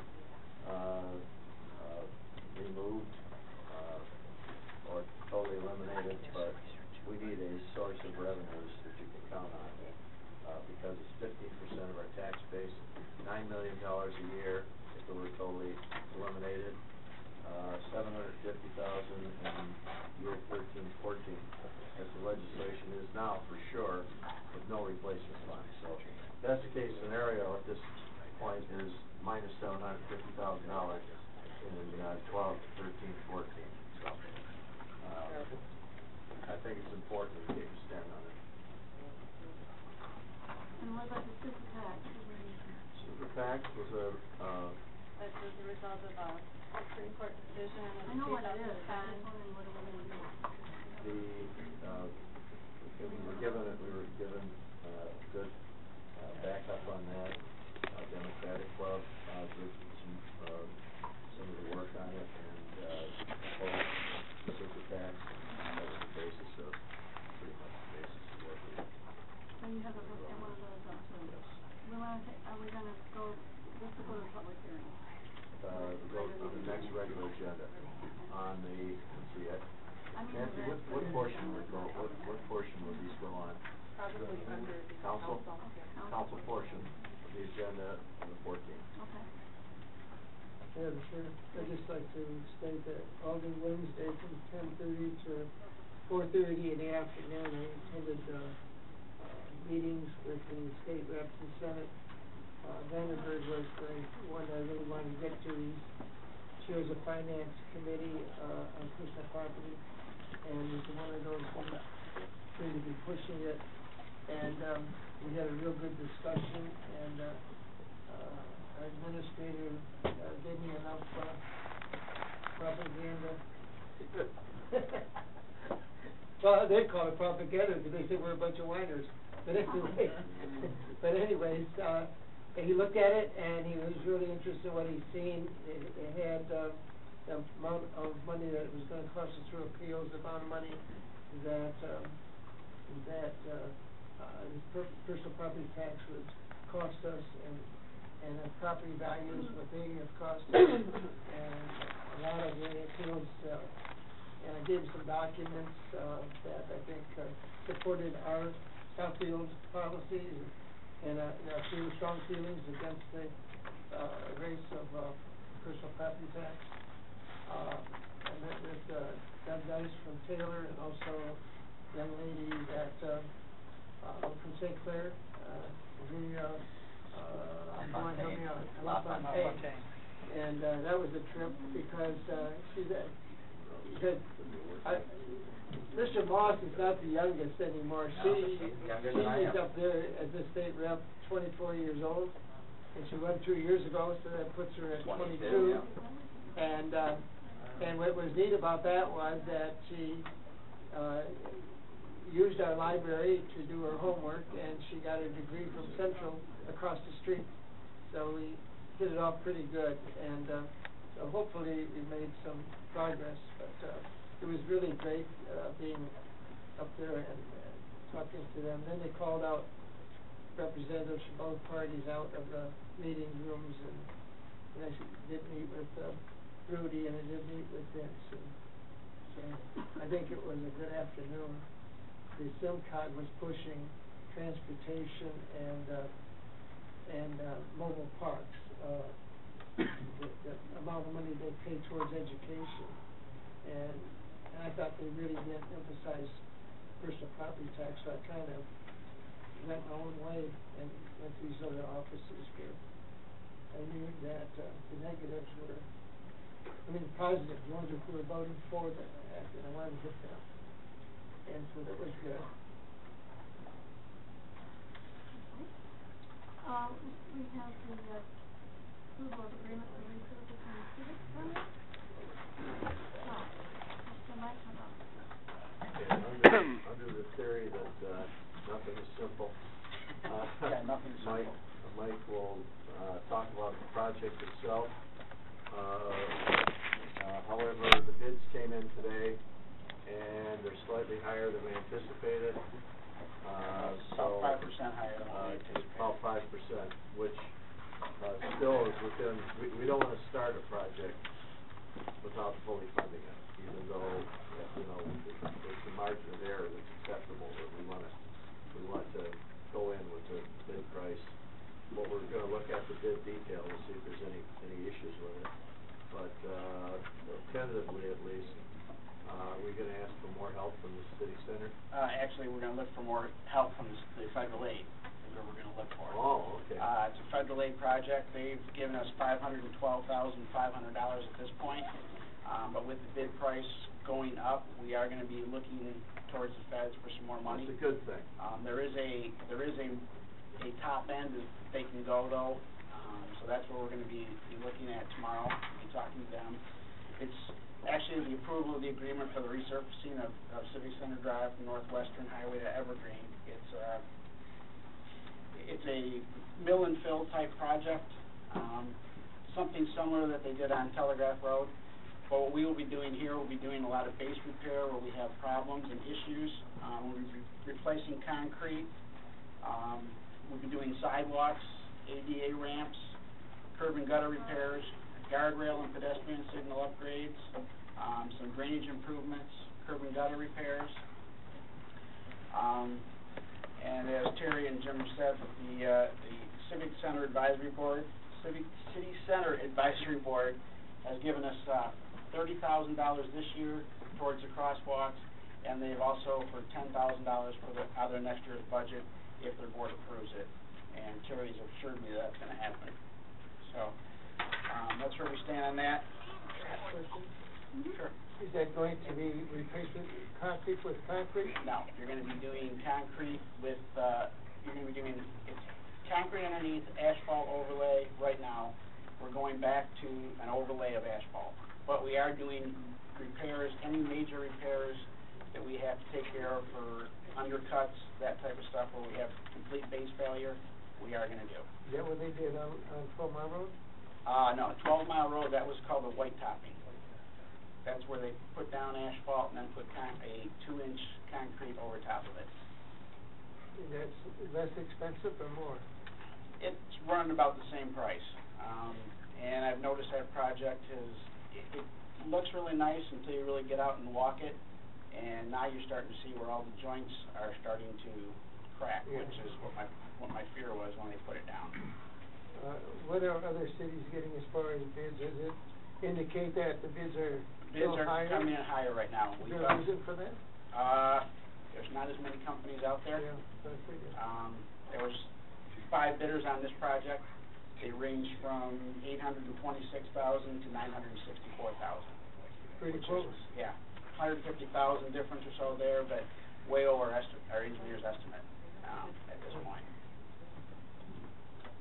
Okay, so right now we're concentrating on just explaining what the job is. Explain what this job is. There's no action tonight. It's just going to be beating up these numbers. 14, yes, correct. They just came in this afternoon. Yeah, 4:35. I got these numbers. So the bids just came in today. Mike, what was less than 10 years ago, the street was blacktop? It was about 10 years ago. That was an 1.5-inch overlay was put on that road at that time, and that was just a Band-Aid. There was never any concrete repair done per se, or any base repair done at that time. I just was a little surprised that this project got the go-ahead, and there are roads that haven't been touched. This one here ranks higher because it's under the PACER rating that we use. It came in at a low rating, plus it carries a high volume of traffic. And in the formula, when they put everything together, the higher concentration. The state? Yeah, state and federal. Okay, so this is $787,000 project. Wow. At least it was. Actually, $826,000 now. Okay, right. So that's and our share is about, if we don't get any more money from the federal government, it will be over $325,000 or so. Would be our share. Big swing. Yeah, but it's less than half the cost of the project. Correct. But still, it's quite a bit more. And there is some amenities that we're doing. We're putting in the sidewalk, and that we're finishing up the sidewalk that is not there at this time. So there are some things that we are doing also. Well, I just hope that sometime in the not too far future, we get to do Evergreen Road between 8 and 9 Mile and improve how that entrance to the city looks. It is so long overdue. And when this got repaved, I was talking about Evergreen between 8 and 9 Mile. So it hasn't gotten any better over the years. no, it hasn't, and it just looks terrible when you come into Southfield from Detroit. What's the guesstimate on that one? Mike, I think probably wants to ask you. It's 2016, I think it's at 15 or 16, I think it's at. How much? 2015, 16. No, I'm talking about money? Dollars. If we go a 3 lanes, you're probably looking at $3.5, $4 million. Yeah. Total. And But it's along been with that, you're going to have to do some infrastructure repairs down there, get some drainage, those type of things. That's water fund though. Pardon me? It's water fund. Sure. Maybe. I got you. Okay. Val, Mr. Simon? That's it, thank you. Ms. Jordan? Yes, one quick question, Mike. It has to do with the decorative walkways that you have listed. Now, I only what you submitted already has the one at Northwestern and Civic Center, then it has one at Central Park Boulevard. To me, this would be a prime opportunity to put one right here at Evergreen. And Well, we don't want to be touched Evergreen because it's supposed to be going here in the next year or so. We don't want anybody decorative and spending money because it will be coming out because of the roundabout. Yeah, that makes sense. Okay. Okay? Yep. This is just information until next week. And we'll get the numbers straightened around. Hopefully I can get some more federal aid money. Okay? All right, we're gonna take a 5-minute break. This is the development block and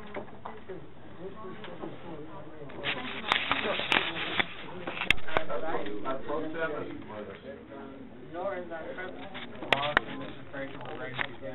Yeah, well, we're doing it. I'm talking about artificial hips right now.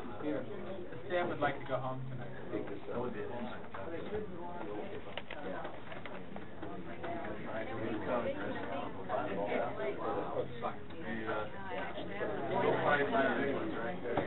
We'll find the president. Hi.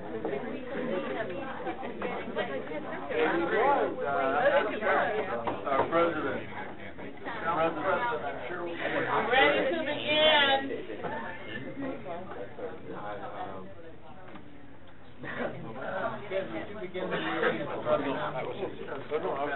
You can start the meeting. You did all outpatient therapy? Wow. I had some in here. We'll get started. Now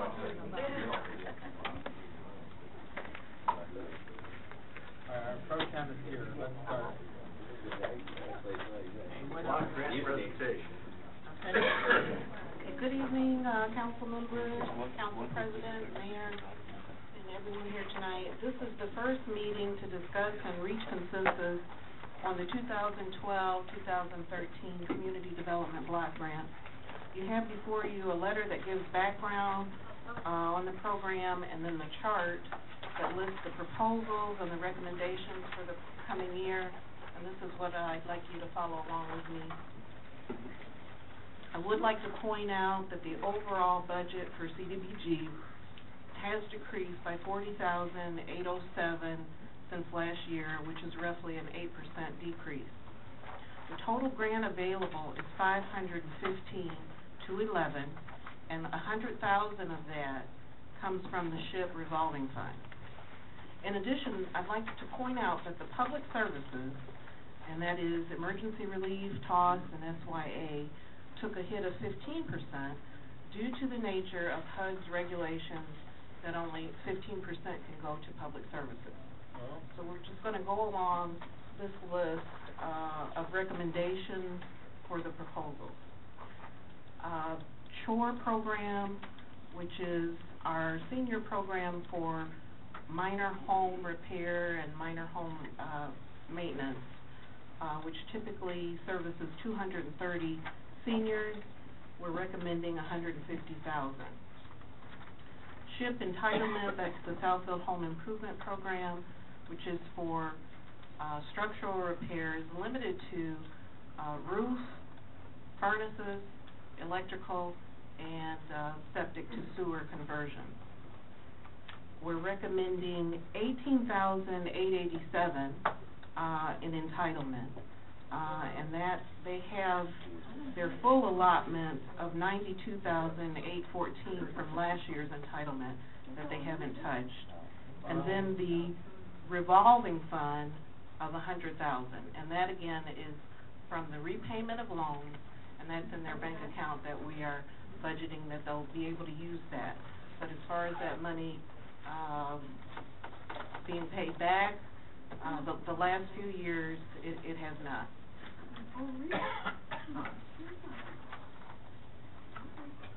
The next housing program is Rebuilding Together. We've worked with them. This will be the 5th year. They utilize volunteer labor groups to renovate residential homes, and then for the past 2 years they've done an additional community service type. So it would be a total of 10 projects that they work on. And the volunteer labor groups come in typically on the last Saturday of April and, do that work. $10,000 is the recommendation for that. Code enforcement, we have funded for, a few years, but it's usually every other year. So last year we did not fund them, but the year before that we did fund them in about roughly $31,000. They have pretty much depleted that fund, and we are recommending $56,000. What they use is neighborhood kids and some trucks to clean the debris of residential and commercial properties. And this has worked out real well, and then they actually put the whatever services that they're charging, they put that on the tax roll. Now that would conclude the housing and public improvements. Then for the public services, we have the Emergency Relief Fund, which is managed out of our Human Services Department. Last year they helped 91 families. Last year we funded them at $32,000, but because of that 15% cut, we are recommending $27,126. TOSS is our Transportation of Southfield Seniors. They help the seniors get to medical appointments and errands around the city. We're recommending $29,724, again because of that 15% cut. SYA is the Southfield Youth Assistance. Last year they helped 138 youth. They partner with our Parks and Rec program, so that we, that benefits the city as well. So although they're an outside, agency, because they funnel the children through our Parks and Rec, we consider that a close collaboration with the Parks and Rec department. So we are recommending $20,382 for them. And again, that is a reduction from last year's $24,000 of 15%. Haven is Help Against Violent Encounters Now. They've reported that they serviced 255 families for Southfield last year. And we acknowledge that they do wonderful work, but as Southfield will recall, last year council agreed with staff that our public service portion of the grant would be to maintain our in-house programs. So we're looking at that again this year, that would be TOSS, Emergency Relief, and in regards to SYA, because they partner with Parks and Rec, that they're considered that they are helping benefit the in-house programs, that those are the three that we're focusing on with the limited funds that we have. So because of that, we are not recommending funding to Haven, nor also are we recommending to South Oakland Shelter. They submitted an application for the first time this year, asking for $10,800, and they would be working with area churches and other faith organizations to help the homeless. And they do have a wonderful program, a 30-day program during which they try to help them get a job and find permanent housing. And we would love to be able to work with them, but the funding is just not there. The final two is our Fair Housing Activities and Administration. Fair Housing Activities is a required component of the CDBG, and in the past we have funded them at $2,000. Well, because we're receiving less, we decided the best course of action would be to take a 15% cut in that. So instead of giving them the $2,000, we're going to give them $1,700, and then that savings goes into our administration, which took a cut from last year. Last year we were funded at $109,204, and this year it's $103. The total is $103,042. But then when you put that fair housing, it takes away from that. So that's why we're suggesting that not to fund fair housing to that $2,000, but take 15% from them and put that in administration. So again, then the total budget is 515,211, with 100,000 being the SHIP revolving fund. And I'm here to take questions.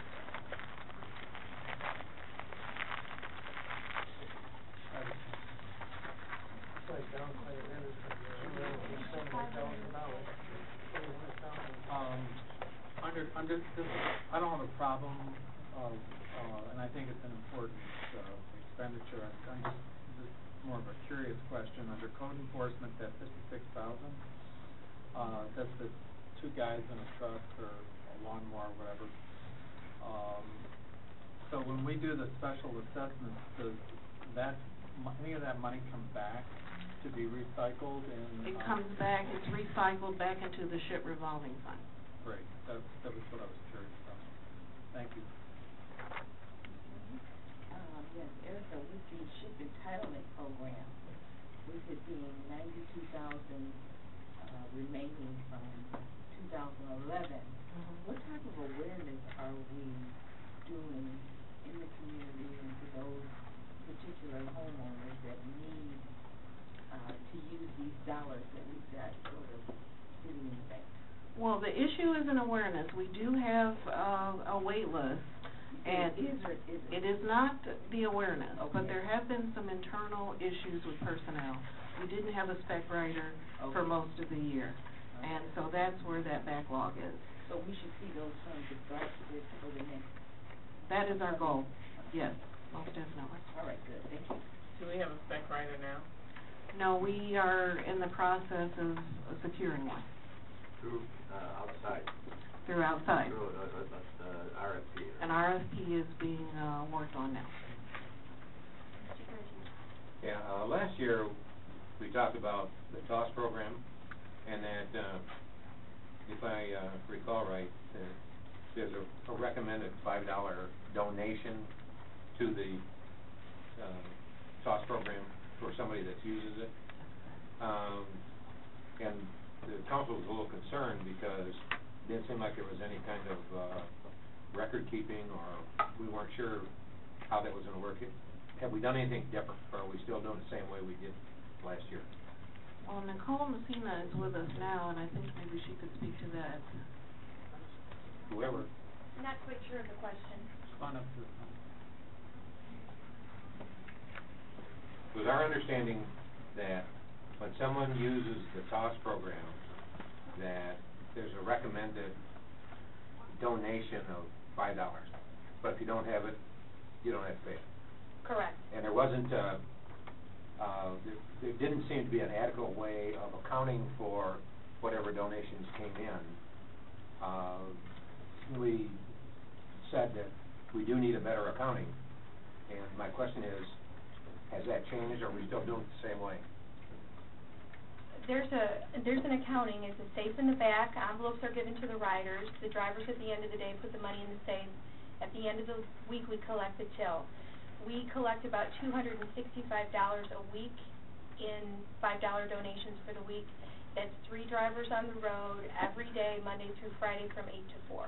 No, wait a second, you said that the driver puts the money in the safe? Yes, the driver collects from the rider, or some of the riders mail in checks for the month. Some of the riders, it's because of CDBG monies, it's a requested donation, it's not mandatory. So we hand the rider an envelope, and they put what they want as their donation in the envelope, they seal it and give it to the driver. The drivers bring it in and drop it in the safe. Well, it sure seems like there's a hole in the chain of custody in it. It's been that way for... I know it's been that way. That's why we brought it up last year. How do you know that, and I'm not casting aspersions on anyone, but how do you know the drivers turn in all the envelopes? It's a trust system. We have a record of who rides. That's what, that was our concern. We had the same thing at the golf course. And I think we resolved that issue, but there seems to be a pretty loose way of accounting for the money. We'll come up with a solution, I agree. We will come up with some way that isn't onerous, but that doesn't make it where a person can handle the envelope. Yeah. It should go somewhere in some sort of, at least a Church, okay. lockbox or something where the person puts it in there as opposed to people handing checks over to people. Shouldn't it be recorded? Well, it would be when it's put in the system. Or at least a little tally sheet Yeah, that the writer. we'll take a look at it from, cash handling, and we'll improve that. Is the money rotated back into TOF? Yes. Yeah, it will be rotated back. We collect about $15,000 a year in donations from riders. How many riders do you know? Oh, we average 200 trips a week. That's how we report to SMART. That's 10,000 riders, so about $1.50 each. Right? Is that about right? Yes. Okay, thanks. Anyone else? Ron? Where will the funding come for the grip writers? Is that what you call them? The spec writer. Spec writers. Where would the funding for their salary come from? It comes from the, service delivery costs within SHIP. So the revolving fund plus the SHIP entitlement, it's gonna come right out of that 92,814. I just wanna say, how I feel about that. Okay. I don't think a program should be dormant for an entire year and there's nothing done. I don't find that to be acceptable. I think if the money is there and it's there for a reason, if there was a problem, it should have been brought forward or it should have been taken care of. I just don't find that to be acceptable government. And I'm glad to hear that we are gonna move forward and take care of that. The other thing I wanted to mention is ask, is there any other funding for TOF? Is there any other category that costs federal dollars that will cover TOF? TOF does get federal dollars Yes. from other sources. Do you want me to come back up or just say it? $250,000 a year is our budget. From SMART, we get $185,000 a year. From CDBG, we get $30,000. Providence Hospital gives us $20,000. Beaumont Hospital gives us $10,000. And then rider donations. So we're funded, we're not in jeopardy with reduction from this one source? Well, we were reduced by $20,000 this year from SMART. So if there is an issue with providing the transportation, I think the city should know and we should really communicate that because as you see, everything's being reduced. But I think it's important, especially for our seniors, that we communicate that because they will complain. We need to be real clear if there is gonna be any change. I don't know if there is or not. Not currently. Okay. And our fleet is okay? Yes. Okay. Anybody else? Questions? Oh, one other question, I'm sorry.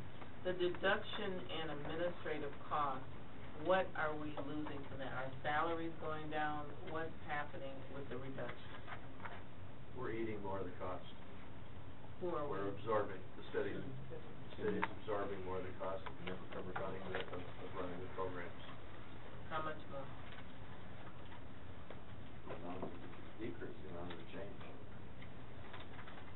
And how long, so. The cost, because the grant continues to get smaller. Yeah. Okay, but our complexity of running the program continues to either be the same or get more complicated. Okay, the cost, there is a cost to that is not covered totally by the grant.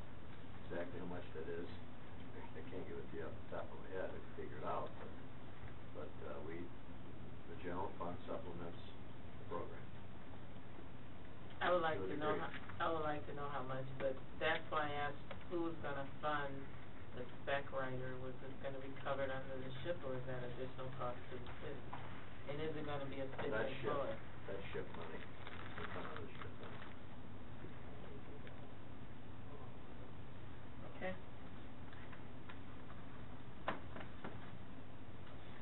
Anyone else? And what's the next step? The next step's the public hearing. Now, the public hearing is scheduled for May 14th. Next Monday? Next Monday. This meets our federal requirements for notification and discussion and review.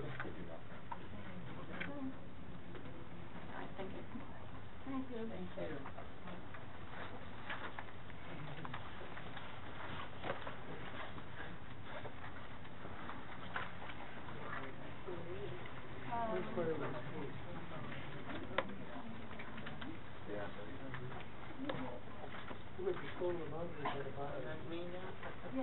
Okay, thank you.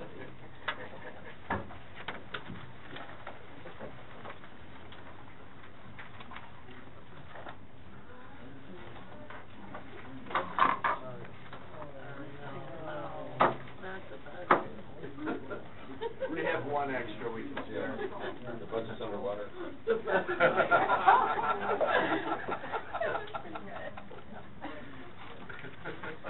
Here, catch that one. Council tonight, as required by the charter, I'm presenting the budget to the council. You will be able to read it in detail later, but I do want to highlight some important points. I'm pleased to share that the 2012 and 13 fiscal year general budget has been balanced with no use of fund balance reserves for operations, and to both maintain the city's high level of quality service also while addressing our capital project needs. We must begin anew and redouble our efforts as policymakers to grow our tax base and to repopulate the city. We need to protect what we have, and you'll see on page 2, there are a whole list of programs that we're doing well that I feel that in reporting this budget that we should focus in on as the council work through the process of approving this budget. Code enforcement and community appearance efforts, we must continue that. That is something that is keeping us in a position where we can repopulate the city with businesses and with residents. Also, the tree fund, the water and sewer hookup assistance program, chore ship, and we just talked about those, are programs that we really need to maintain. Our roads, water, and facilities. Right now, our roads bill is underwater, literally, but unfortunately, only $1,950,000, which is less than 20% of this year's capital projects, includes the city roads. So we're doing the best we can, but we must stay focused on that and not diminish that.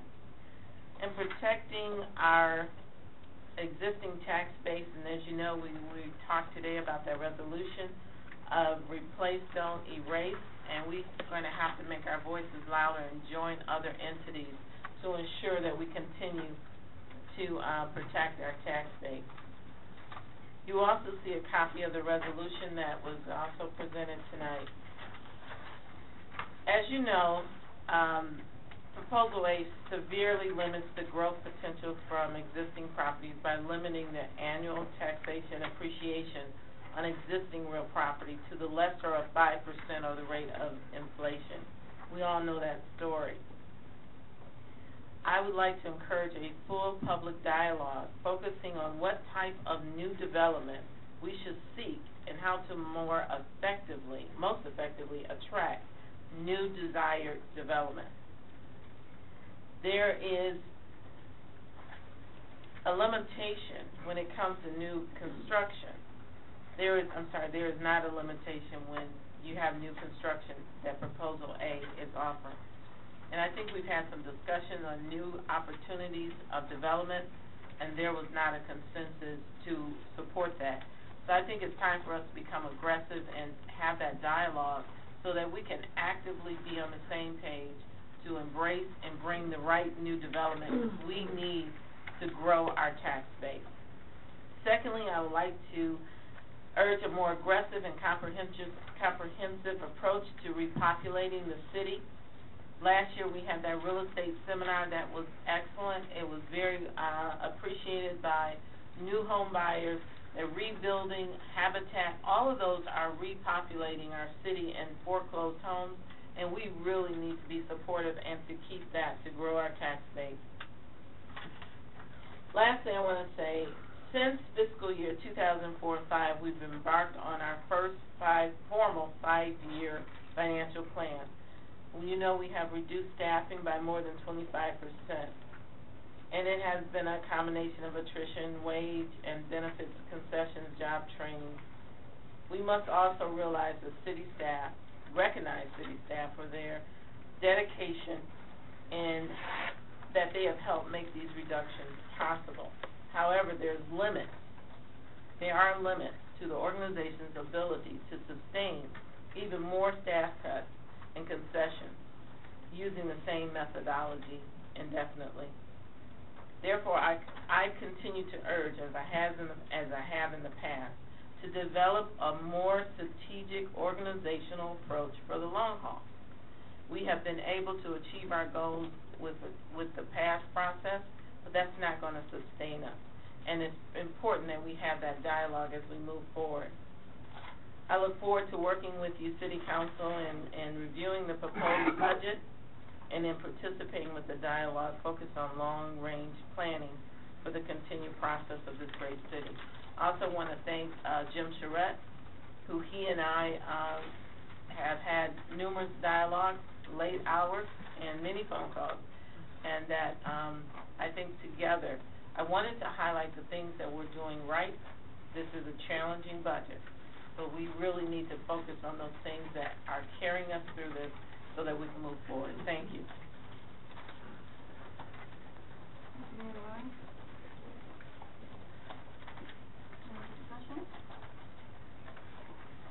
I'll say the charts and graphs and the detail we'll be working on, and we have a thorough workout session on this. May 21st, and the final budget adoption is scheduled for June 18th. Thank you. All right. That concludes the first portion of our agenda. Now we come to communication. Madam President, before we get into the communication, I wanted to just add one item of business.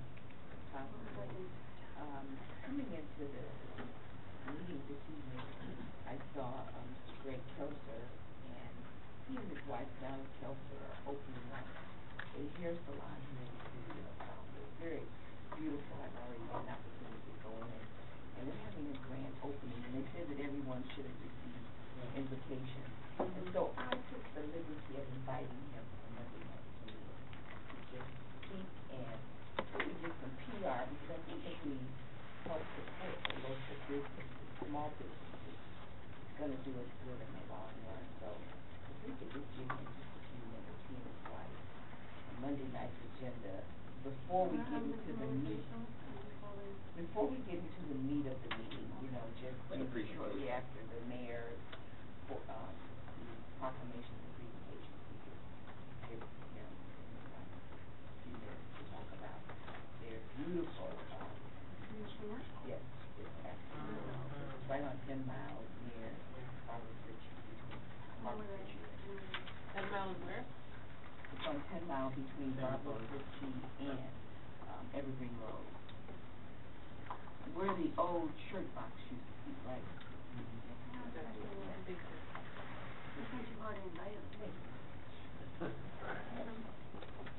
Thank you. Okay. Anything else anyone wants to say before we continue? All right. We've got 5 requests for recognition under communication. Throw them away when you're through. Property just north of. The work I did with HUD way back, the on difference between now and then. North, east corner of Southfield and 10 Mile. The grass is over a foot long. Something northeast corner. We approved the plan, for the building. Thank you so much. But it's an eyesore. I just want to add that we as city property owners should have our curb appeal very strong. I passed by the fire station. I don't know who's responsible for cutting that lawn. Which But one? it was dandelions everywhere. The one across from the Star Theater, and that's not acceptable. They were just sprayed here just last week. then the It homes takes that a we while own under the to neighborhood vandalize it, organization, not going. they are becoming an eyesore. It takes a while to vandalize it, We especially have the hired rain. a contractor for that. Rain killed you. There were some delays, but we're on those now. Fred, the homes, the NSP homes, we have the contractor. in place There is a now. contractor, and they haven't been able to spray them because it's been so wet. I called them this afternoon, and that's what we were told, but they're under contract. So, How often do they cut? pardon? How often do they cut the lawn? They're under contract to be cut. I don't, we had ordinance, they come in, their crew cut it, then the contracts have been signed, and they should be out We'll there. check, we're gonna check to see what kind of standard that is. We don't want them looking bad. We'll check that. I know we have a contract, but I'm not sure what the specs of the contract are. But if we don't, We'll supplement if we have to. Okay, council? Gone, man. Not just minutes before we go on. So we all, $3 a with bottle. our under communication, I'm going to ask the council to please not respond to any of the issues that you may wish to speak to until all of the individuals have spoken, and then I'll give Mr. Shred a chance to address any that he might be able to answer, and that might, make it unnecessary for anyone, might answer the question you might have. But, I'm going to ask you to speak questions or comments until after all of these people have spoken. And, first person with the first recognition is Pamela Gill. And Ms. Gill, I have to say this, give your name and address for the record. Pamela Gill, P.O. Box 155, Southfield, Michigan, 48037-0155. My telephone number is 248-352-9188.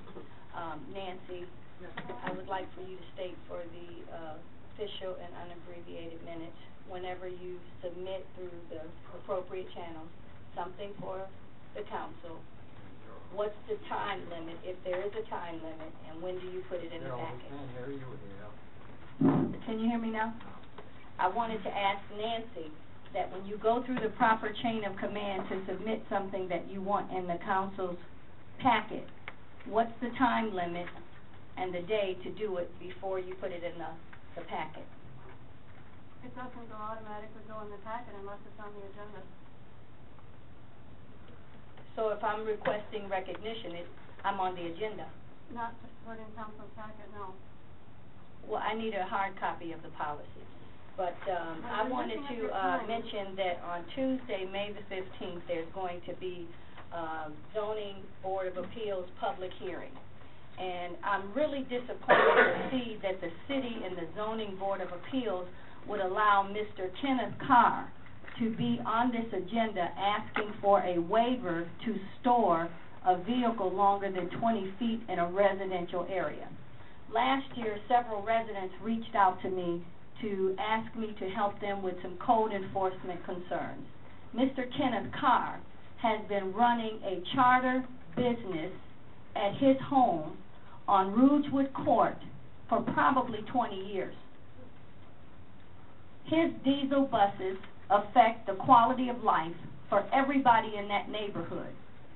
Miss Elizabeth Ray O'Donnell was the prosecutor last year when the city charged this gentleman with 14 code enforcement violations, having buses in a residential area that was zoned R1 through R4, rats, construction equipment, debris, cutting down trees illegally, building allegedly a slab of concrete without pulling a permit to put his buses in the backyard. I don't even know if the city paid to repave the cul-de-sac in front of his house to make it easy for his buses to come through.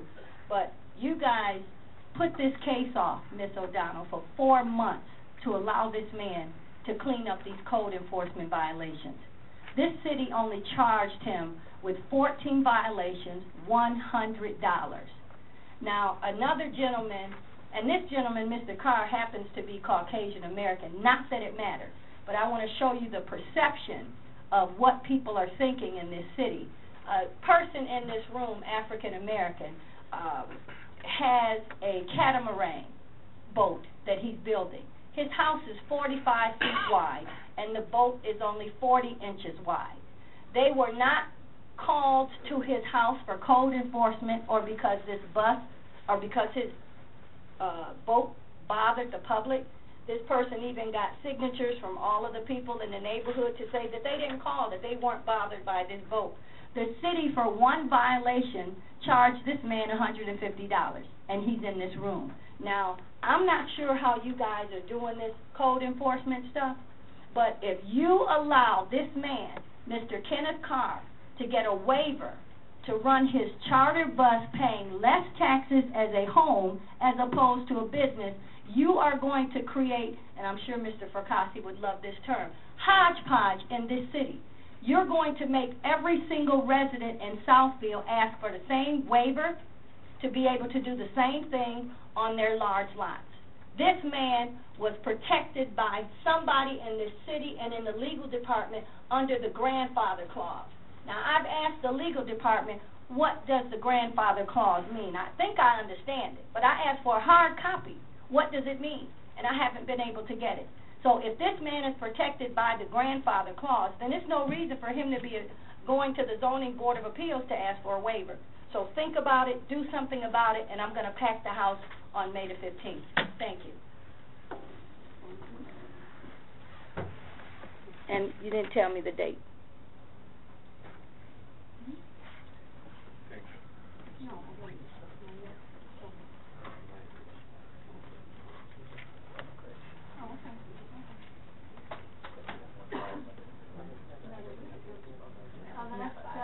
The next person that's requested recognition is Mr. Gerard Mullen. Is Mr. Mullen present?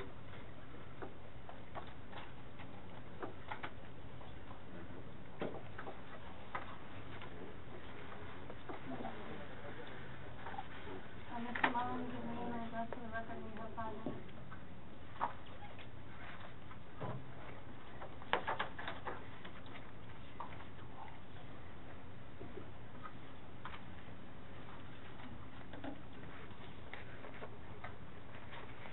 Madam President, my name is Gerard Mullen. I am proud to say that since 1968, I've lived at 17880 Louise Street. And since 1961, I have worked in the city, my city, the great city of Southfield. Do you folks remember last week when Mr. Gardella gave you an excellent and detailed presentation about electronic signs? You were given many options to choose from. For example, the price sign for a gas station could be a LED sign, or it could be a non-LED sign that emulates traditional signs. Not to worry, that choice has already been made for council by others for you. Let me explain. Do you folks remember last March 19th, 2012, when I took you on an imaginary walk up Southfield Road? Well, not only do I talk the talk, I walk the walk. Yesterday, Sunday, May the 6th, 2012, I took my annual pilgrimage to Mecca via Sidewalk Hill, looking for broken water mains along the way. As I approached Mecca, I noticed a bright light in the sky glaring at me. At first, I thought it was the big guy. I was wrong. Instead, it was a sign from Shell Oil at $3.89 for cash only and $3.99 for regular. The decision had already been made for the city of Southfield to go with LED signs by those folks in Holland, 4,000 miles away, while you folks here at council, again, were caught asleep at the switch, just like with windmills. As Yogi Berra would say, deja vu, all over again. Thank you, Madam President. Thank you.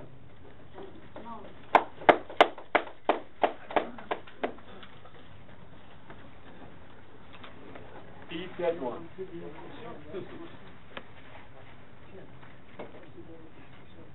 Shell station has LED lights at Lincoln and Southfield Road. Here's what? They have LED lights at Lincoln and Southfield. But is that laser? Because No, laser it's on the panels- Southfield side of, Lincoln, south side. Certainly. No, it's Southfield. It is Southfield. Yeah. Yeah, Because but I know it's the on one the on south side. South South South, side, yeah. south of Lincoln. All right, council, please. The next individual requesting recognition is Cheryl Rhodes. Ms. Rhodes here? No? All right, the next request for recognition, Mr. Fred Bunker. Hey, Fred.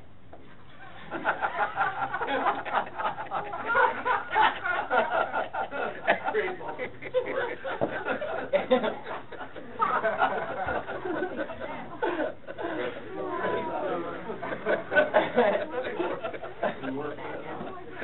No, you keep it. I just show you. That's how involved I used to be. Yes. I was on everybody. And you should see that cane in a nice, beautiful green HUD. Really? Yeah, folder. You know, hard copy. Yeah. All right, Yeah. I mean, used to Can you work. pass this out Used to after? I have mean, I these can guys know home the process, phone I try to follow it. Yeah, but I mean, it's what we're missing, and it's sad because. Please, you're interrupting the meeting. Ms. English, go ahead. You know, routine name, address, and record, you have 5 minutes. Stephanie English, 28735 San Carlos, Southfield 48076. And I do need to know the process to pass things out to you because that's important to the presentation, and it is important. What I'm coming to, council, is pertaining to the lawsuit that was announced here in March that was coming forward from the He city. can't hear you. Look at talking to the microphone, please. You're interrupting my time, Ms. Seymour. Well, you got to speak in the microphone if you want to. Okay, because you do this, you cut our time off. You did it to Mr. Scarborough, you gave him 3 minutes, 45 cents. I looked at that council meeting 5 times last week, you did. You're using up your time. And you're wasting ours when we come here. No, It's not fair. time. This is in regard, I'll just continue Monday if I need to, but there's a lawsuit that's pending with the city of Southfield that we've accepted funds for to handle. And what I'm coming here is to cite the issue based on the FOIA issues coming from the police department. This particular lawsuit is by a gentleman who was a victim of a domestic dispute and was not given his records as a victim so that he can be reimbursed by the state victims fund. He requested them directly with the department. He also had an attorney write a letter. Very quickly, to surmise it, he was not given these records, even though the records are sealed. In the packet I had here the FOIA rules that would show that even when records are sealed, a victim still has access to his records. The bottom line is that this is costing the city money by the city department head, and this is the records department for the police department that's under the jurisdiction of Chief Brian Gerald, that this is going to be costing the city several thousands of dollars to handle. And in looking at all of the case details and the FOIA rules, it looks as though this case will go in favor of the plaintiff, because the one rule that was not followed with the sealed records is that a victim, I made a copy of the FOIA rule, that in spite of sealed records, that it is the duty to provide notice and records to the victim, furnishing all information or records. All I'm saying here is that the department leader should know the rules. The department leader should be able to guide the records manager or the person in charge of the records that this is going to be a waste of money. I'm not a litigious person, but I've had the same FOIA denial from the same department, the same leader. I have 3 FOIA requests that if I was a litigious person, I could just go and copy this document word for word and file charges against the city. That is not my intent because, again, I don't have a natural litigious nature. I try to do things directly with the parties at hand. But this is a waste of money. It shows that this leader is not actually following the processes correctly, doesn't know either how to train that department, but we're faced with a lawsuit that we didn't have to face. I pulled it up word for word, and I also went through the very cumbersome process to actually get out the FOIA rules so that I could see, does the city have its opportunity to win the case? In either event, if they don't win the case, with the law fees, the plaintiff award, which is $500 per FOIA denial, it's a waste of money, and I do fault any leader principle that governs a particular department. Again, my experiences over the last 6 or 7 months with my concerns about Brian Gerald becoming a candidate for the chief of police, I want to show that his selection may be a financial risk to us because there's already financial impact coming from his department with his oversight of the records department. I need to show this because it's not just about personality, traits, trends, academic credentials, and everyday management. It's the back-end pieces that we don't want any departments to become a cost leader. We want all departments to be run efficiently so that there is not an extra drain on our budget. Again, the copies that are here are the complaint, the city's answer to the complaint, a copy of a letter from another attorney that tried to just request the FOIA records the same way our citizen did.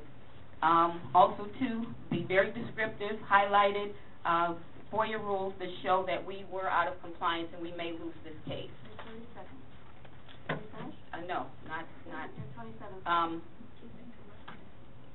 Why do you keep it? I mean, just stop me at the end. You just never mind. This is unfair, Ms. Seymour. And I watched the council. I'm gonna use my 20 seconds. I watched the council, the last council. You cut David Scarborough off at 3 minutes 45 seconds. Other people saw it. You interrupt people before they start, and you don't give them their fair time. I don't know if it's intentional, but it appears to be. And she only gave you 4:30 on her phone. Do you want to waste time? Through the chair, if I could respond to the matters brought up by a couple of speakers. People in the audience who need to keep this down, we're trying to conduct a business meeting. Go ahead. Thank you. With regard to the items discussed by Ms. Gerald, she is correct. There was a prosecution against Mr. Carr last year. It was, there were 4 visits to the property by staff pointing out to Mr. Carr and his representatives what the violations were at the property. Mr. Carr admitted responsibility to the violations. The violations have reappeared. There's a second ticket pending in district court. It's pending. It's not decided as of yet. I understand that Mr. Carr did make a ZBA application, and as I mentioned earlier tonight, the ZBA is an independent quasi-judicial board, and I'm not sure what they will decide with regard to this request. I also mentioned a Mr. LaFleur, who I also prosecuted in district court. We tried to work through staff with Mr. LaFleur for about 2 years. He has a very large catamaran on his property. Very large? And he admitted to the violation in district court, and he's been given, I believe, about a year to take care of the violation because it is such a large item on the property. It would be very difficult to remove. There was actually a civil rights complaint filed against the city in reference to Mr. Carr's case, and the Civil Rights Commission found no cause of action. There was a charge made that there was unequal treatment of residents, and the commission dismissed that case. With regard to, I cannot comment on the items that Mr. Mullen spoke of, but on the last matter that Ms. English spoke of, there is a lawsuit, and I would indicate there is a valid plan of action, and it really is not appropriate to discuss this lawsuit because it refers to sealed court documents. Thank you. Yes, Mr. I'd like to refer to the city administrator to check out the Shell station at Lincoln and Southfield. I noticed the lights, the LED lights on the gas price sign. I was on my way to Home Depot over the weekend and I noticed it. I've taken note, thank you very much. And we'll do that first thing I tomorrow. was surprised to see it. It's in the old era. Yeah. No, but I'm just saying that, the thing is just so like we're Right, also. Mr. Moss? Yeah, no, I just had a question, because obviously, we're not ever gonna make everybody happy, but the one thing that it's good, that time is objective. So if we can use that clock that's in there, I mean, everybody would be on the same page, and I think we spend time talking about the time. And I think if everybody just follows the same clock, I think nobody's gonna be at fault, and we'll see the time click down, and You can't see it on there, the problem with, that thing malfunctions. It has malfunctioned. okay, if we can move forward with the process, We're we'll find, looking okay, at that's all. Judge, here in the United States, they have clocks what go on the seconds and on the minutes, lady. They can bump 5 meters away from me, and I don't get killed by the enemy. I'm 30,000 feet up, and you don't come by a clock? Sir, this is not a public discussion, this is a business No, but I meeting. told you what was on my heart. You're not the deciding factor. No? But you working for me, Through the okay? chair on the, And you on need the to timing handle it. issue, we are about to get a resolve on Okay. that. I'm told that the, You that think there you is are. a two-sided clock, it's done seconds a minute. Council can see it, and the public can see it, speakers can see it. Thank you, amen. We will obtain one, at least one, two of them. That's what we're hoping to, that's what we're told. And, we need to find a source to get those clocks. That's shaped like this. I would like to recommend, because there are stoplights in there. We're using a stopwatch. But you have difficulty operating. No, I don't. Yes, you do. We had a number of difficulties operating the gym. So we need one that you push a button and start, and it clocks, it goes down to 5. Everyone can see it. Yeah, we're talking Everyone about can one that see they it. have at the, Hey, Jeremy, Atlanta. like Jeopardy. Yeah, yeah, Court, yeah. okay? Yeah. That's the Jeopardy It's down to board. the time. Yeah, that's what we're looking for. I think that's just a fair way to bridge a lot of the issues that we're having. It's just time. So it's easy, and it's easy for both of us to come. Look, this is my stopwatch, it works differently than Miss, Jordan's, hers works backwards. But you're the only one that sees it. Yeah, mine. That I agree with, but I'm not gonna go out and spend my money to buy a clock for the city, we're looking for one. And the clock in there that was purchased for that purpose, it does work backwards, it malfunctions, stopped at 2.5 minutes the last time I used it, so I'm not gonna use it again. Big discuss, big Obama. We know we need a clock that's different.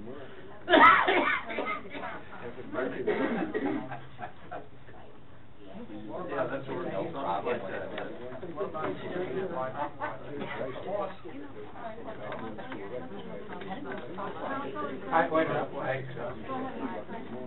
I have some couple of observations.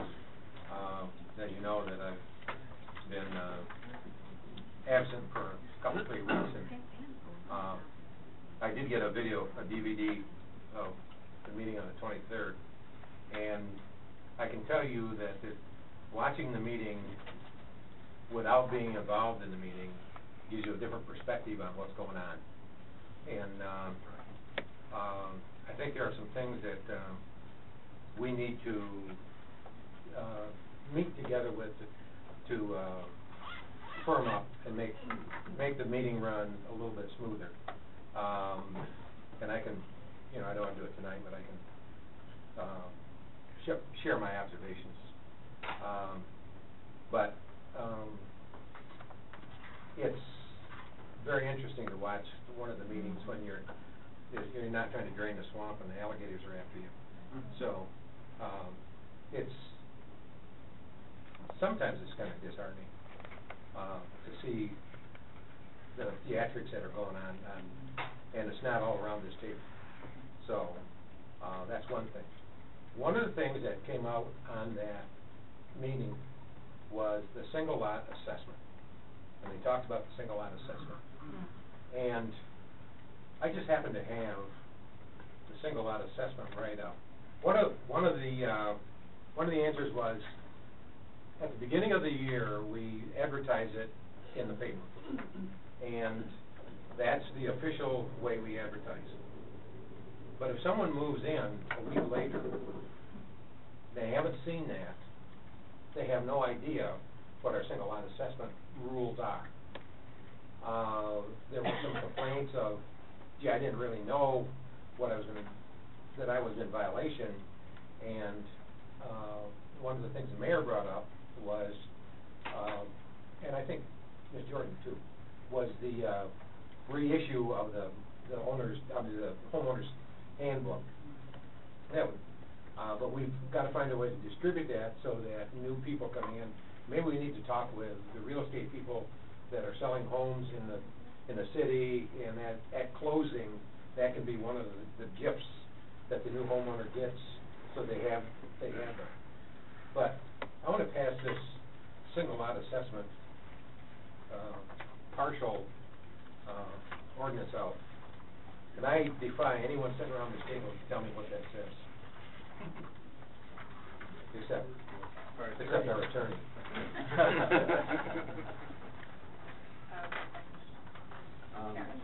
During the intermission here, agreed, and in line with what the council was saying about getting things done, definitely. We will have a draft of the new residence handbook by the 14th. Okay. We're going to sit in a room, and we're not leaving that room until we come up with it. It's not really that difficult to get, doesn't have to be huge, 3 or 4 pages to cover the big items. Bottom line for me is the material that we expect our residents to read and understand need to be written in plain language. Now, there may be a legal reason that it has to be written the way it's written, but I think that there's also a way that it can be written so that an average person can pick it up and read it and make some sense of it. Because I started to read that thing and I said, you got to be kidding me. My observation. Isn't this all one sentence in item 1? Pretty good sized sentence. Got a comma 5 lines down. The other thing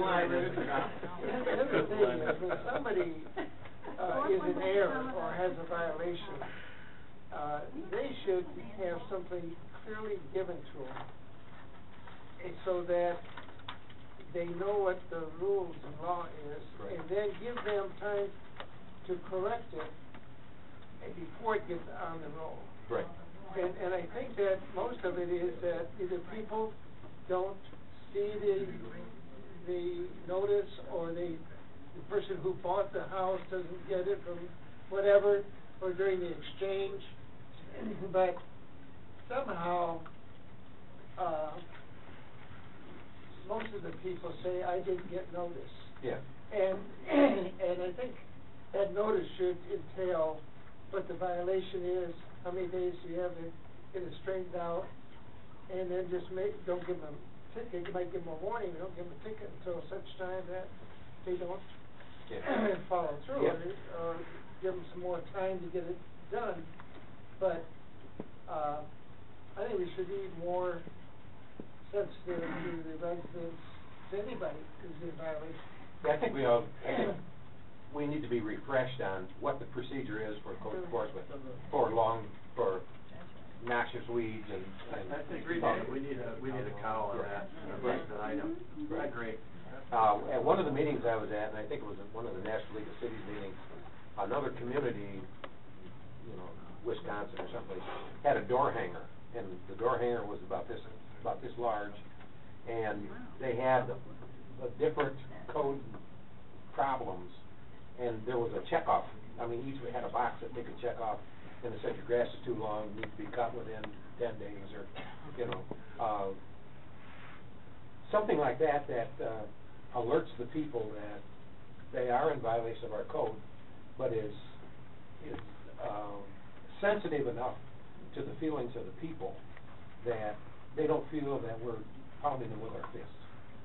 And that's one of the things that I got from a couple of the people, even though they were fairly gracious, because most people that come to talk with us are really kind of nervous about being here, and they shouldn't be, but they are. And so I think there are some things that we need to take a look at ourselves and see how we're trying to build that communication bridge between us and a community, because we really need the community to work with us.